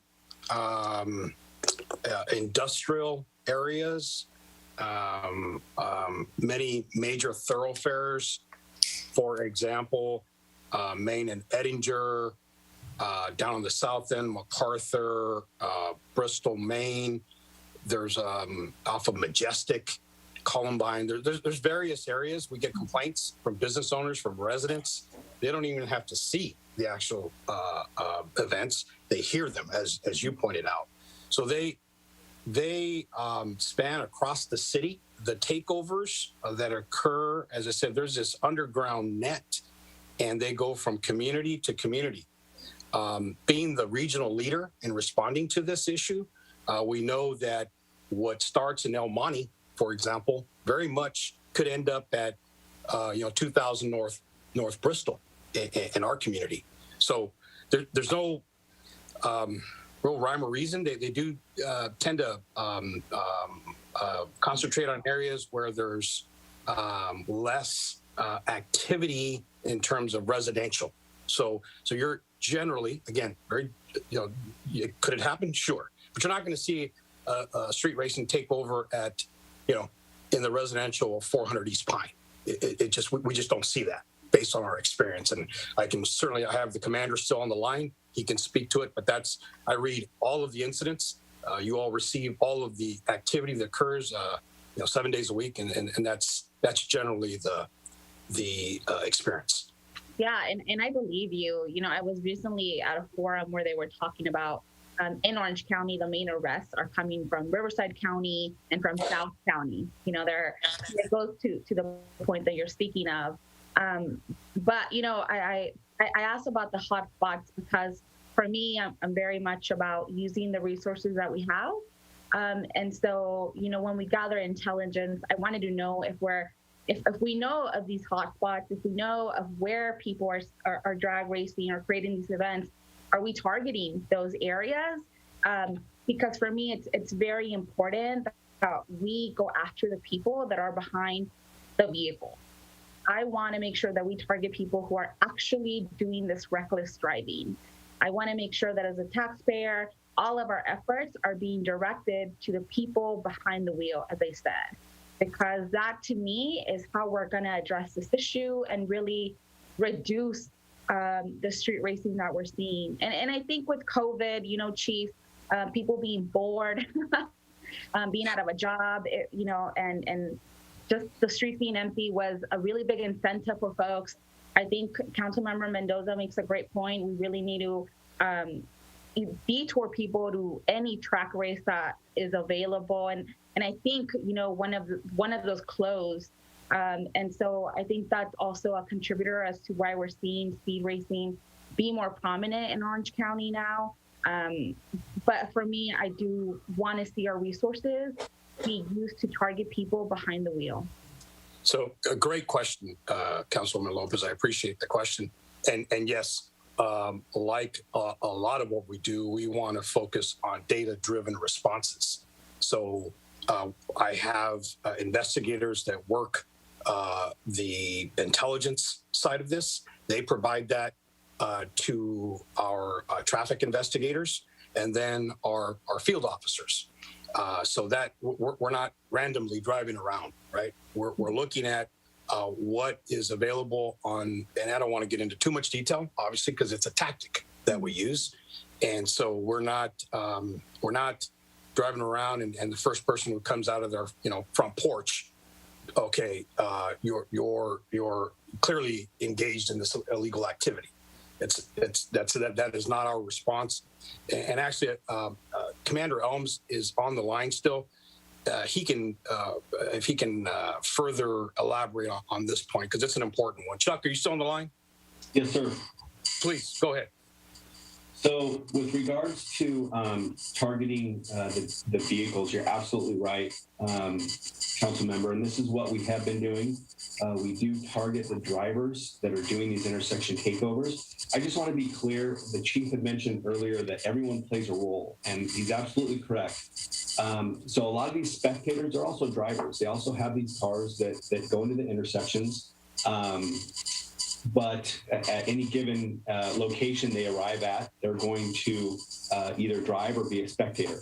The problem is we can only target maybe 2, sometimes 1, 2, 3 if we're lucky, vehicles, because our officers have to navigate through 300 or 400 spectators. And the spectators, they're not just there watching, they also play a role. They're blockers. They block the police. They block police cars. They vandalize police cars. That's their job. That gives the drivers a chance to get away. So that's why I mentioned the balance approach. We need to be able to not only target these drivers, which we have been doing, but also the spectators. If we start targeting the spectators, they will stop coming to Santa Ana. That's what we want. These drivers come because they have an audience, and so as long as the spectators are here, the drivers are going to come. Great point. If Santa Ana enacts this municipal code, then they're not going to come here. They're going to find another place to go do this. Was there another part to that question, Chief, or did I get that? No, that's good. I appreciate that. Thank you.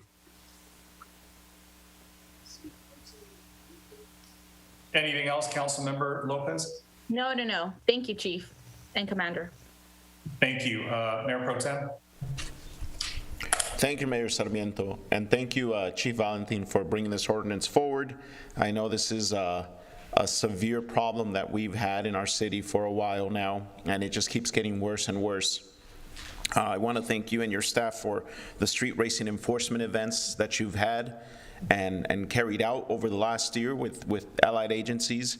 I know that you know, per the stats you provided earlier, I mean, the fact that you've carried out and done over 2,300 citations and over close to 300 arrests for DUIs and reckless driving, and provide just in 124 enforcement programs that you've done with your police department. I applaud you for that. This is definitely something that I hear from residents daily about the safety and concern that they're feeling in throughout the city. It's something that we got to get a hold of. I know that about a year ago, I went on a ride along with one of our officers, and there was a call through the radio about a street takeover in an industrial part of the city. I believe it was off of Birch and Central, kind of by where the old Sears outlet is. It's just south of Warner. And we were by the area, and we drove in. And as soon as we pulled in, they all, we saw the cars doing donuts and peeling out, and hundreds of people surrounding the cul-de-sac, cheering, applauding, and recording on their phones. And as soon as they saw the police vehicle pull up, they all, surprisingly, not surprisingly, scattered. And I noticed that a lot of them had balloons with them. And I remember telling the officer, how childish. Why would they be partying out here with balloons? And he's like, well, that's NOS. They're using it to get high. And at the same time, participating in this behavior, challenging each other to jump in the middle as the cars spin around them. We've all seen the videos on Instagram and TikTok, and I'm sure a lot of these spectators do it to increase their views, and they're, it's do it for the gram. That's what they're out there doing, and it's a problem because it's a huge safety concern for our city. So we end up following one vehicle that we zeroed in on, and yeah, there were 4 20-some-year-olds inside of the car.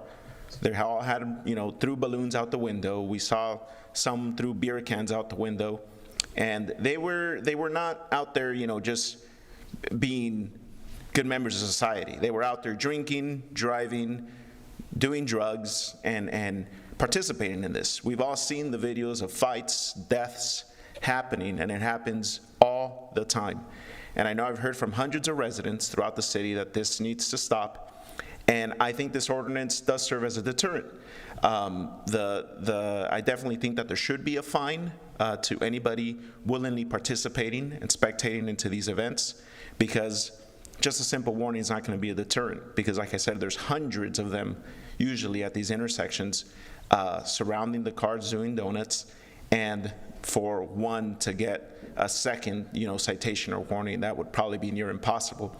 So if there's a fine to it, I think that definitely would be a deterrent.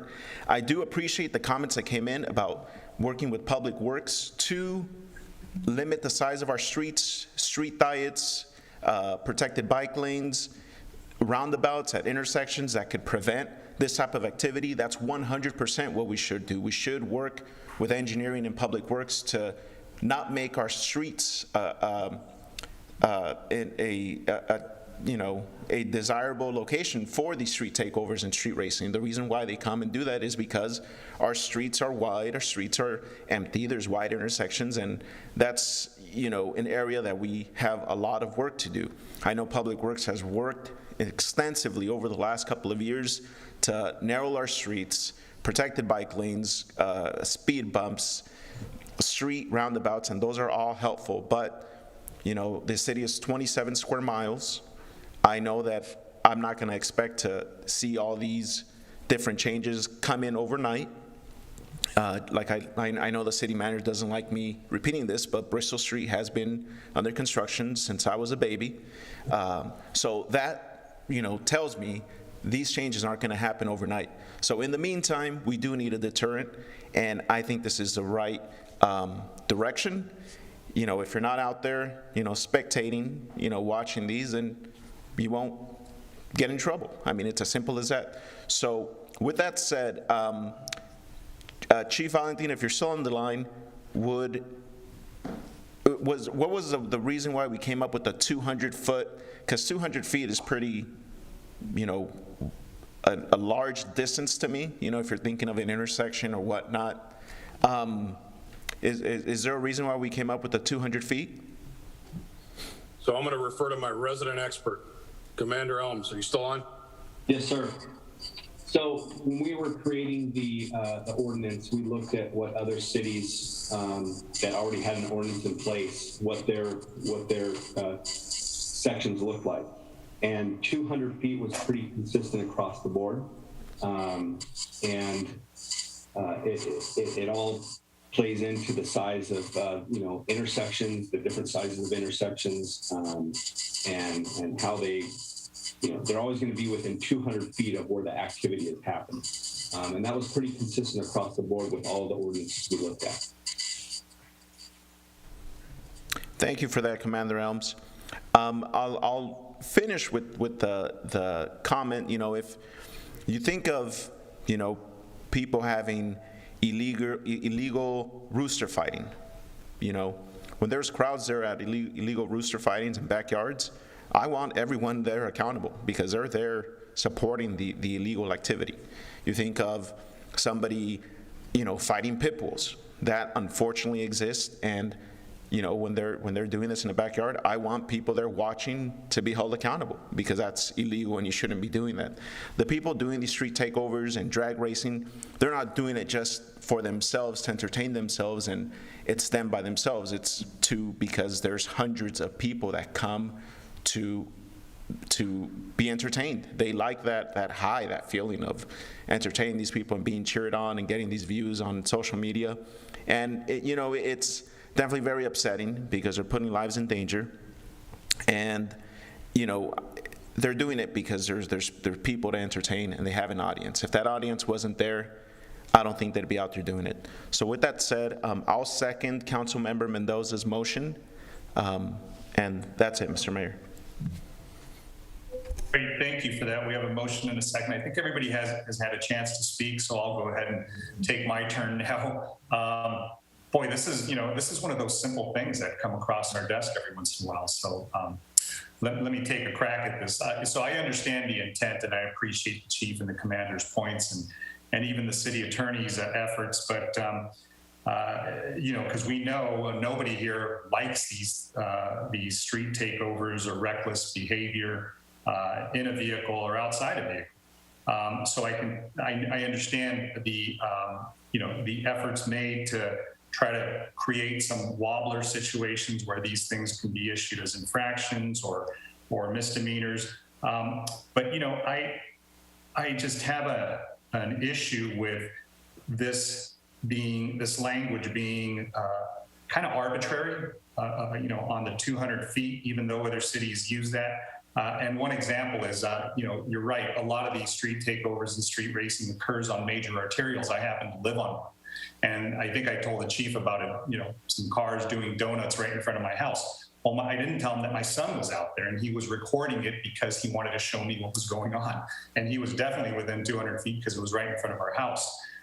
So I know that that's probably an extreme case, but nonetheless, we do find, people that will do that. And it reminds me again of another incident where you have rubberneckers. There's an accident and people kind of stick their heads out and slow traffic down and prevents paramedics and other first responders from getting to that. So it does seem like we're punishing behavior that is maybe not completely culpable and not creating the situation, right? These are ones that are maybe, as I think was said, maybe more of a nuisance violation. But a lot of what I heard was people blocking it, obstructing, vandalizing, possibly, police cars that are there, and then maybe being, drinking alcohol at these incidents. But we already have crimes on the books that address those. So if you're blocking, access from a police car or another, responder coming in, there's obstruction of an investigation charge that could be issued. When you're vandalizing, a police car, you're obviously damaging public property. And when you're, drinking, you're drunk in public. So there's a lot of other, crimes on the books or penalties on the books for doing that. I just don't know how some of these cities have been able to survive challenges on their ordinances, just because to me it just looks very overly broad the way it's written. To say it's knowingly present, I don't know what that means, to be knowingly present, and to be within a sphere of 200 feet. It just seems like if somebody were to challenge these on First Amendment right to assembly, would be really, really difficult, I think, to maybe not overcome. So I really appreciate what other efforts are happening, and I think the chief mentioned this: social media, going after those that are truly culpable, that are creating these situations. And I think that's the intelligence gathering that I would really think our efforts should be spent in. Going after those that are co-conspirators and that are, people that do these in different cities. Spending our efforts rather than these efforts on something like this to go after those that are posting things and that are setting these events up. But I like what Public Works is doing, and I've seen it done in other cities like Almonte, where they have mobile speed bumps on those places where they have recurring street racing. Those don't cost too much to put those up, and it's prevented a lot of what's going on there. I was speaking with the mayor about Almonte, and he told me that a lot of what they've done with respect to engineering has cured the problem. The street calming efforts that Public Works does with its roundabouts and other measures to slow things down, desynchronizing lights, all these efforts are really, really helpful. And I just think this subjective standard is really something that makes me uncomfortable, because I think that it just leaves too much room for subjectivity to be factored into this. And finally, what I would say is just the example of fireworks. So fireworks, we've increased. I think the fines were initially $100, and then we increased them to $1,000. Well, we didn't see any reduction in the use of fireworks in the city. If anything, they just became more elusive and more of them came around. And I'm talking about illegal fireworks. So, a lot of times when we, try to penalize things, deter through being heavy-handed on some of these things and being subjective, it just doesn't give us the results that we'd like. But I certainly do think that we can use these efforts to go after those that are organizing this, and I certainly applaud the efforts of the city attorney's office and the police chief's office to try to address this. But I just think this is energy misspent. We could spend it some other way, and I just think this is a slippery slope. I don't know what we lead to next. Maybe we start citing people who are contemplating going to an event like this. I don't know. It just makes me uncomfortable that we're going down a path that we don't want, and that is dangerous. So I will, respectfully, not support the motion. And I know my time is up. So I know there's a motion on the floor. I think it was by Councilmember Mendoza and a second by Mayor Pro Tem. So, Madam Clerk, unless there's any other questions. Oh, I see Councilmember Fanza. Quickly, Mayor, may I do a sub-motion? Sure. A sub-motion to amend the draft ordinance to require that we issue a warning citation. And Councilmember, I had that drafted language. I'd asked if I could maybe be heard on that to offer you some. I'm sorry about that, Madam City Attorney. I forgot to call in. I okay. So yeah, I think I drafted something just in response to Councilmember Fan's earlier comments, and also I think might address some other comments that were made. In sections 36-707 and 36-708, we could rewrite that section to say, those sections to say that a violation of this section may be cited under the city's administrative fines and penalties provisions, or may be punishable as an infraction or as a misdemeanor.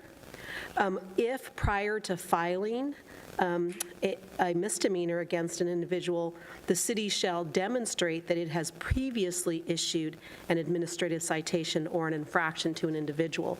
So I think that language would address Councilmember Phan's concerns and maybe others' concerns that we are taking an innocent bystander, because you would have to be a situation where someone had been previously cited at a different location before they could be prosecuted with a misdemeanor charge. So I don't know if that's sufficient to address all the concerns, but it addresses the comments that some of you made. Thank you so much, Sonia. I guess my follow-up question then, are administrative citations or infractions contain fines as a matter of course? Yes, as an initial filing, they do. The administrative fines and penalties are handled. I think the first citation might be $100. Our practice is usually to give a warning before we give an administrative fine or penalty, and the infraction would be set under our current bail schedule, which I don't have that in front of me. Now, in terms of then using that as a protection against the misdemeanor, if anything were filed with our office, I would then make sure that those previous citations were made before we would file the misdemeanor.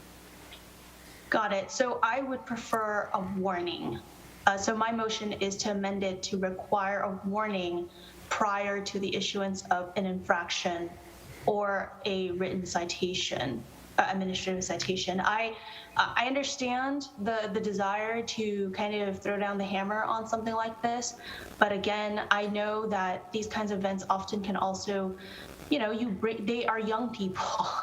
And as someone who, I know people who can't afford a $100, parking ticket or infraction. And so to me, I would prefer an initial warning prior to anything that comes with a fine.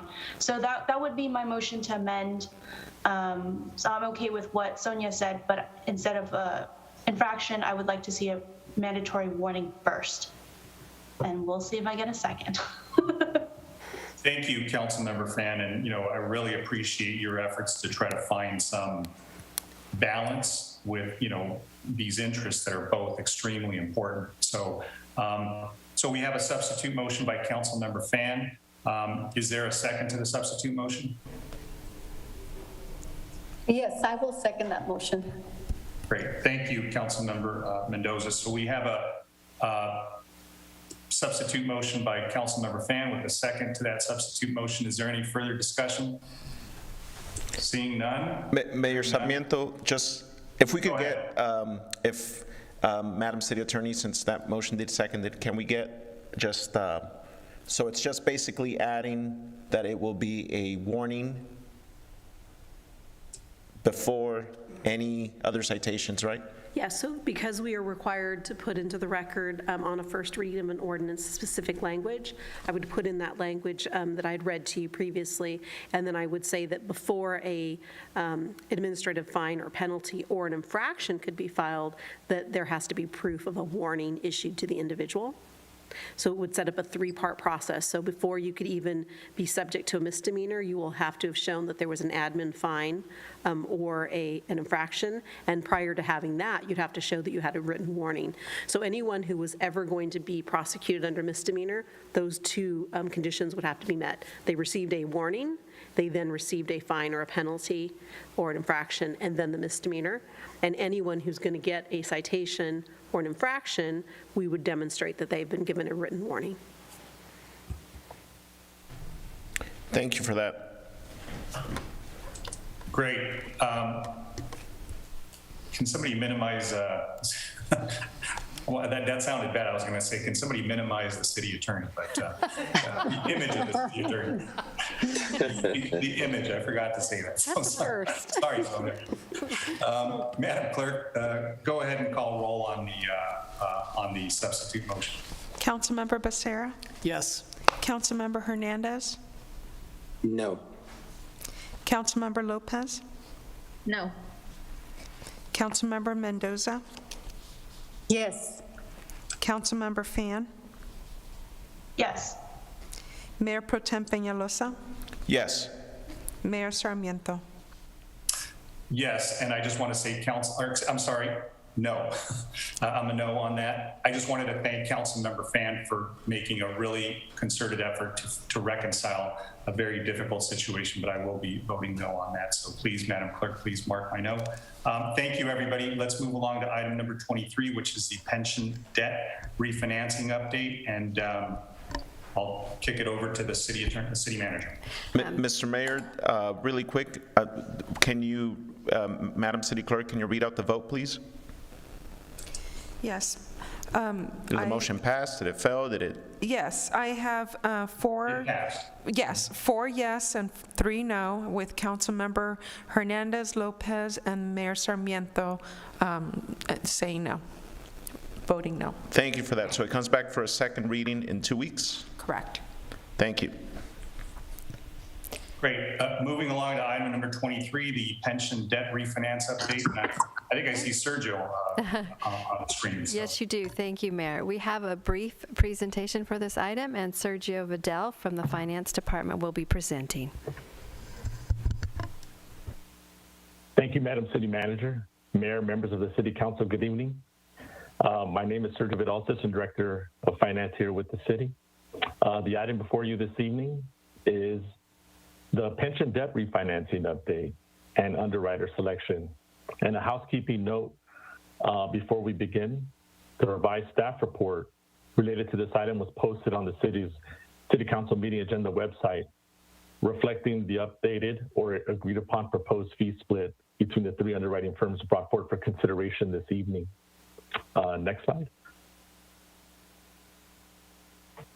As a part of our competitive RFP process or request for proposal, the matter before you is a culmination of a process that began in March 2021, where a committee comprised of the city's financial advisor, Urban Futures, the city's validation council, Strangling, Yoka Carlson and Roth, and city finance staff, which includes both the finance and assistant finance director. We as a committee reviewed 10 proposals from various banks, otherwise known as underwriting firms.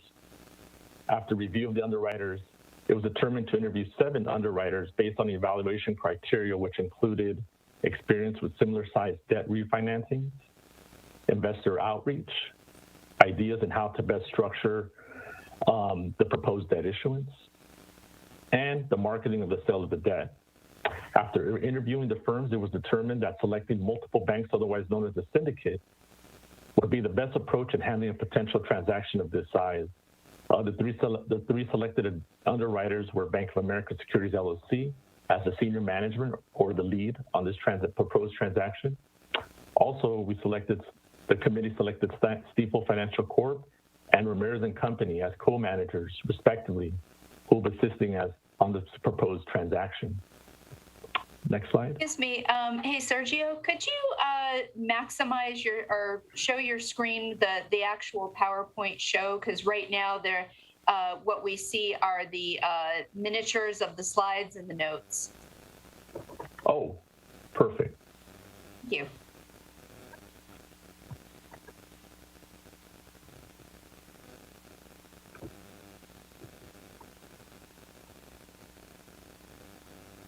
Is that better there?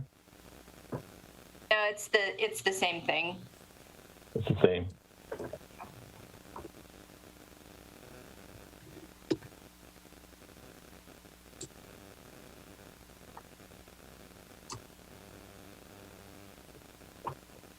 And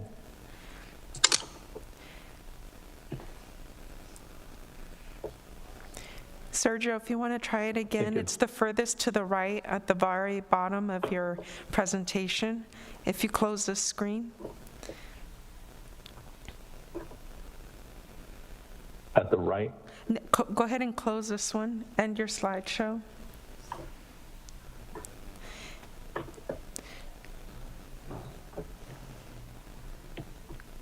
You can share your screen.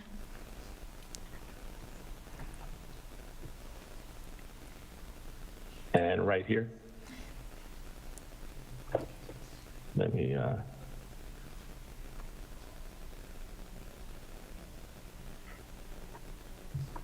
We got it there, no? We don't see your image. Okay, so on the very, yeah, there you go. That's the one. Go ahead and click on that one. Oh. Sergio, we'll have Paul take over from here. Paul. Okay.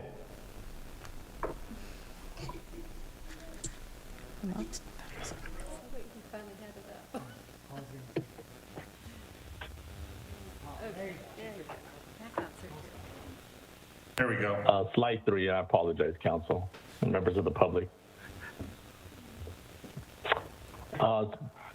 To the presentation, as noted, the senior manager of the proposed transaction is Bank of America Securities. The B of A team is led by Ms. Holly Vocal, Mr. Jeff Bauer, and Mr. Jorge Rodriguez. As a group, they maintain extensive banking experience between 17 to 30 years specific to the firm.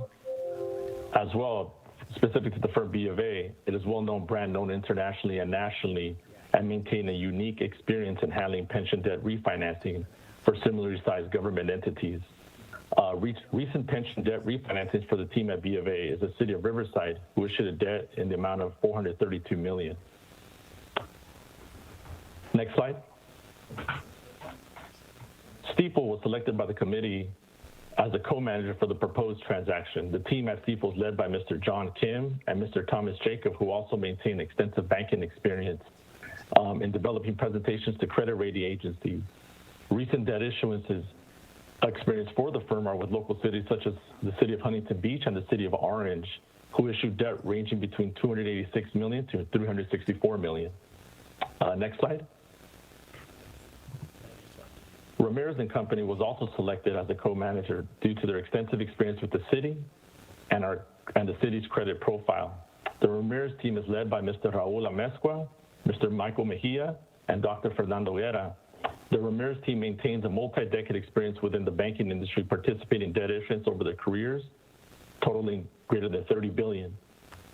The firm has also participated in the two most recent debt offerings for the city, specifically both the successor agency tax allocation refinancing and along with the gas tax refinancing as well. Due to the recent finance experience with the city, the Ramirez team provides a unique and insider perspective of telling the story of the city of Santa Ana, which will be key when the proposed debt issuance is evaluated by a rating agency. Recent debt offerings for the firm include approximately $220 million in pension refinances during 2020 for the city of Pomona. Next slide. Next steps. The financing team is moving right along, and we're anxiously awaiting a ruling from the courts. We are cautiously optimistic the city will receive a hearing date sometime in August of this year. Additional items that will impact the payment of the proposed debt refinancing process is the prepayment of the city's CalPERS payment for fiscal year 21-22, which we brought forward for city council consideration during the first meeting in June. If approved, the prepayment will result in approximately $1.9 million in savings for the city. Another item the finance team is awaiting is a year-end CalPERS investment portfolio rate of return. CalPERS recently disclosed its portfolio rate for the current year is 15%, which is well in excess of its current target rate of return of 7%. If the optimistic news continues, the city's pension debt with CalPERS will experience a positive impact. Also, CalPERS are providing its annual valuation reports during the late July or August timeframe, which will detail the city's current UAL payment for fiscal year 22-23, approximately about a year and a half from now, and it'll also provide detailed pension plan information. And finally, assuming positive feedback from the courts by August of this year, tentatively staff will bring forth for council consideration during September the documents related to the proposed financing, such as the preliminary official statement, which outlined and the bond purchase agreement, which outlined the proposed transaction along with the terms of sale. At which point the city council will provide the final approval to go forward with the refinancing of the city's pension debt obligations. That concludes my presentation. Myself and Director Downs are available for questions. Thank you.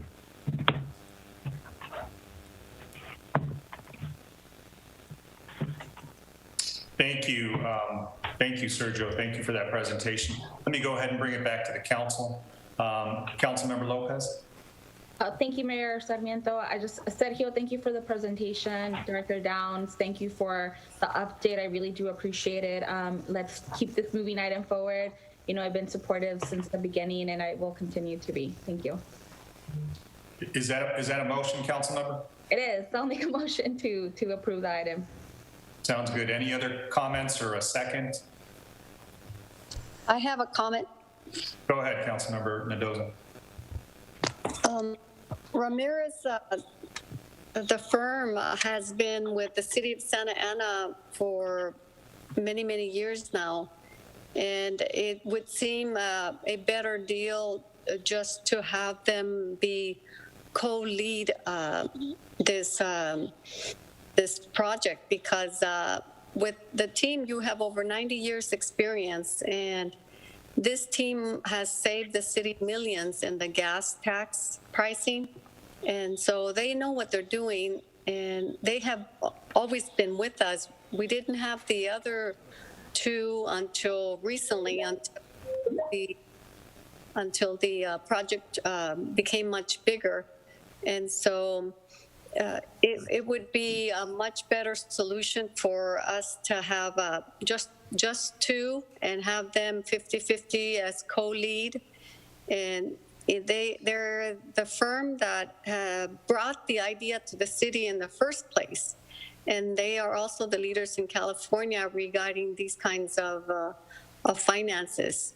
So it would be it would be much more resourceful for the city, and also for the taxpayers, that we just recommend. My recommendation is to just include two firms, maybe Bank of America and Ramirez, and make them equal leads in this. Councilmember, is that a question for staff maybe to address that? Yes, that would be, what would be the reasoning in using the third firm? Thank you, Councilmember. City Manager, would you like me to go ahead and field that, or would you like to reply? No, please do. Thank you. Thank you for the question, Councilmember Mendoza. We did go through an extensive vetting process for all of the firms that submitted proposals, and that we did interviews with, and it was an intensive scoring session. They all submitted very lengthy proposals. They demonstrated their creativity in the structure, the marketing, and we had a whole team of professionals assessing those proposals and the interviews as well. And quite frankly, our rankings came down to B of A scoring the highest, with Stiefel scoring next, and then Ramirez scoring third. And we certainly do appreciate the fact that Ramirez has served the city well, and we are happy to have them on the team.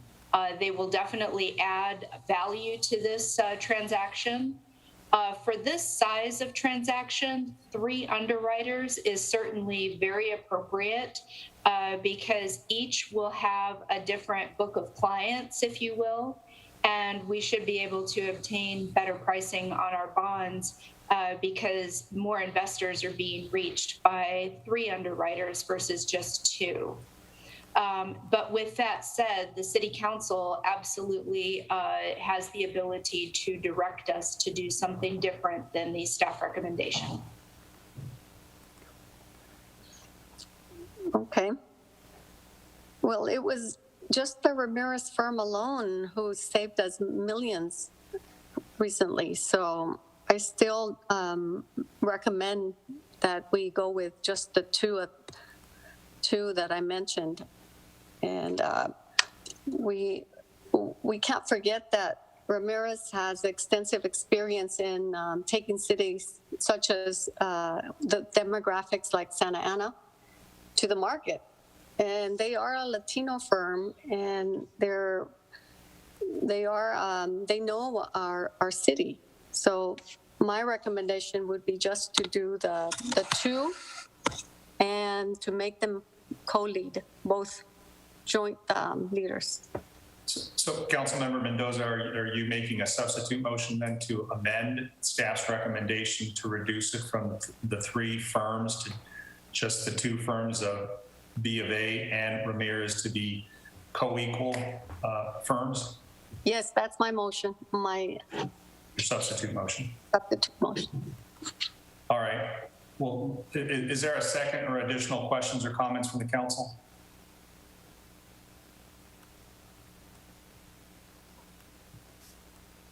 I'll go ahead and second that substitute motion just for purposes of discussion.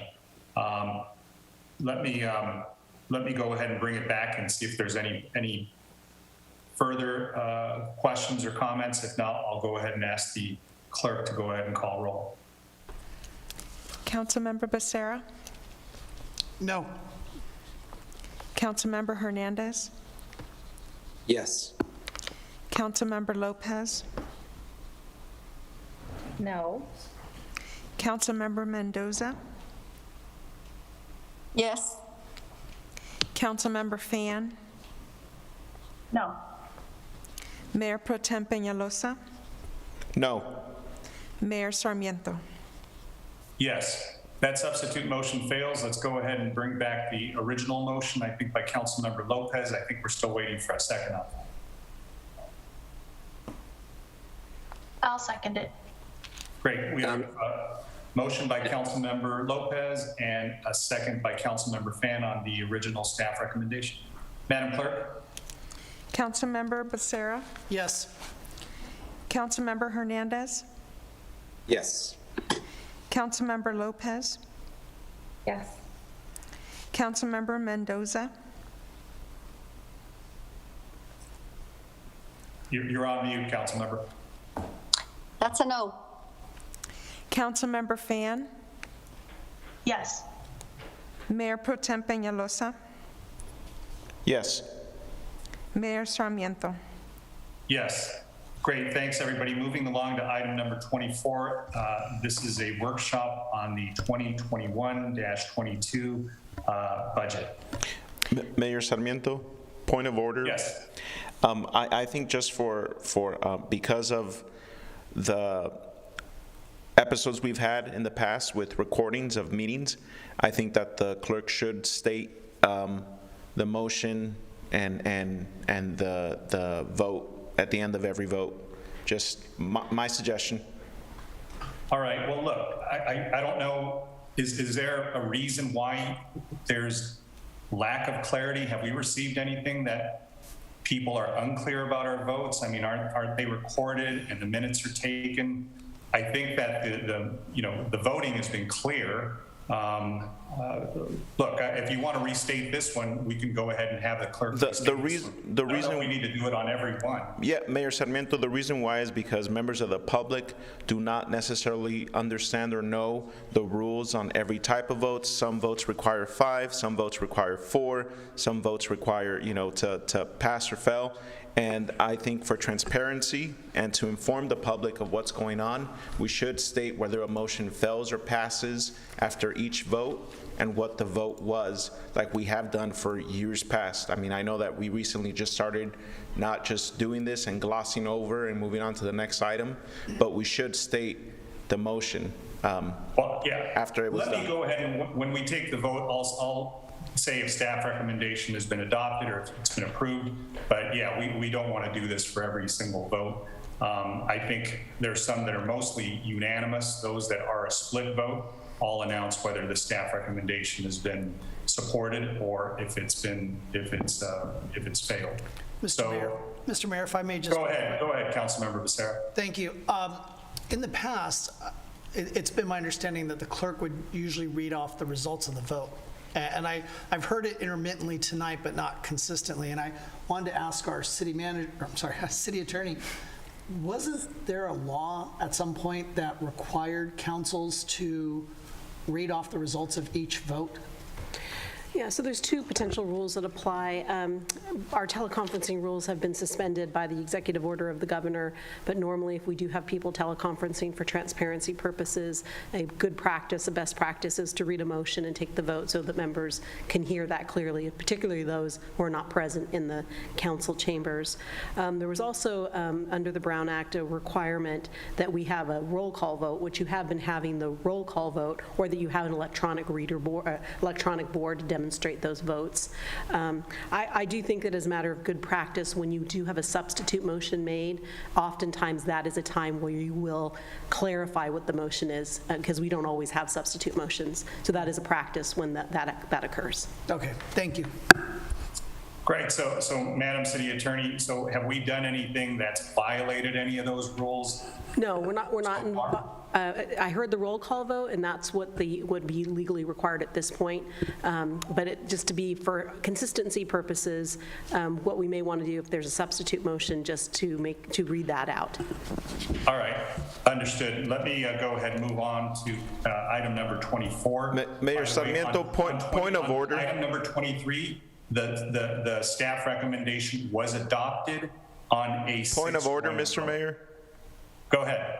I mean, I know that in the past, we've just, after every vote, the clerk of the council goes, motion fails 4-3 or 3-4, motion passes 4-3. If we talk a lot about wanting to be transparent and accessible to the public and make it easier for our residents to understand what's going on, we should get into the practice of doing this like we have in the past. Go back 15 years in the recorded meetings, and it's on there the way that the clerk reads off the record at the end of every vote. Just my opinion, and I'll end it at that. Thank you. Great. Point taken. Let's go ahead and move along to item number 24 for the third time, the 2021-22 budget workshop. Madam City Manager. Thank you, Mayor. So this item doesn't require an action from City Council, and there's two presentations, one to talk about the revised Santa Ana spending plan, and the one to present the draft fiscal year budget. It's just one more opportunity to receive direction, for staff to receive direction from you on things you'd like to see incorporated, changed, or more further explained. So I'm going to take the first half and talk about Revive Santa Ana. We'll continue our dialogue on helping our city and community recover from the COVID-19 pandemic. And since we last discussed this item, we have received the guidelines on how these anticipated federal dollars can be spent, although clarifications are continuing. And we also have the results of our community survey and other public outreach efforts.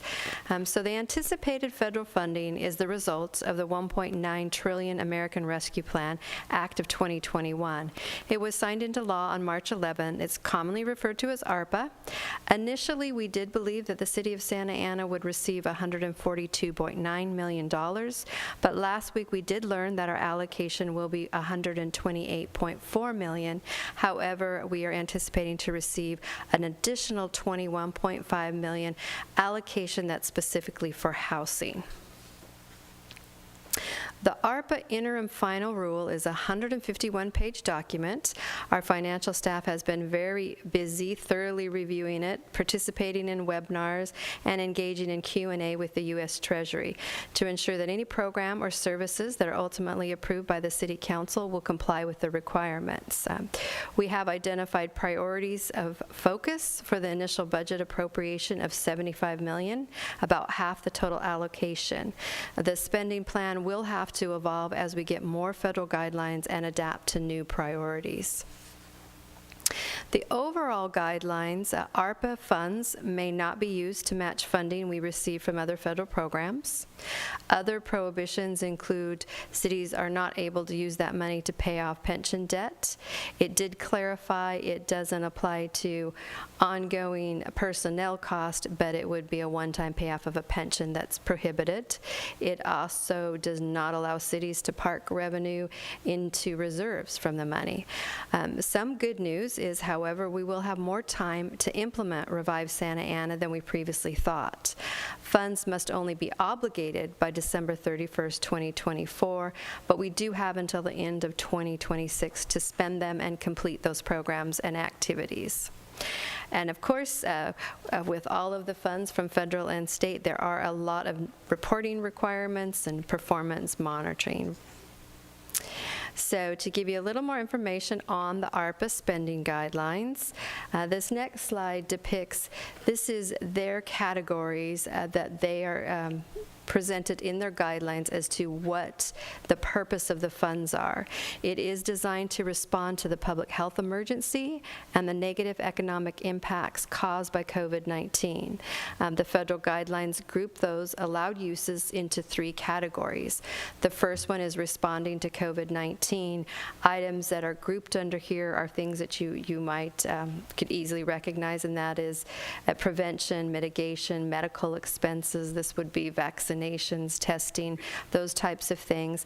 It also does include other intervention, early learning, and then public safety payroll to the extent that they are COVID response related, ventilation systems for public facilities, green streets to direct filter rainwater from impervious surfaces. The next bucket, according to the guidelines, is responding to the negative impacts.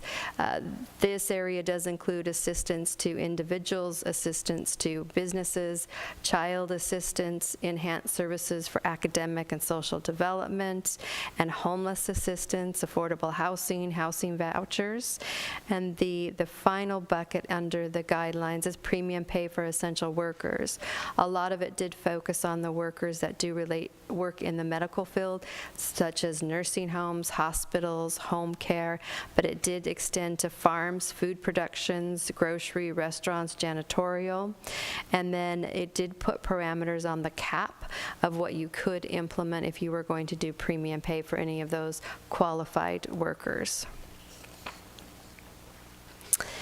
On the next slide, diving in a little deeper into the guidelines, we did find they can be used for government services if there has been a reduction in general revenue due to COVID-19. They have specific definitions for what general revenue they consider, and this is good news because initially we were under the impression that for revenue loss or revenue replacement with these dollars, it would be just what you budgeted and then where you came in short.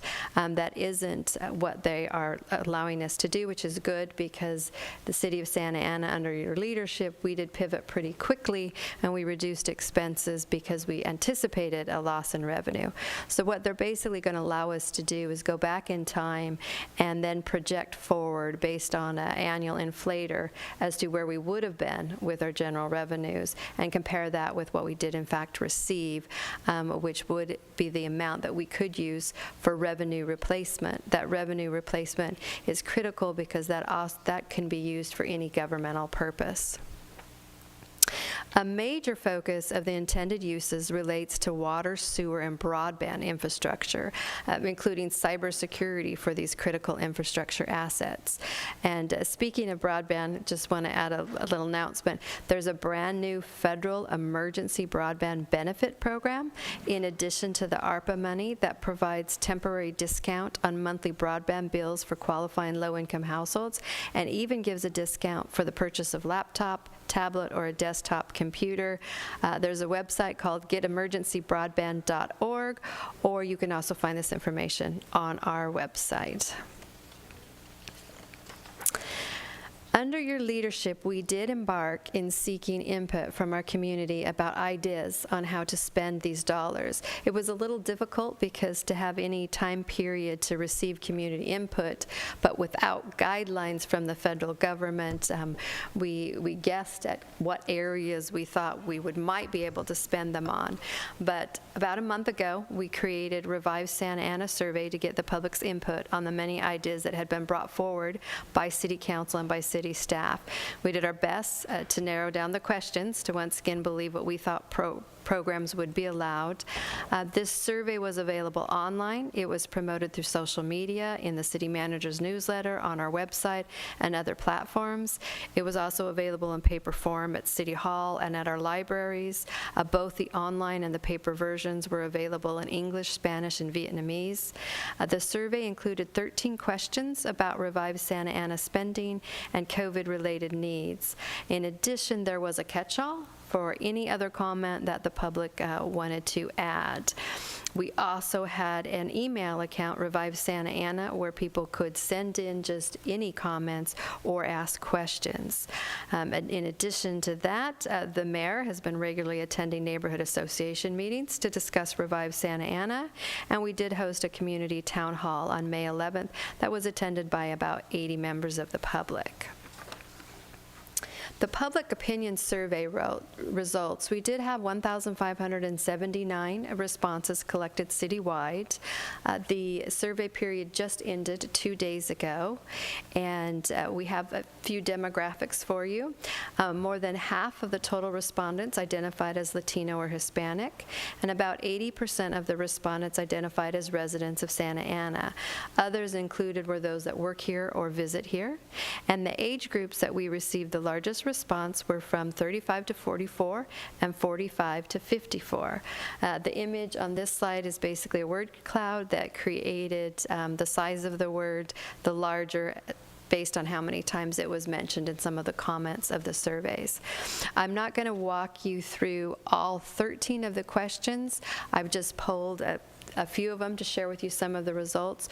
What we are going to be doing is we will provide to the full council the entirety of all the surveys plus any town hall comments, and we will also post it on our Revive Santa Ana webpage so that the public can see all of the comments. But just for an example, one of the questions we ask is which of these programs are the best ways to address public health. You can see from the chart that respondents were asked to pick 3 top answers for the questions, and for this one, most importantly, was housing and health services for homeless. The second one was health access for residents, and the third one, substantially lower than the second one, was investigate health hazards in Santa Ana. Another example of one of the questions that was asked was about public safety programs, and the highest rated one was of importance. It was removing trash and debris from streets, parks, and neighborhoods. It received the most votes as the most important public safety program, with the second most on providing quick housing from motel conversions, and the third was an interest in security cameras for our parks and community centers.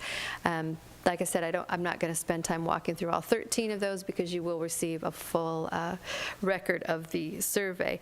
But some of the other interesting ones, the highest rated response for assistance type programs included rental assistance, small business support, and affordable internet access. Some of the highest rated responses for city improvements included neighborhood safety streetlights, community center renovations, bike trail repair and add security lighting, and a main library early childhood reading and activity area. So shifting a little bit, and some of these slides will be familiar to you.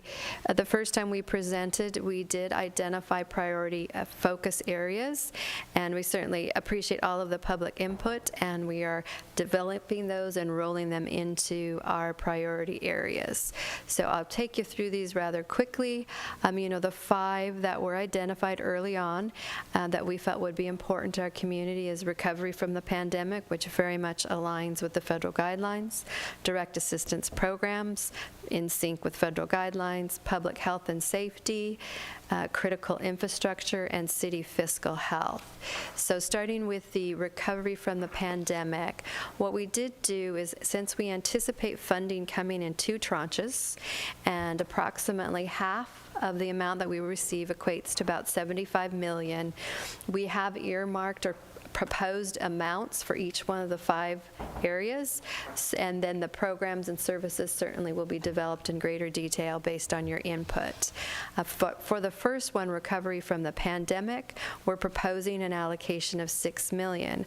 I know we are all optimistic of full vaccinations and reopenings. We do believe there is still a lot to accomplish in this area. For vaccinations and educations, we do feel that there is a need to assist organizations to bring vaccinations further out into our community, and also education efforts to overcome vaccine hesitancy. On expansion of communication tools, recognizing that one method does not reach all segments of our community, investment is needed in this area. And with the reopenings and the individuals that cannot get vaccinated, there is a need for sanitation and prevention measures. Embarking on a study to determine about public health department is certainly in line with a lot of the comments we received. Public health was mentioned quite frequently by the community, so this would be doing a study to determine would the city have been better served if we had our own public health department, and is that something we want to implement in the future. The second recommended priority area is the direct assistance programs, and it includes a proposed allocation of $16 million. Programs such as resident stimulus programs. We did also hear a lot from the community on things such as funeral assistance as well, and survivor assistance. Assistance to businesses, that we heard requests from nonprofits, private businesses, large and small, arts and cultural business, as well as artists.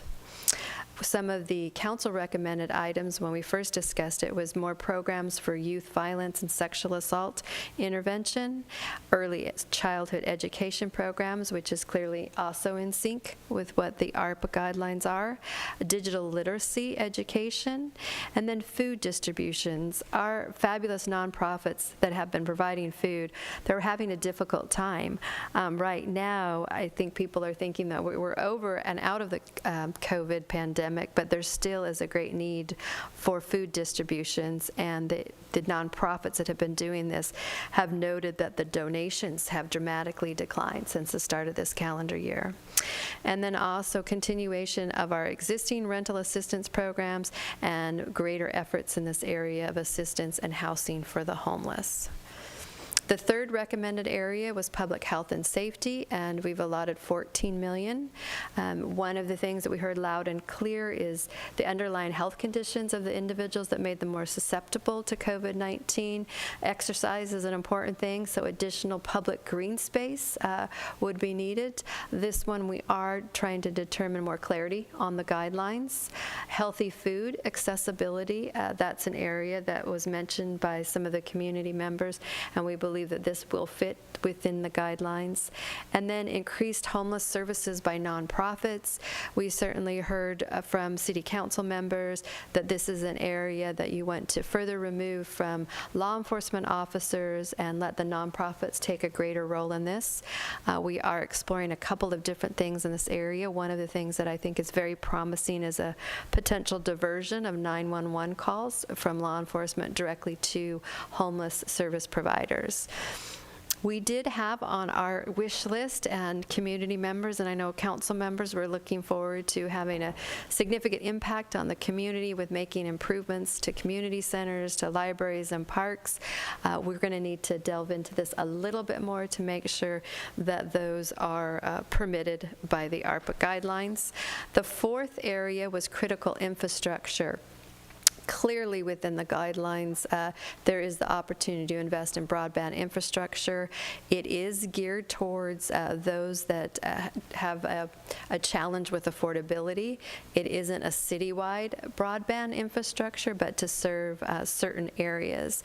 Infrastructure improvements for safe and clean drinking water, a lot of guidelines on that. Sewer infrastructure improvements, facilities to reduce and filter stormwater runoff. As I mentioned before, cybersecurity, and ventilation improvements to public facilities.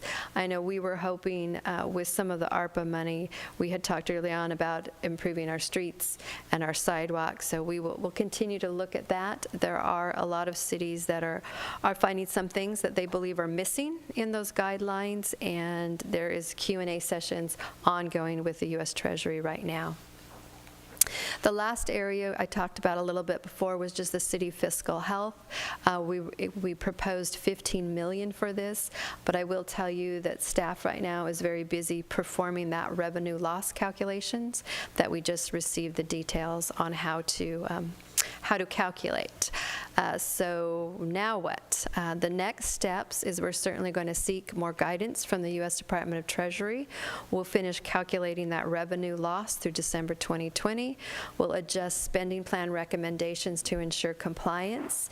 And then City Council, we were hoping by the first meeting in June, we'll have a detailed spending plan which would give you a lot more ideas on proposed programs and services. And then we would need to make an appropriation for the funding when we receive it.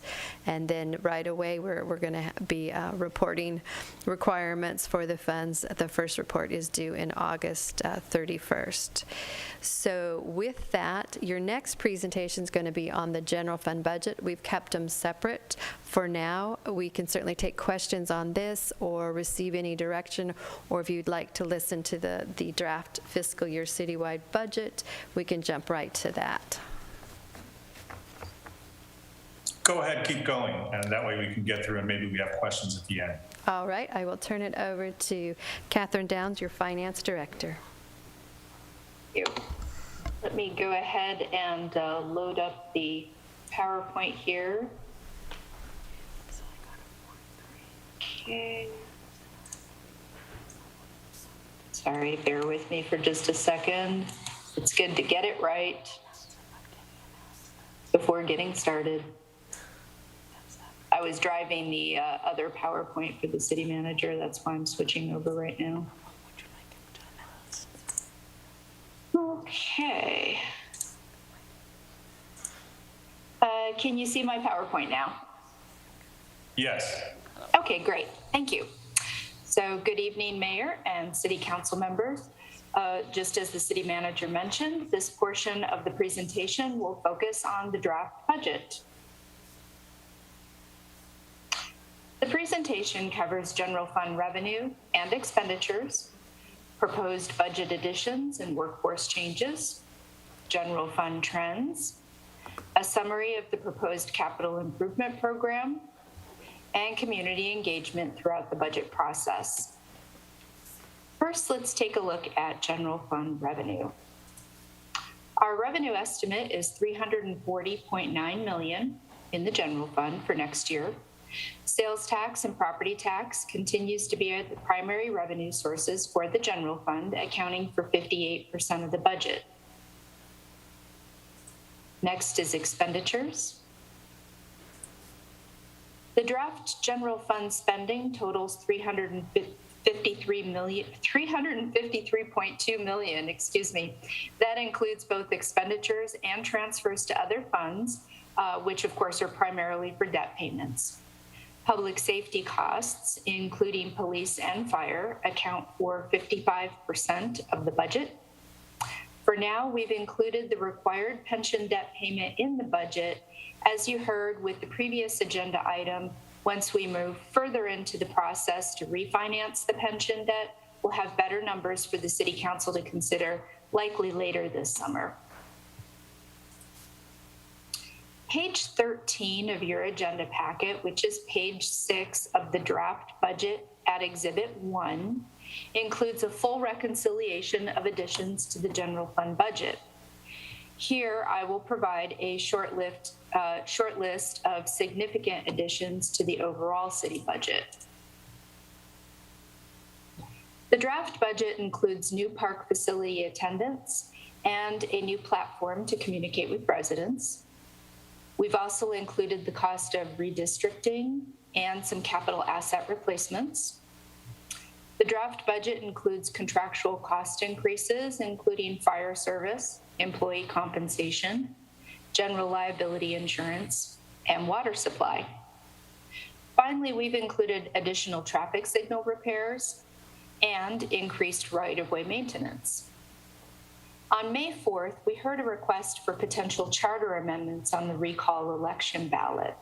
The cost of a consolidated election with the county for one question is about $600,000, and each additional question is $95,000. So if the council wishes to proceed, we would need to add those amounts to the draft general fund budget.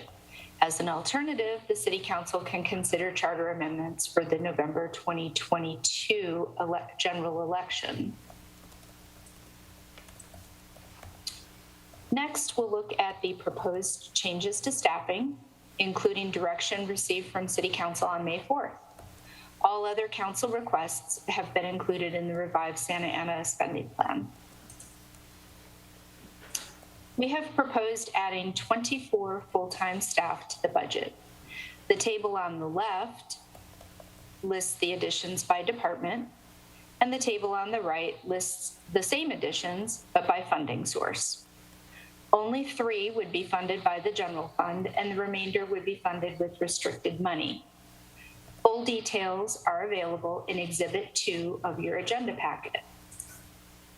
As requested by City Council during the May 4th budget work session, the draft budget includes more public works staff to improve service delivery. This slide focuses on full-time staff. The draft budget also includes part-time interns for the City Manager's office to support the City Council based on comments received from the May 4th budget work session. To help balance the current year budget, the city imposed a hiring freeze on 47 full-time positions funded by the general fund. Throughout the fiscal year, as departments have identified savings and a demonstrated need, we were able to remove several positions from the hiring freeze as reported at mid-year. To help balance the coming year's budget, we are proposing a hiring freeze of 32 full-time positions in the general fund. And you can see the comparison on this slide. Next, I want to cover some revenue trends. These trend charts include 4 years from pre-pandemic fiscal year 18-19 through the draft budget for fiscal year 21-22. This slide includes our 3 largest sources of revenue. The pandemic initially affected the Bradley Burns sales tax in fiscal year 19-20, which has since recovered. Measure X sales tax was effective for only 3 months in fiscal year 18-19, which is why you see the dramatic increase to fiscal year 19-20. Property tax has not been impacted by the budget or by the pandemic and steadily increases each year. We estimate a 3.2% increase for the coming year.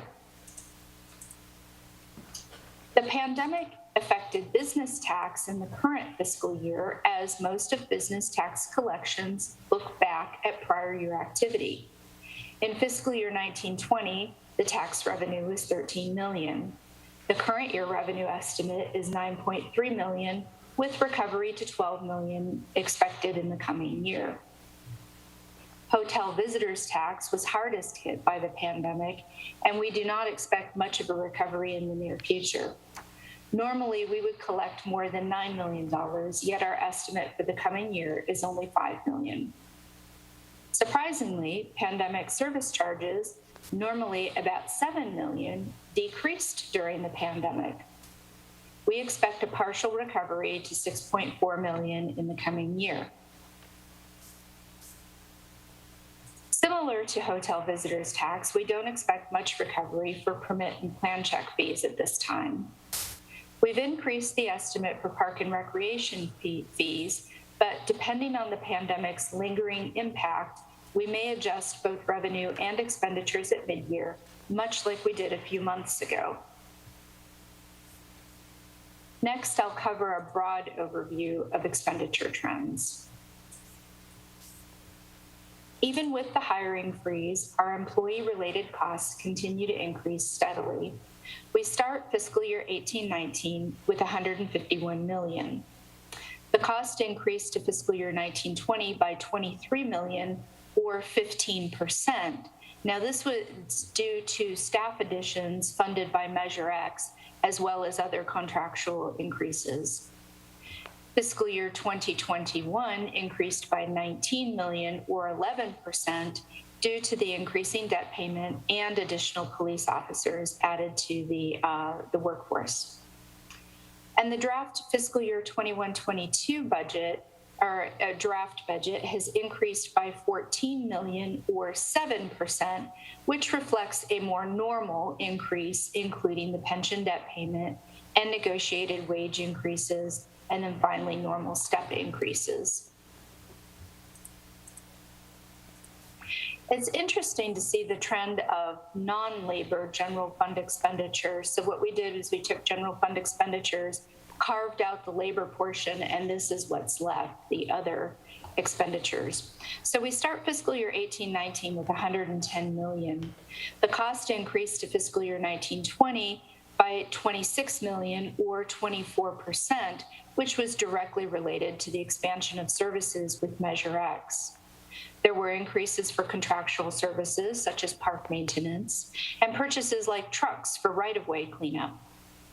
Fiscal year 19-20 also included the new 2/3 set aside of cannabis tax revenue, which totaled $9 million. The decrease to fiscal year 2021 by 3.6 million reflects the pandemic's impact on the city's finances.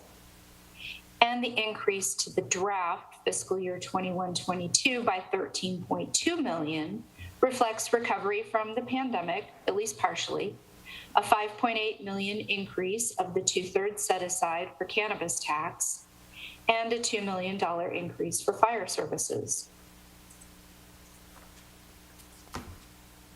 Next is a summary of the capital improvement program. The detailed document is included at Exhibit 3 in your agenda packet.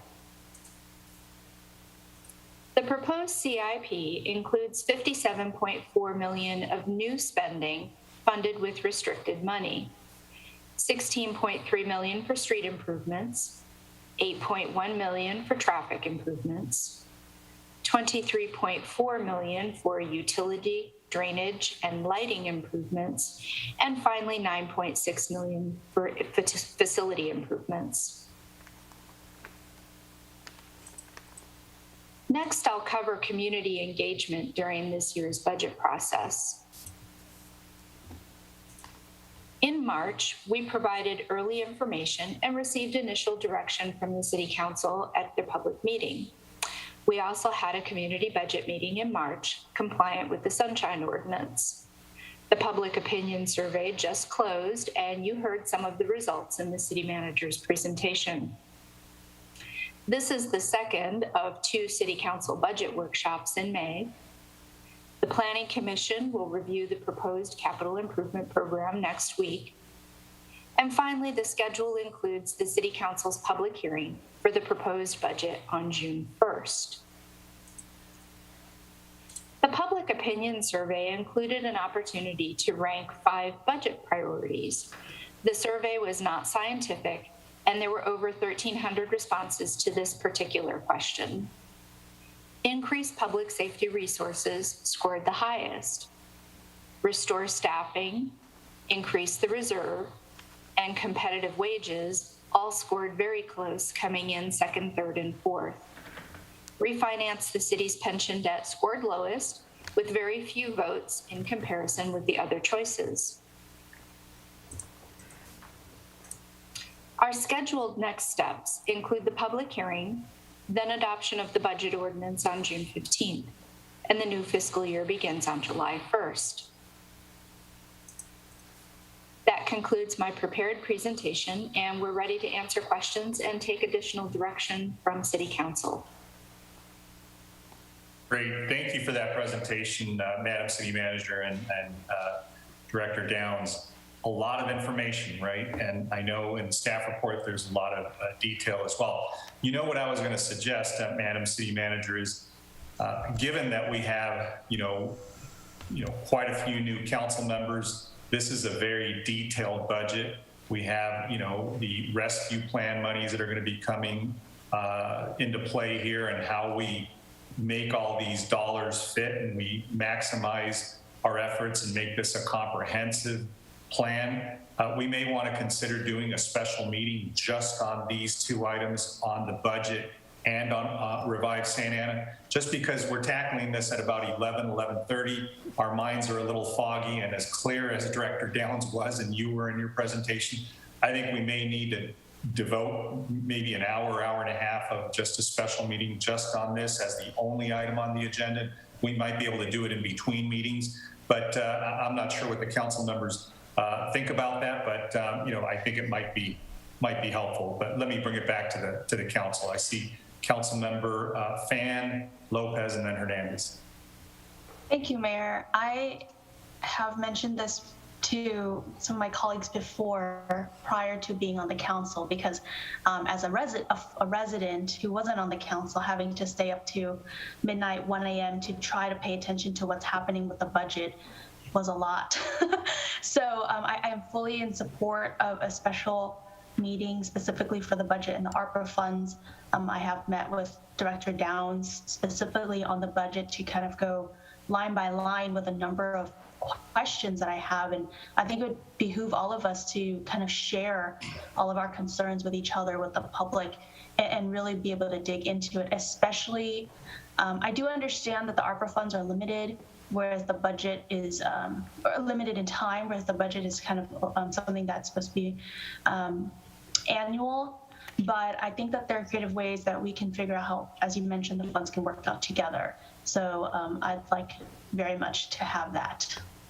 Great. Thank you, Councilmember Fan. I forgot the order that I called on people. So was it Lopez and then Hernandez, or Hernandez and then Lopez? I forget. Hernandez and then Lopez. There you go. Go ahead, Councilmember.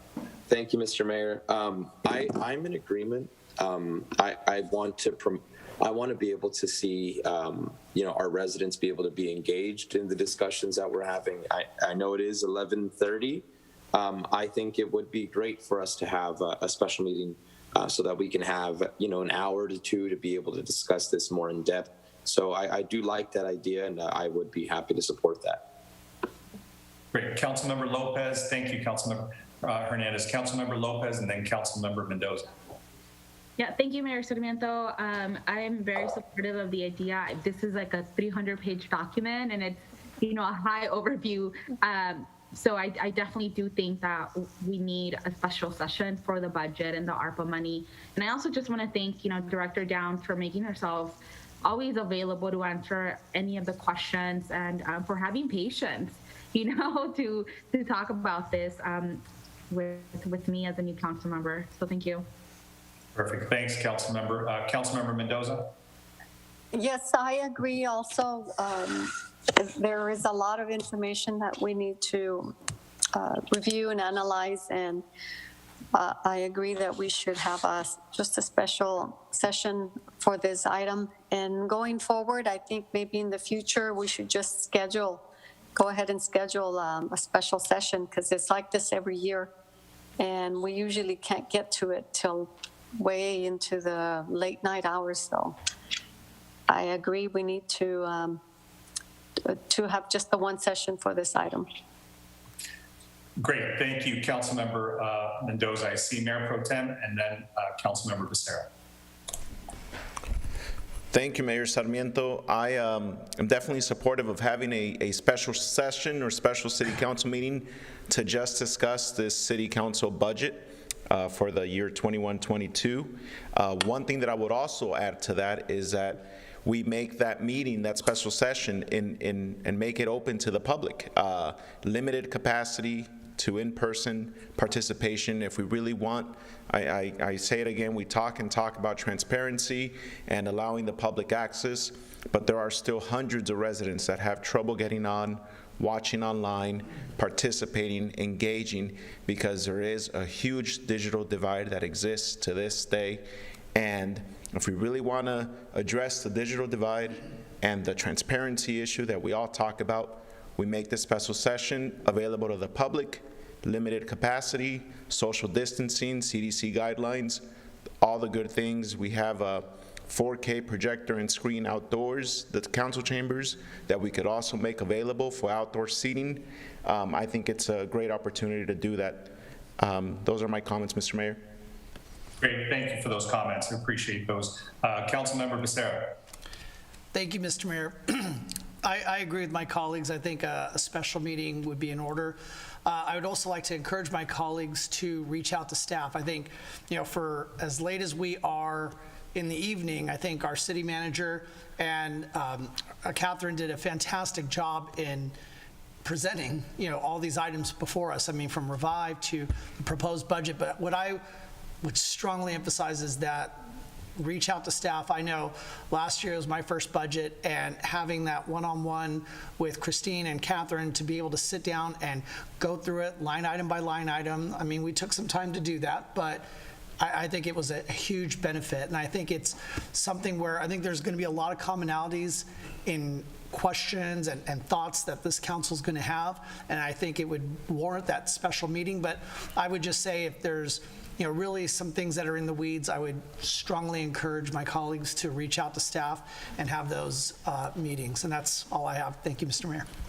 Perfect. Thank you for those comments. Yeah, I agree. I think all of us need to, and all of us, many of us have and are actually continuing to meet. But I know that the dynamic this year is a little different just because we have these monies that are augmenting the budget. And rather than double spend on something like devote some, revive Santa Ana plan monies to infrastructure when we may be getting some infrastructure through a bill that's coming, or homelessness funding that we may be getting from the state, and do we want to spend monies that we can use for other purposes? I think this dynamic in my 14 years I've never seen. So that's why I think it makes it even more important that we take some additional steps to be intelligent and thoughtful about how we complement these monies and not spend on one area when we could be receiving money specifically for that purpose. And also just to make sure that the public is engaged in the discussion. So I appreciate all those comments. So I don't think that this is an action item. This was just simply to listen to the presentation. Anytime we hear about the budget, we absorb something new. And so I think all these, continual, workshops on this helps us all to become more familiar with the elements of the budget. So, I think these workshops are helpful, even if there isn't a robust discussion at the end. Go ahead, Mayor Pro Tem. Thank you, Mayor Sarmiento. I was going to ask, are we going to be able to ask any questions about the presentations that we just saw tonight, or are we? Sure, I think we can ask tonight, and then we can always, and we're going to, hopefully it sounds like there's a majority consensus to have a special in addition to tonight. So if there are any questions tonight, I'm sure staff would be happy to field them. Thank you, Mayor Sarmiento. I just had one minor question that, caught my eye. And in one of the slides, Director Downs, under the Parks and Rec, when you were talking about which staff, hiring freezes we had in 2021 to 21-22, Parks and Rec went from 6 hiring freezes in 2021 to 8 in 21-22. And it was the only department that increased in hiring freezes. Do we know why? Is there a quick explanation for that? A good catch on your part. You've got quick eyeballs. So what happened was the 8 that we have in the 21-22 column, it includes 4 unfunded positions. So those 4 unfunded positions weren't included as part of the hiring freeze because they were just simply unfunded positions. You might remember that we have a similar situation in the police department where there is a number of police officers that have yet to, that are authorized but unfunded. And so we didn't count them in the head count for the hiring freeze, but they are not in fact funded. And that's the same situation that we have for Parks, Rec, and Community Services. But for so that we could present a fuller picture for 21-22, we went ahead and included them in this head count. So that's why you see the apparent increase of two heads, but it's really a decrease when you look at the 6 from 2021 that goes down to 4, plus the 4 unfunded that weren't counted last year. Oh, okay. That makes sense. Thank you for that. I was just, Parks and Rec is one area where I always hate to see, hiring freezes and staff, furloughed or whatnot. And it's an important department to keep staffed up, whether it's our community centers or Parks and Rec programming. I know that over the last year, for obvious reasons, we've been dormant on all those community events and community center resources, but whatever we could do to, make sure to increase that as we move forward, that I'd appreciate that. That's it for now, Mr. Mayor. Thank you. Thank you, Director Downs. Those questions. Councilmember Becerra.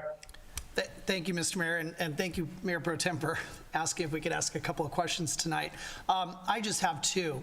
My first one was in the 16.348 million in what they call street improvements. I wanted to ask if that also included sidewalks.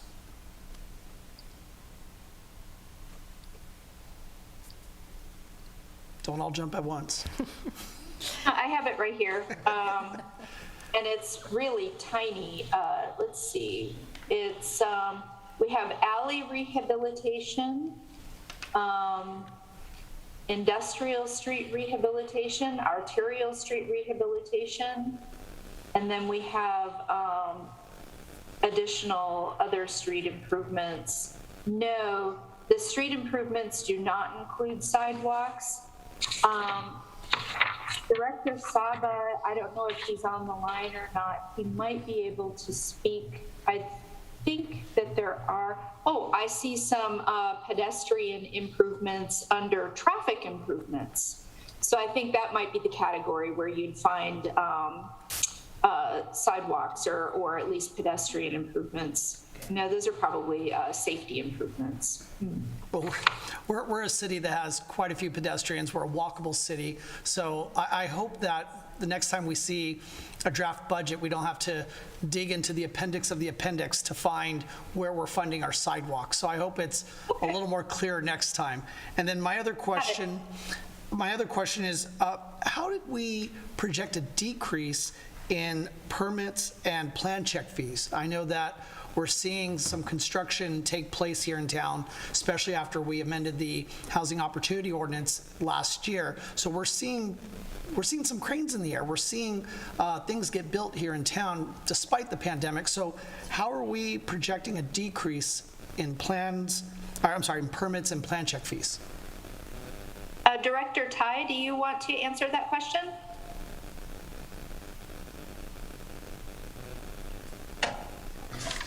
Yes, Council Member, the projection that we have is based on activities that we are seeing in terms of what the entitlement process we have gone through this year.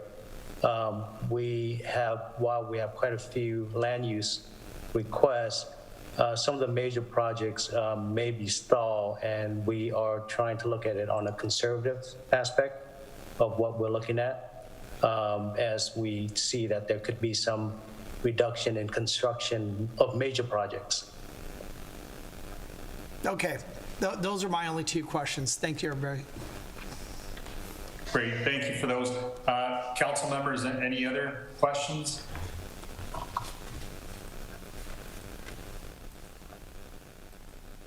All right, hearing none, or Councilmember Fang, go ahead. I don't have a question on the budget. I'd like to save it for our special. But I did want to echo and support Mayor Pro Tem's request that we do allow in-person participation by our residents, especially since the CDC has said, I understand the state is not going with the CDC mask mandate, but if there's ways to have, again, social distancing, as he mentioned, I think that would be really helpful. Great, thank you for that comment. So I just had a quick question, Director Dalens, on the slide, and I forget which one it was. I think it was the budget additions, and I think you have a line item for redistricting. So I know we had spoken about, or I think I had mentioned in the past about there being a special election coming up for the imminent recall on the governor. So that may be an opportunity for the council to maybe put some item on that, on that election cycle. I don't know if we have time, because I think you have to go like 88 days from that election date back. The city clerk and the city attorney might know the exact timing on that, but we should maybe consider that if the timing is correct. We may be able to include some things on that, on that election cycle that I know we've considered in the past some amendments to the charter. So maybe that's something that you can maybe pencil out if the timing works out. If it doesn't, then we miss that timeline. But we don't know when the election is scheduled for. At least I don't think we know yet. But that may be something for us just to consider and look at, as we move forward. The other one was if we could get a better sense of, we know we're going to be getting more guidance from the Department of Treasury on how exactly we can expend some of the rescue plan monies. I just want to be able to see if we can have a little bit more definition on that, because I think we're still looking at it through a really broad lens. But I want to see, I guess, where those monies can offset what we already have line itemed in the budget, just so we can have a better idea of how we can supplement these monies, how they complement maybe some expenditures. But obviously there's a lot of detail that we need to go through. So that all those would be helpful. And as I mentioned before, just showing the delta of change between last year's budget to this year's budget, making sure that we see how certain line items have either increased, decreased, and you've done a good job in this PowerPoint to show some of the adjustments that have been made, whether we're going to be increasing some line items, whether they're going to be decreasing. So those are always helpful to just look at the year prior to see how we're doing on some of those things. So I know they're pretty high level, and I think what we need to do is we'll individually set some things up with you, but hopefully the clerk and the city manager will schedule some time for us to be able to have a mutually agreed upon date and time when we can meet to have a special meeting and make sure we notice the public and notice all the members of the council. Mayor Pro Tem. Thank you, Mayor Sarmiento. I just wanted to thank you for bringing up that election item. I had it on my notes and completely missed it, but I do have a council agendized item at the next council meeting to discuss and consider bringing back the potential charter amendments that we had. We tried to put on you and I believe, try to put on the election on the ballot last year, and didn't happen, but I want our new colleagues to take a crack at them and see if there's an interest in input. So thank you for that. But just wanted to show my support for that. Thank you. Perfect. Thank you. And I think there are no other comments. So thank you, members of the council. We'll go ahead and move along to the council member requested items.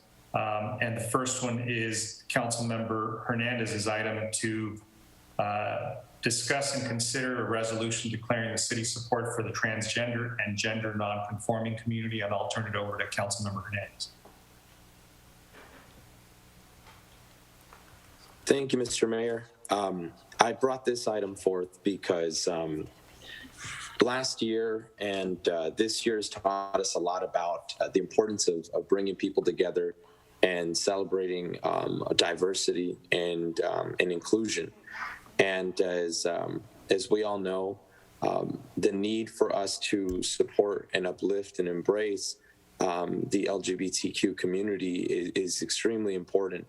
And as a policymaker here with the city, I want us to be able to advance LGBTQ equality through local executive action. I want us to be intentional about celebrating the trans community and gender nonconforming community beyond just Pride Month.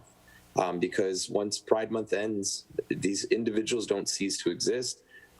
They continue to experience discrimination in the workplace. They experience a lot of adversities in our community. And I think us as a governing body, it would speak volumes for us to be able to work together in ensuring that they are involved in policy discussions, that they're involved in the community, and that they have a seat at the table. I know that inclusion efforts is something that is important to everyone here with the Santa Ana City Council, and I hope that together we are able to create change. Thank you, council member. Thank you for that. Let me go ahead and bring it back to the rest of the council to see if they have any comments or questions. Members of the council, any questions on this? Councilmember Lopez? I don't have any questions. I just want to extend my support to you, Councilmember Hernandez, with this reso. So thank you. Great. Thank you, Councilmember Lopez. Any other members of the council?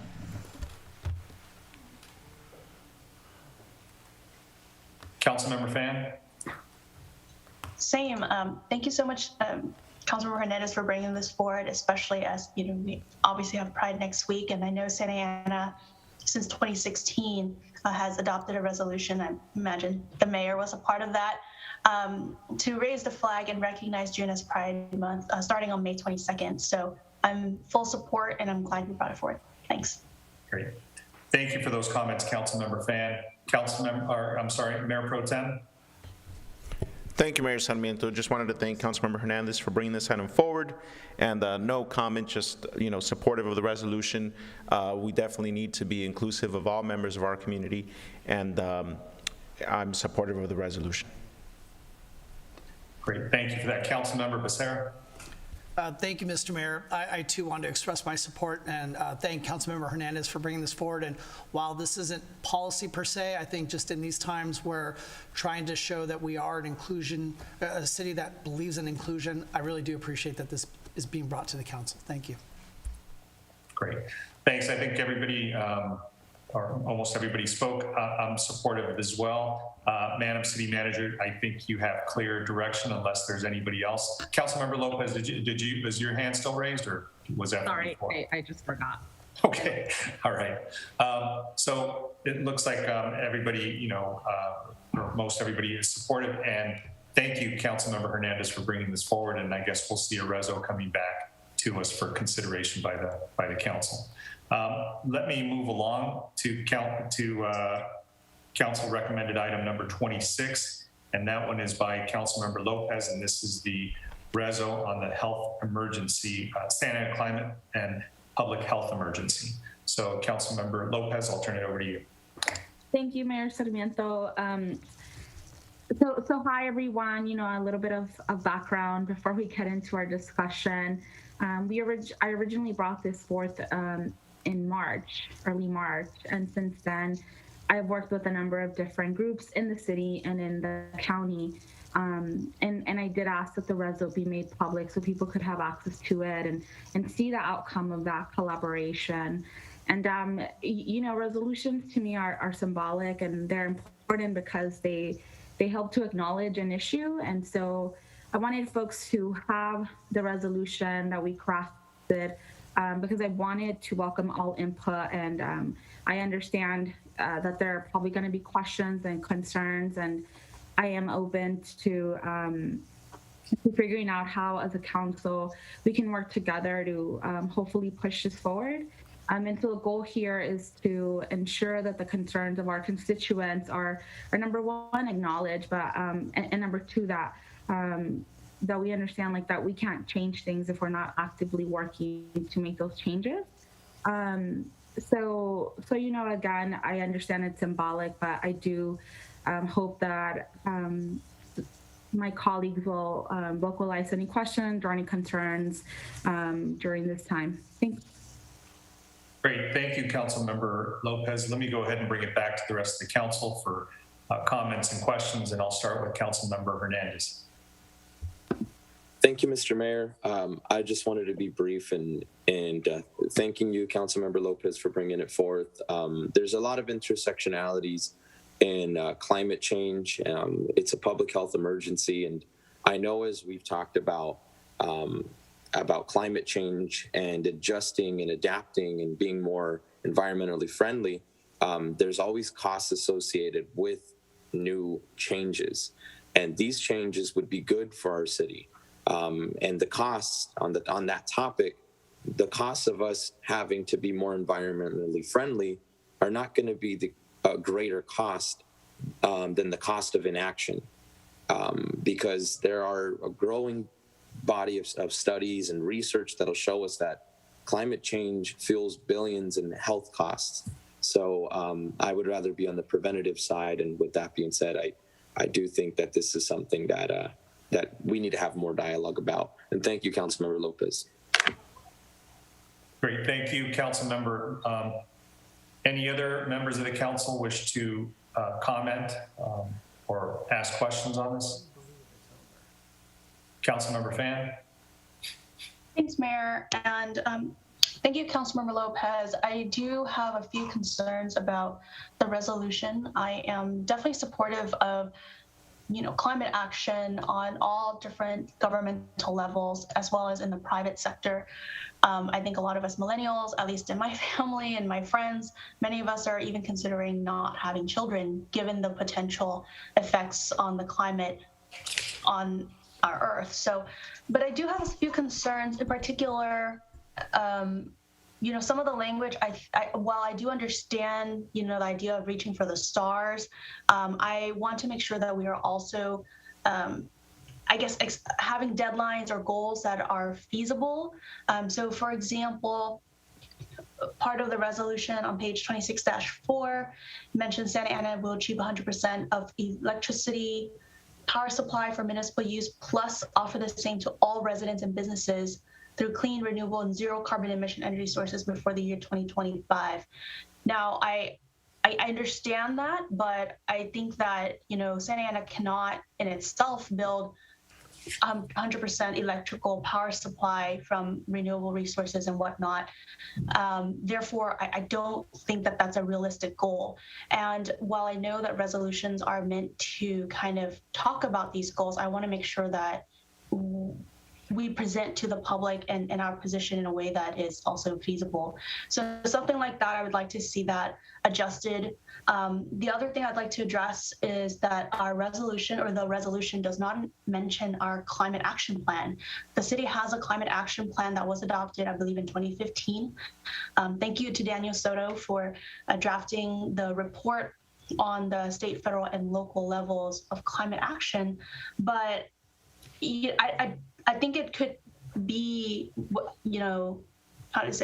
not consistent with our current adopted policy under the climate action plan. So I would like to see any type of resolution address that, or whether it's an update or something like that. I think that would be really helpful, or more helpful.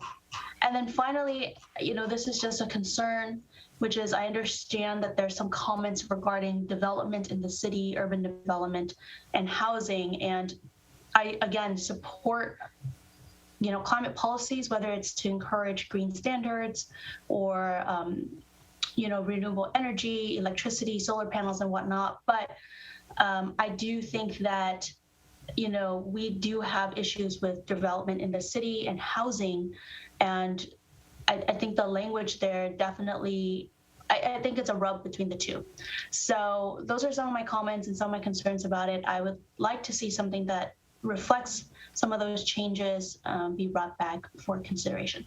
Thanks. Thank you, Councilmember Fan. And just to your second point, the climate action plan is mentioned in page 5.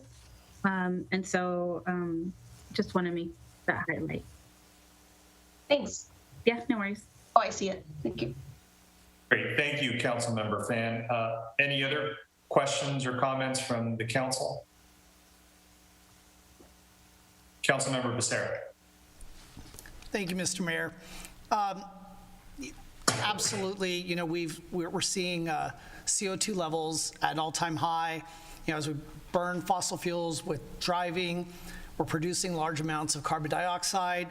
The greenhouse effect that it's having on the earth, increasing climate, global sea levels. I mean, the threat is real, and we all need to do what we can at all levels to address it. But with that being said, this same or very similar resolution was brought to us back on March 2nd. And as staff reported tonight on item 19 on tonight's agenda, it said that there was not a consensus among the council to move forward with a resolution for consideration. That's from the report. So although in an effort to address some of the comments made on March 2nd, city staff submitted the report, and they outlined some of the ways that the city of Santa Ana is currently taking steps to address climate change and greenhouse gas emissions. As just mentioned, the Climate Action Plan, which is actually something that is mentioned in the resolution, but I feel that if we're going to make amendments to the Climate Action Plan, I think it's important enough to bring it forth to the council as a separate item. And then, as I mentioned, and I know some of my colleagues mentioned at the last meeting that this was brought up, is that we are currently going through a general plan update, and we are implementing environmental justice measures and concepts that hopefully the council will support incorporating into the new general plan. So I'm not really sure why we're revisiting this right now. It feels like a duplicative effort. I think it's well-intentioned, at least I believe it is, but it is, and as I said before, it's duplicative. And I just don't know why we're taking something that didn't garner council support and then bringing it back to the council as if we unanimously supported it. So I was a little concerned on that. And in looking through the resolution, there are many items in there that, I mean, specifically would be addressed in a general plan update. Out of the 17 whereases, the majority of them talk about land use or overall or overarching policies that really belong in the general plan. And I think with all the SB 1000 environmental justice outreach that we're doing, we're going to see that incorporated in the plan. And again, I hope that my colleagues on the council will support their incorporation. So we have acknowledged this threat. And I think that was part of this resolution's efforts, was to acknowledge the threat. I think with the climate action plan and what we're doing with the general plan update, I think that's clear that we have acknowledged it. We recognize that climate action is something that we need to take seriously and take action on. But as far as for our city in relation to fossil fuel exploration or expansion, I'm kind of unclear why that was included in the resolution. I know there are places in Orange County, maybe Huntington Beach and others, Brea, the Brea-Linda area, that would be a place where I could see the concern about fossil fuel exploration or expansion, but unless staff tells me otherwise, I don't know where that applies here in Santa Ana. And then as far as entering into treaties as a city council, I'm pretty darn sure that this is not within our purview to enter into treaties. In fact, I'm pretty sure there's a couple levels of government above us that would agree with that. But nonetheless, regardless of our ability to enter into treaties, being a government under the federal government, our federal government has already entered into a climate action-related treaty, which is the Paris Agreement. In fact, when President Biden took office, he, within his first day of office, not 100 days, but the first day in office, he took action to reaffirm our country's commitment to being a global partner on addressing climate change. So I'm very happy with that. I'm very satisfied with that. Again, we have tools at our disposal here, the climate action plan and the general plan update, where I think we can do our part as a city to do more. So as for the remaining items in the resolution, they should be brought forth to the council as standalone items so that we can actually have real focused and productive discussions, because I think we're talking about some real complex issues here that I don't think we do them any justice by just having them be simply a line item in this resolution. And I just don't want to oversimplify them and just lump them all together, because right now this resolution reads more like a wish list rather than actual policy. And frankly, we need to really focus on policy. There are plenty of things in Santa Ana that we need to address, and we need to really start focusing on policy. And I just don't think at this time this is what this accomplishes. Thank you, council member. I can't see the rest of the, somebody could reduce that. If there are any, are there any other comments or questions? Mayor Pro Tem. Thank you, Mayor Sarmiento, and thank you, Councilmember Lopez, for bringing this item forward. Climate change is definitely something that we all need to keep in our minds. I'm proud to live in this state of California that has been a pioneer in advancing climate resilience policies, such as implementing the world's first vehicle emission regulations in 1996, the 2006 Global Warming Solutions Act to return to 1990 emission levels by 2020, policies to double energy efficiencies in homes, factories, and businesses, and a lot more. Moving past 2020 to 2030, former Governor Jerry Brown established an ambitious 2030 greenhouse gas reduction target of 40% below 1990 levels, offering policy approaches ranging from increasing the use of renewable energy, the sequestering carbons in land, the reducing the problem used in the vehicle sector, Throughout the state, individual communities, businesses, and land managers are taking on the challenge to address these climate goals with grants and incentives from governments and foundations and voluntary and regulatory action, including here in the city of Santa Ana, which has taken steps to reduce greenhouse gas emissions and conserve resources citywide. As a result, Santa Ana's per capita emissions are lower compared to other California cities and the state. Energy efficiency and sustainability have been guiding principles to ensure that the actions taken today preserve the ability to meet the needs of future generations. So, one thing that I read through the resolution, which most of it was, first, a couple of things were okay. The resolution is presented as a stance against climate change and calls for reduction in fossil fuels use, which I wholeheartedly support. But reading it, there's a lot more thrown in there, as some of my colleagues mentioned, that I don't believe we have the ability to achieve, such as remediation of lead on private property. I mean, how do we go about doing that? And rental assistance for those displaced from remediation efforts, and becoming a member of the CCA. My biggest concern in the resolution was the 100% electric for all municipal operations by 2025, which like I said, is very, hard to even try to achieve, because that's less than 5 years away. Do we have any idea of the cost implications that come with that, of being 100% electric by 2025?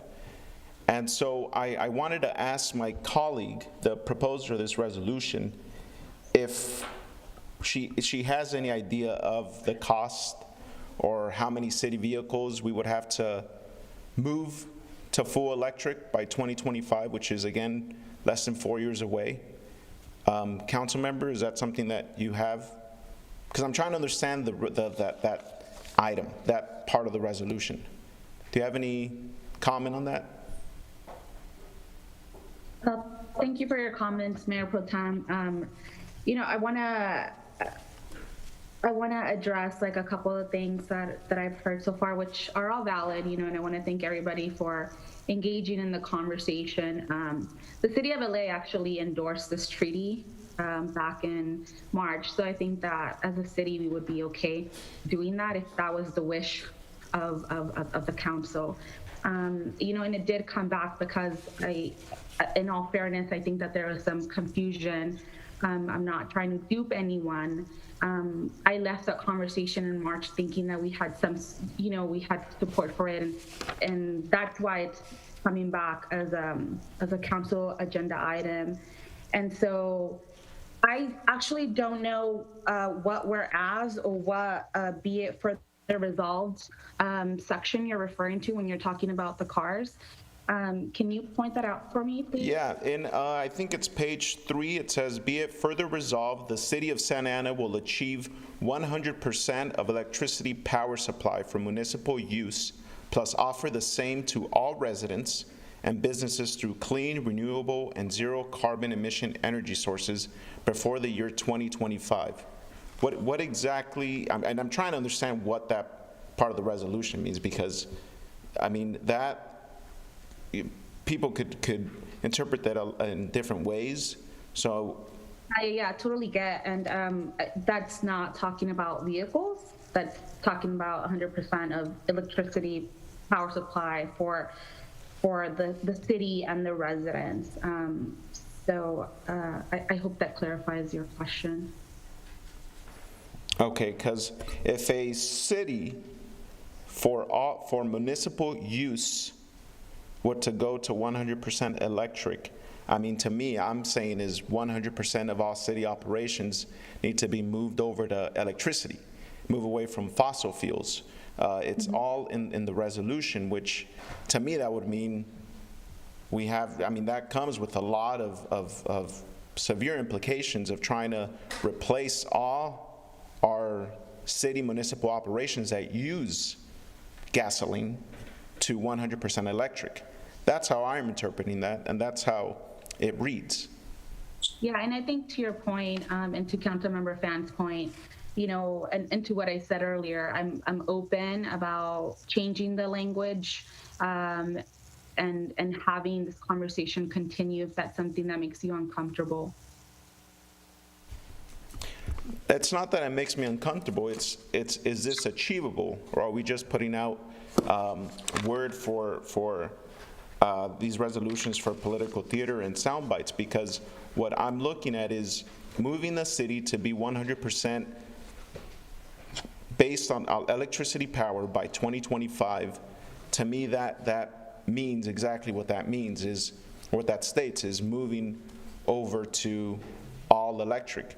Which, I mean, in a perfect world, yeah, I'd be all down for all our police vehicles to be Teslas. I mean, I know they do it in some cities, but that's really expensive, which is why I was trying to understand exactly how we would achieve that as a municipal government. Yeah, and I don't think we need to talk about this as political theater. It's something that so many organizations were a part of, and a lot of hard work has gone into it. And we are at 50% renewable energy now, and so and when I look at other cities that have modeled this, like LA, their achievable date is 2035. So if we're talking about achievable roadmaps, can the date be changed? Yeah, it can be adjusted, and I think that's why we're having this conversation. And so thank you for your question. Great. Any other Thank you for that, Councilmember Lopez. Those were my questions. There's a lot of things in there that should be standalone items, as Councilmember Becerra mentioned, because there is a lot of it to digest and a lot of it that deserve their individual attention. So I'd be happy to see these items individually, but I'm not supportive of this resolution as it currently sits or stands. Understood. Thank you. Thank you. Councilmember Mendoza. Yes, thank you. I agree that the city should do its part in reducing carbon footprints, and we could do that by starting off slow and educating the residents in ways that they can contribute, so it's not just a burden on the city. However, I agree with my fellow council members that it is just too much on the plate to be something that is feasible, that our city can do with the amount of funds that we have. It's going to be very expensive and probably impossible to achieve exactly 100%. We've got to make it a more achievable results. But at this time, we have so many other things that we need to concentrate on that, for example, homelessness issue, that this could probably go back on the back burner, and we can take a look at it again in a year or so. Great. Thank you for your comments, Council Member. So I think everybody's had a chance to comment. Let me go ahead and just bring it back. So, Madam City Attorney, if I could just have you answer just a couple of questions on this. This is a reso, correct? I believe the request is for the preparation of a resolution.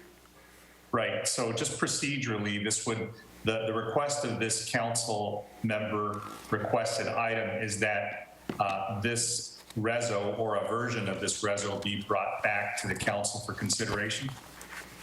Yes. Okay. Now, are resos binding?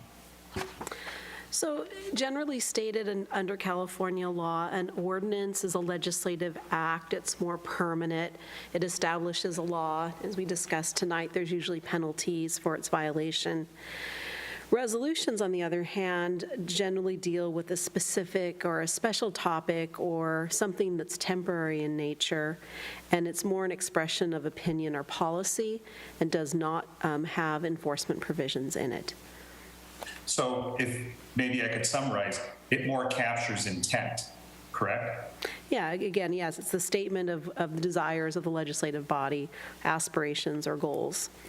Goals or priorities. And so thank you for that. And have we ever supported anything that wasn't within our policy-making, ability? In other words, we've opined and commented through rezos, proclamations in support of federal policies. Is that correct? Yeah, you've taken positions on federal and state issues over which you don't have direct jurisdiction.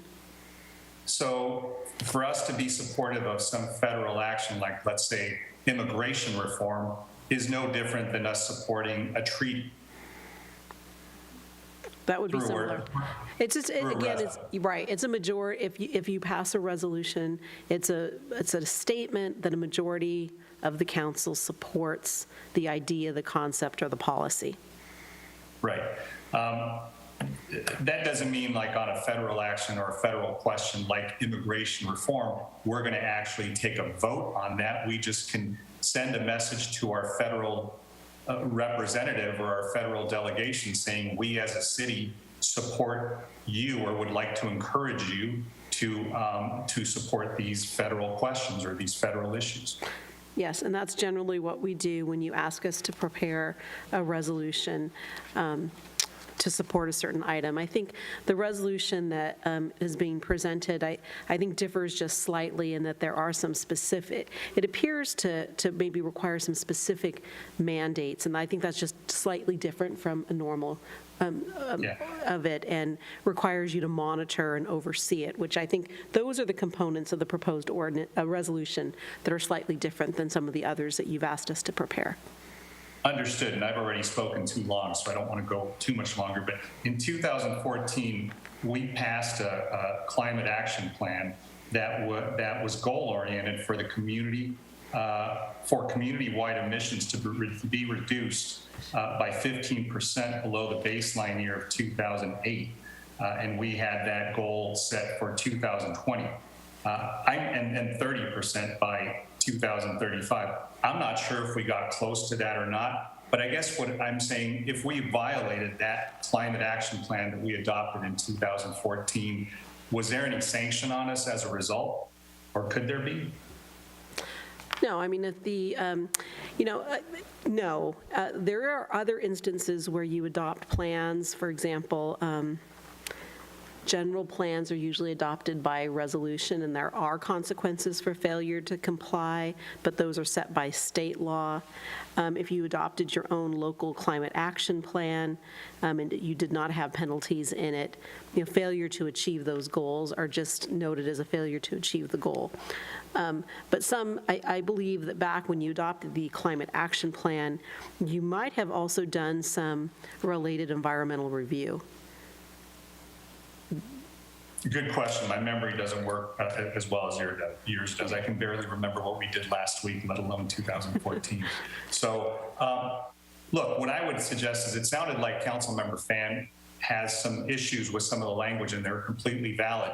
And it sounds like, the proposer of this is willing to be flexible on maybe some of the language, and maybe there's a meeting of the minds. But what we've done in the past, Madam City Attorney, if I'm not mistaken, is maybe the council can bring this item back with two resolutions, the resolution as worded and the resolution maybe as amended, as recommended by, Councilmember Fan and others, to say, we'd like this to be more goal-oriented, or maybe dates be pushed out, or maybe other adjustments and modifications made. But that way we can bring it back as is, I think, as is requested in the discussion item. So I don't think we're being asked, the way I read it, to make a decision tonight. It's simply to bring this item back for consideration. And maybe what we could do is we can bring this one and another version, maybe a red line version of something that some council members would feel more comfortable with. And I understand that some don't want to see it at all, but I would support bringing it back and bringing back a version of a modified resolution that could be supported by at least a majority of the council. Councilmember Fan, I see your hand up. Thank you, Mayor. I just wanted to say that that's exactly what I would like to see also, because in general, I am supportive of these kinds of statements. I think it's important to represent that we believe in this issue and that we want to address it as a municipality, even though sometimes it can feel like, there's a concert issue. But I would like to see a red line version of. Thank you. Addressing some of my concerns. Thanks. Thanks, Councilmember. Councilmember Lopez? Yeah, thank you. I just really want to thank you, Mayor, and Councilmember Fan and Hernandez, for being open-minded about continuing the discussions and seeing, what policy direction we can work on together so that we can recognize this and bring this back as a reso that everybody hopefully will champion. Thank you. Perfect. All right. Well, hopefully, Madam City Manager, is that clear enough? Clear as mud? No, it's late, and I am so sorry to do this. I'm a little bit unclear on the direction. So the discuss and consider directing was for us to agendize the attached resolution, and I don't believe I am hearing support for the attached resolution.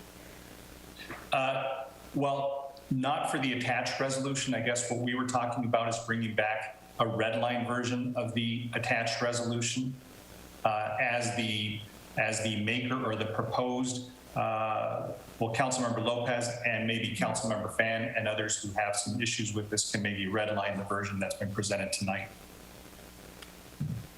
So it would be come back as a revised resolution. As an agenda item or as another discussion item? No, as an agenda item. Okay. I think it is that I think Councilmember Hernandez, Councilmember Lopez, and Councilmember Fan are good with that. Is that correct? Yeah, thank you. Councilmember Becerra. Yeah, I'm a little unclear. So when we're talking about red lines, I mean, there's a whole litany of things in this resolution that could be redlined. What are we talking about? I mean, because that sounds like very general direction. If it's just trying to salvage this thing to bring it back, I think this is a terrible way to approach this. I think, again, there are plenty of items that Councilmember Lopez... We can barely hear you, Councilmember. I think you're away from the microphone. Sorry. No, I was saying is that I'm not really clear as to what it is that we're going to see redlined here. There are so many items in here that could be redlined. And so, as I mentioned earlier, there are items that Councilmember Lopez brought up that I think on their own, individually, are worth discussing. So to get into it now, I think at 12:15 at night would just not be productive. But to just try to salvage this thing to bring it to the next council meeting, I don't know this is good practice. There's no real clear direction on what we're redlining. Again, this resolution really could be, 5, 6, 7 different resolutions. So I'm really unclear as to what it is that we're giving direction to bring back for the next council meeting. So, look, I don't want to speak for the maker of the resolution, but I think what I heard from council members that were supportive of the resolution, at least maybe a version of this resolution, is that if it could be brought back with some changes, so it could be more, more palatable, or maybe more acceptable to some of those. And I don't think this comes back to us. I think the request was for it to be considered within 30 days. So I think within those 30 days, maybe those who are supportive of the premise or the intent of the resolution and maybe work on the language with staff. I don't know if that's something that is that difficult. We've done those things before, but look, I'll leave it to the majority of those that are supportive of seeing a version. I think, again, I believe I heard Councilmember Fan saying that she would be supportive of a version of this resolution with some changes. And by red line, we're just talking about modified language on some of these. And I think I heard Councilmember Hernandez and Councilmember Lopez saying the same thing, that they would not have a problem seeing a version of this resolution come back. Well, I wish them lots of luck. So I understand Councilmember Becerra's concern and the Mayor Pro Tem's concern regarding the fact that there are, 15 different items in this resolution. But in my mind, a resolution here is to say, what is our overarching more positions, policies, ideas, but then to follow up with that with, quote, amending the climate action plan, which is a project under CEQA, I think, to look at what we're going to do with our zoning updates. What are we going to do with, electrifying the grid and resources? Like, I don't think a resolution would prohibit us from doing all of that, but the resolution would say, hey, these are some things we want to look at, and now we have a roadmap for each of the items we can look at throughout the next year, 2 years, the rest of our term. So I would like to see the red line. I'm happy to work on the red line with Councilmember Lopez and submit it to staff, if that would make it easier, because it would definitely reflect some of the comments that I made tonight. Thanks. Thank you for your leadership, Councilmember Fan. So, Councilmember Lopez, are you okay with that? Yeah, I'm 100% okay with that. Okay, Councilmember Hernandez, are you okay with that? Absolutely, Mr. Mayor.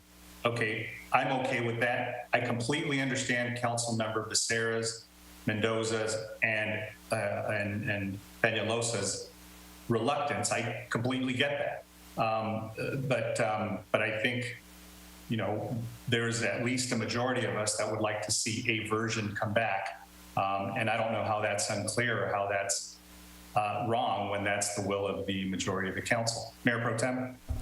Thank you, Mayor Sarmiento. I don't think there's anything wrong with that, but I think what's wrong here is the procedure of bringing back just a resolution that is still unclear what exactly is going to be relined or X'd out or omitted from the resolution that's attached to come back as a business item, I suppose. Is that what we will see before us? I'm just trying to understand the process here. So let me ask staff, is this something that your Madam City Attorney, do you understand? We usually have you recite some of these things back. Are you clear on what direction you'd like to see? Because you may be working on some of this language. So, Mayor, it's my understanding that there isn't support as presently worded, but a majority are agreeing to work on a red line version that would be submitted to us, and it would return, and Mayor Pro Tem is correct, adoption of a resolution typically is placed on the business calendar. And that's I think where I understood it, where it would come back to us once it's been modified, and I guess the council members who want to see modifications can work with staff on this, and there's 30 days to do it. So I don't know if there's any more clarity that you need from the council. No, I understand that. So would you guys work as a, Mayor Sarmiento, as an ad hoc? Would you set up an ad hoc, or would this be an item that you, with your mayor authority, just place on the agenda? Because, I mean, you could do that too. I'll leave it to the majority of the council. I mean, well, including myself, but I think Councilmember Fan may be able to work with Councilmember Lopez on just some additional language to present to staff. And again, that would be brought back to the council for its consideration. Yeah, so long as less than a quorum of you are working on it, that would work, but the majority can't work on it and have. So I'll leave myself off. Okay. Got it? Are we clear? Any additional questions? All right, seeing none, hearing none, let's move on to our last item, which is number 27, and that is Councilmember Becerra's amendments to implement the neighborhood-wide parking districts. Go ahead, Councilmember. Thank you, Mr. Mayor. As of right now, the City Council can establish permit parking districts, and that's through the Muni Code, and to be specific, Section 36-481. But permit parking is only implemented when 66% of the owners of residential lots, along an individual block actually sign the petition. So in a neighborhood down in my end of town on the south side, there's a segment of one street that out of this entire neighborhood that couldn't acquire the 66% for that street. And now, because all the other surrounding streets in that neighborhood enjoy an abundant amount of open parking, that one little segment of street has no parking because everybody seizes on the fact that it does not have, even though it's in the permit parking district, it was not able to secure enough signatures to get it implemented on that stretch of road. So to have that kind of impact on one street, it just should not be able to happen. So right now, and I've said this to many folks, what we have right now in Santa Ana is a Hunger Games style of trying to apply neighborhood parking policy. It's twisted. It's absolutely twisted.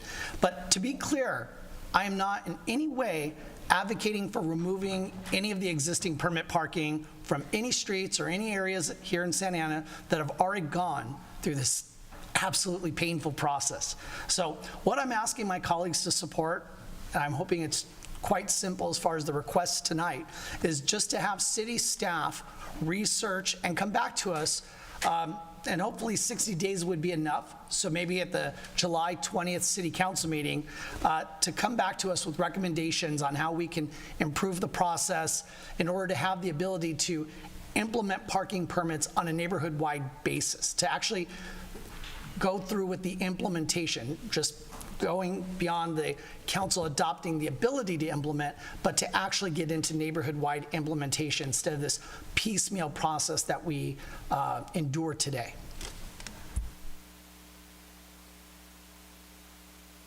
Great, thank you for that. Let me go ahead and bring it back to the council for any questions or comments. So if somebody could minimize that screen, that would help. I could see who else is. I have comments. Go ahead, council member. Yeah, we do need to take a look at that because I think we have that problem in every neighborhood in Santa Ana. So that was one of the reasons I moved 25 years ago from East Side, but now in New Horizons, it's even worse. So I would like to see about having some kind of uniformity in parking, the parking situation to alleviate this. That's one of the main concerns that I hear from my constituents also, is that they don't have parking near their homes, and it's being taken up by apartment residents who has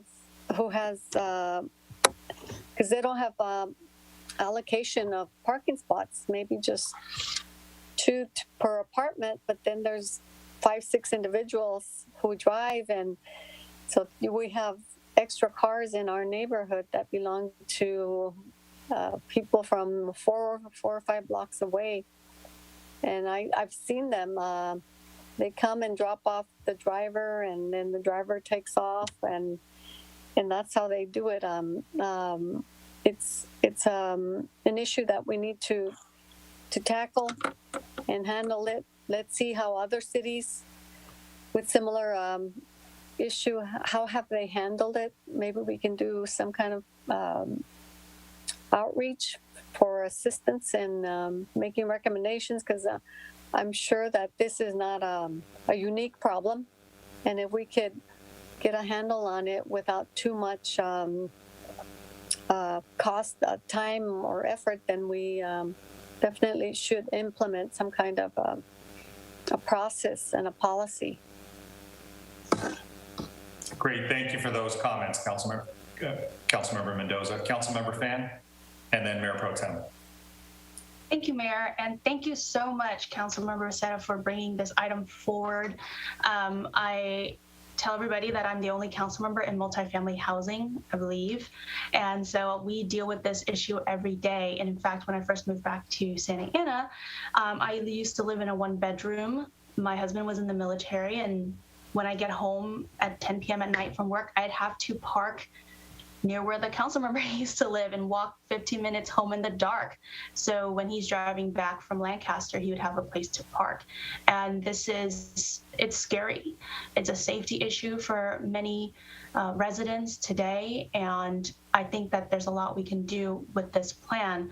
However, I'd like to let staff know that I would like to see any type of parking district to include renters and condo owners.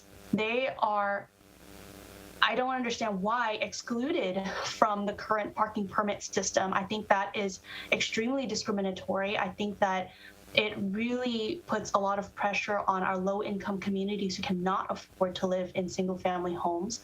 And so I would like to see something like that addressed. I'd also like to see what we can do regarding, a type of, if it's a permitting system still, some type of app or contact info so that, whether it's the city or somebody else or a third-party administrator can keep track. I think something like this happens in West Hollywood because it's important. One of the big concerns that I've heard is, I don't know who's parking in front of my house, or someone is blocking something and I can't get them to move, and they have to call, officers and things like that. So if there is some type of app or program that they can be quickly connected, I think that would be very helpful. And those are my thoughts. Thank you. Thank you, Councilmember. Mayor Pro Tem, and then Councilmember Lopez. Thank you, Mayor Sarmiento, and thank you, Councilmember Becerra, for bringing this item forward. Definitely supportive of seeing staff review this article of the municipal code and provide recommendations to us at a future date to implement neighborhood-wide parking districts. Definitely needed. It's very supportive of the item and the intent here. So thank you for that. Great, thanks. Councilmember Lopez. Thank you, Mayor Sarmiento, and thank you, Councilmember Becerra, for bringing this issue forth. It's something that we all hear about, and I'm happy that we're having a conversation about it publicly. As it is written now, I'm not supportive, but I want to make a recommendation that if we're able to use the traffic analysis zones as a basis, I think that would be more fair, for the neighborhood boundaries, and I think that it could be very equitable as well. I also want to echo Councilmember Svan's suggestions, in making sure that however we move forward, whatever staff brings, that it is inclusive of the tenants of the city and condo homeowners, because as it stands now, they're not recognized in the current ordinance that we have, and so maybe that is something that we need to also discuss and change, so that folks can have access to parking in their neighborhoods. Thank you. Great, thank you, Councilmember. Any other questions or comments from the council? All right, hearing none, seeing none. Madam City Manager, do you have enough direction from the comments? Yes, sir. I believe I am directed to research and make recommendations and return to council, incorporating also the comments that were made by Councilmember Fan and Councilmember Lopez. Yes. One last thing. I just remembered, didn't we commission, and this might have been before your time, I'm not sure, and Madam City Attorney may know this, didn't we commission a parking study to be done a while, maybe a year or two back? You did conduct a pilot parking study, and then to roll out a citywide parking study, the cost was substantial, and it did not move forward because at the time, I believe the thought was, we already know we have a parking issue. Okay, so that pilot study didn't have any recommendations or any suggestions on moving forward? I can ask the Public Works Director to weigh in, but he is moving forward with some procedures to improve the permit processing, so we certainly can roll this in with those efforts as well.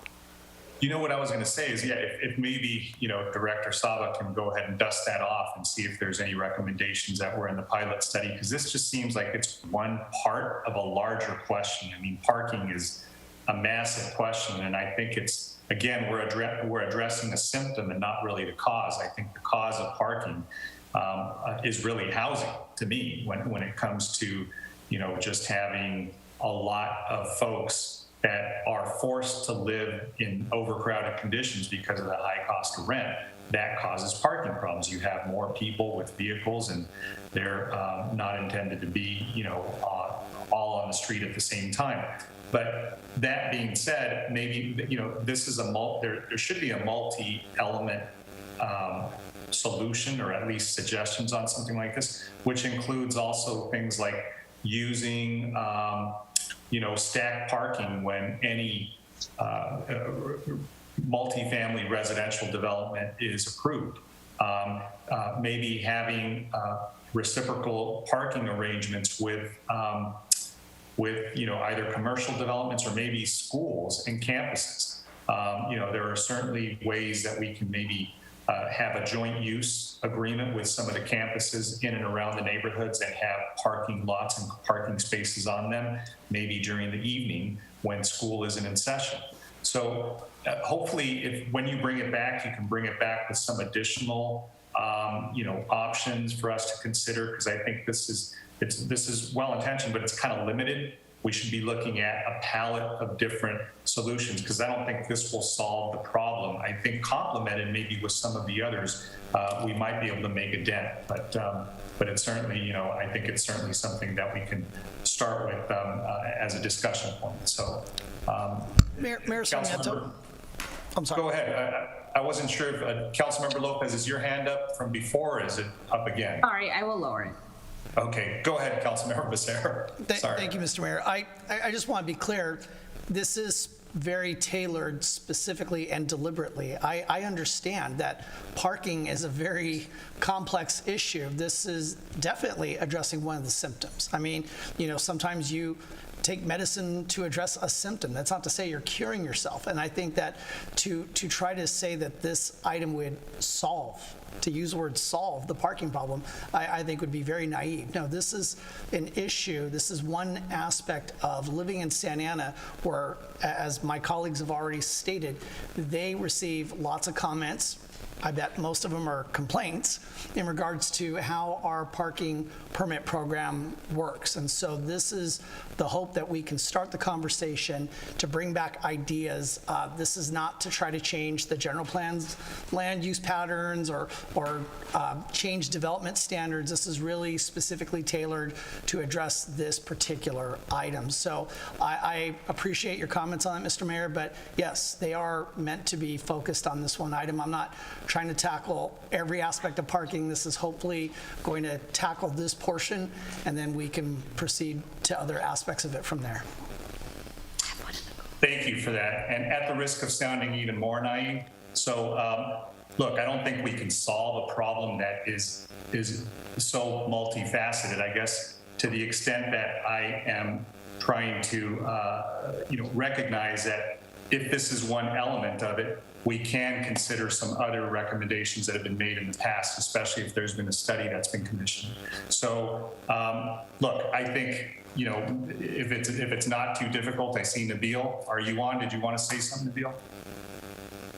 Yes, I'd like to let the council know that we are contemplating conducting a code review for the parking district program itself and the rules that is governed by, and we plan to do that in the next 3 months or so. We have some funding allocated to hire a consultant to do what you're asking for, is to look to see what other cities are doing compared to their programs to our program, and then bring to you a recommendation on how we can improve on our rules for the parking districts. It is a very difficult situation, like Member Lopez has recently experienced. You try to accommodate one group and you will upset the rest, and so forth. So we need to really study what we have, look and find out what other cities are doing, and bring back to you the ideas and take it from there. Got it. Thank you for those comments, Director Saba. Yeah, and that's what my point was exactly. I think that this is such a large issue. Taking small bites out of it just doesn't seem like it moves a needle as much. But look, we can go ahead and take baby steps on these things. I just think it needed a larger response. But let's go ahead and bring this one back for consideration. We can do it that way. So, Madam City Manager, you've got your direction on that? And, yes, yes, sir. Great. We'll bring it back actually to you because you're the first one. Well, before you start, it looks like due to the late hour, why don't we go ahead and, if everybody's okay with that, moving closed session item number 1 and move that to the next meeting. It is already almost 1 a.m. So I think at the request of staff, that might be something that we will consider doing. Are you good with that, Madam City Manager? Yes, that's fine with staff. Okay. Mayor Pro Tem? Just a suggestion, Mayor Sarmiento, thank you. Since this item has been continued multiple times, I feel that if we can put it on the agenda, if we do have a special meeting from now until between the next couple of weeks for the budget, I think we could squeeze in this item as a special closed session item. That's my a good suggestion. I like it. I would support that. I think that's a good idea. And it's not too time sensitive, but to the extent it's been continued twice, we should address it and get it out of the way. All right, so I'll go ahead and turn it over to you, Madam City Manager, for your closing comments. Thank you, Mayor. Just one quick item. There is a vaccine clinic tomorrow at the Southwest Senior Center. It's hosted by Behavioral Health Center, and it's for everyone ages 12 and up, and walk-ins are welcome. That's all. Thank you, Madam City Manager. Let me go ahead and bring it back to the council, and give me 1 second. Councilmember Becerra, go ahead. Thank you, Mr. Mayor. I wanted to begin tonight by thanking all the city staff that coordinated and participated in the cleanup of the unpermitted encampment over at El Centro last Thursday. Thanks to their efforts, 17 individuals were provided shelter with amenities that were not available to them at the El Centro site. And an additional 5 individuals were referred to the county healthcare agency's behavioral services. So thank you guys for all your work on that. I also wanted to, and I didn't do this earlier, I wanted to express my support for implementing the necessary measures so that we can actually offer in-person or an in-person option for the special meeting that's going to be focused on the budget. So hopefully we can do that. And then our next council meeting won't be until June 1st, which happens to also be the 135th anniversary of the actual incorporation of the city, not to be confused with the founding of the city. And since my wife's birthday is going to be coming up before then, towards the end of May, I wanted to wish my wife Wendy a very happy birthday. And with that, wish everybody a good night and hopefully a very safe and prosperous week. Great, thank you. Councilmember Hernandez. Yes, thank you, Mr. Mayor, and thank you, Councilmember Becerra, for the reminder of the rich history that we have here in the city. I just wanted to take this opportunity to shed light on the Food for Less negotiations for the essential workers. Essential workers at Food for Less have been in negotiations with the company since the beginning of the year. Their contract expired in June of 2020. However, it was extended to March of 2021 due to the pandemic. Approximately 7,000 workers represented by 7 locals throughout Southern and Central California are calling on Food for Less to offer a deal that includes better wages, a safer workplace, and respect on the job. On March 17, workers voted to authorize a strike. If necessary, pre-strike actions like boycotts are taking place now, where workers, community allies, and shoppers are calling on Food for Less to do the right thing. Food for Less workers have been essential during this pandemic. They never wavered. They continue to show up to work despite taking on all the risks, and workers are fighting for more. It's time that Food for Less show workers the respect that they deserve, and I was honored to stand alongside them and their picket last week. And with that being said, continue to wash your hands and follow the CDC guidelines. Thank you, Councilmember. Councilmember Lopez. Thank you, Mayor Sarmiento. Because we're not going to be back till June, I really want to recognize that Memorial Day weekend is coming up, and I just want to thank all of the veterans who have made the ultimate sacrifice. I myself have, family that served in Iraq, and so I recognize how fortunate I am to be able to share my life with them and still have them alive. So I just want to, thank all of the veterans out there in our city. And although I don't know you, Wendy, happy early birthday, and thank you, everyone. Have a good weekend. Thank you, Councilmember Lopez. Councilmember Mendoza. Thank you. I just want to remind everyone that we're really close to another drought. And so as a member of and representative of to the Orange County Water Department. That is one of the, no, not department, Orange County Water District. That is one issue that has been in the forefront, and we're trying to prepare for this drought. So we've got to begin in doing our part and encouraging your family members to be conservative with their water. And we may have to go back to alternating the watering of lawns and prohibiting washing driveways, etc. So just be conscientious of our water, and have a safe and wonderful weekend, and good night to everyone. Great. Thank you, Councilmember. Councilmember Fan. Hi, everyone. So the only thing I wanted to mention was that, or is that, May 22nd is Harvey Milk Day. And I am so proud that the city of Santa Ana, since 2015, will be flying the Pride flag beginning on Harvey Milk Day this Saturday throughout the month of June. Thanks to the mayor, the one who actually voted for it, and to really commemorate LGBT Pride Month. And I think this is really consistent with the item that Councilmember Hernandez brought forward earlier, but also so important for our community because of the attacks on the trans and non-binary community all over the country and the world. You know, we know LGBT folks have a higher rate of sexual assault, depression, suicide, and crimes. And we need to make sure that all members of our community know that we stand with them. And so with that, I hope you all have a wonderful week. Happy birthday to Wendy, who is a dear friend of mine. And with that, have a good night. Great. Thank you, Councilmember Fan. Mayor Pro Tem.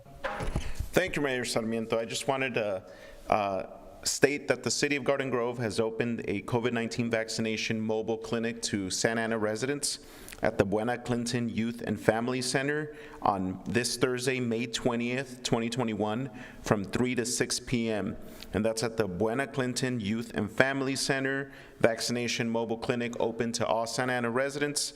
If the address is 12661 Sunswept Avenue in Garden Grove, California, 92843.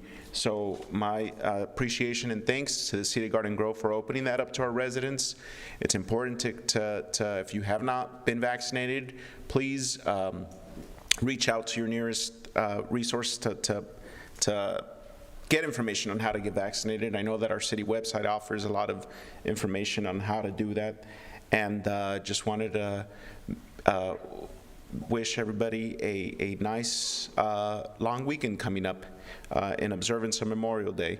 And remember that, you know, why we're you know, observing Memorial Day, like Councilmember Lopez mentioned, you know, it's to remember those who gave the ultimate sacrifice in this long history of you know, this country. A lot of people that have served, and we got to keep them in mind and remember why we enjoy the freedoms that we do is because of them. So thank you for that, and good night.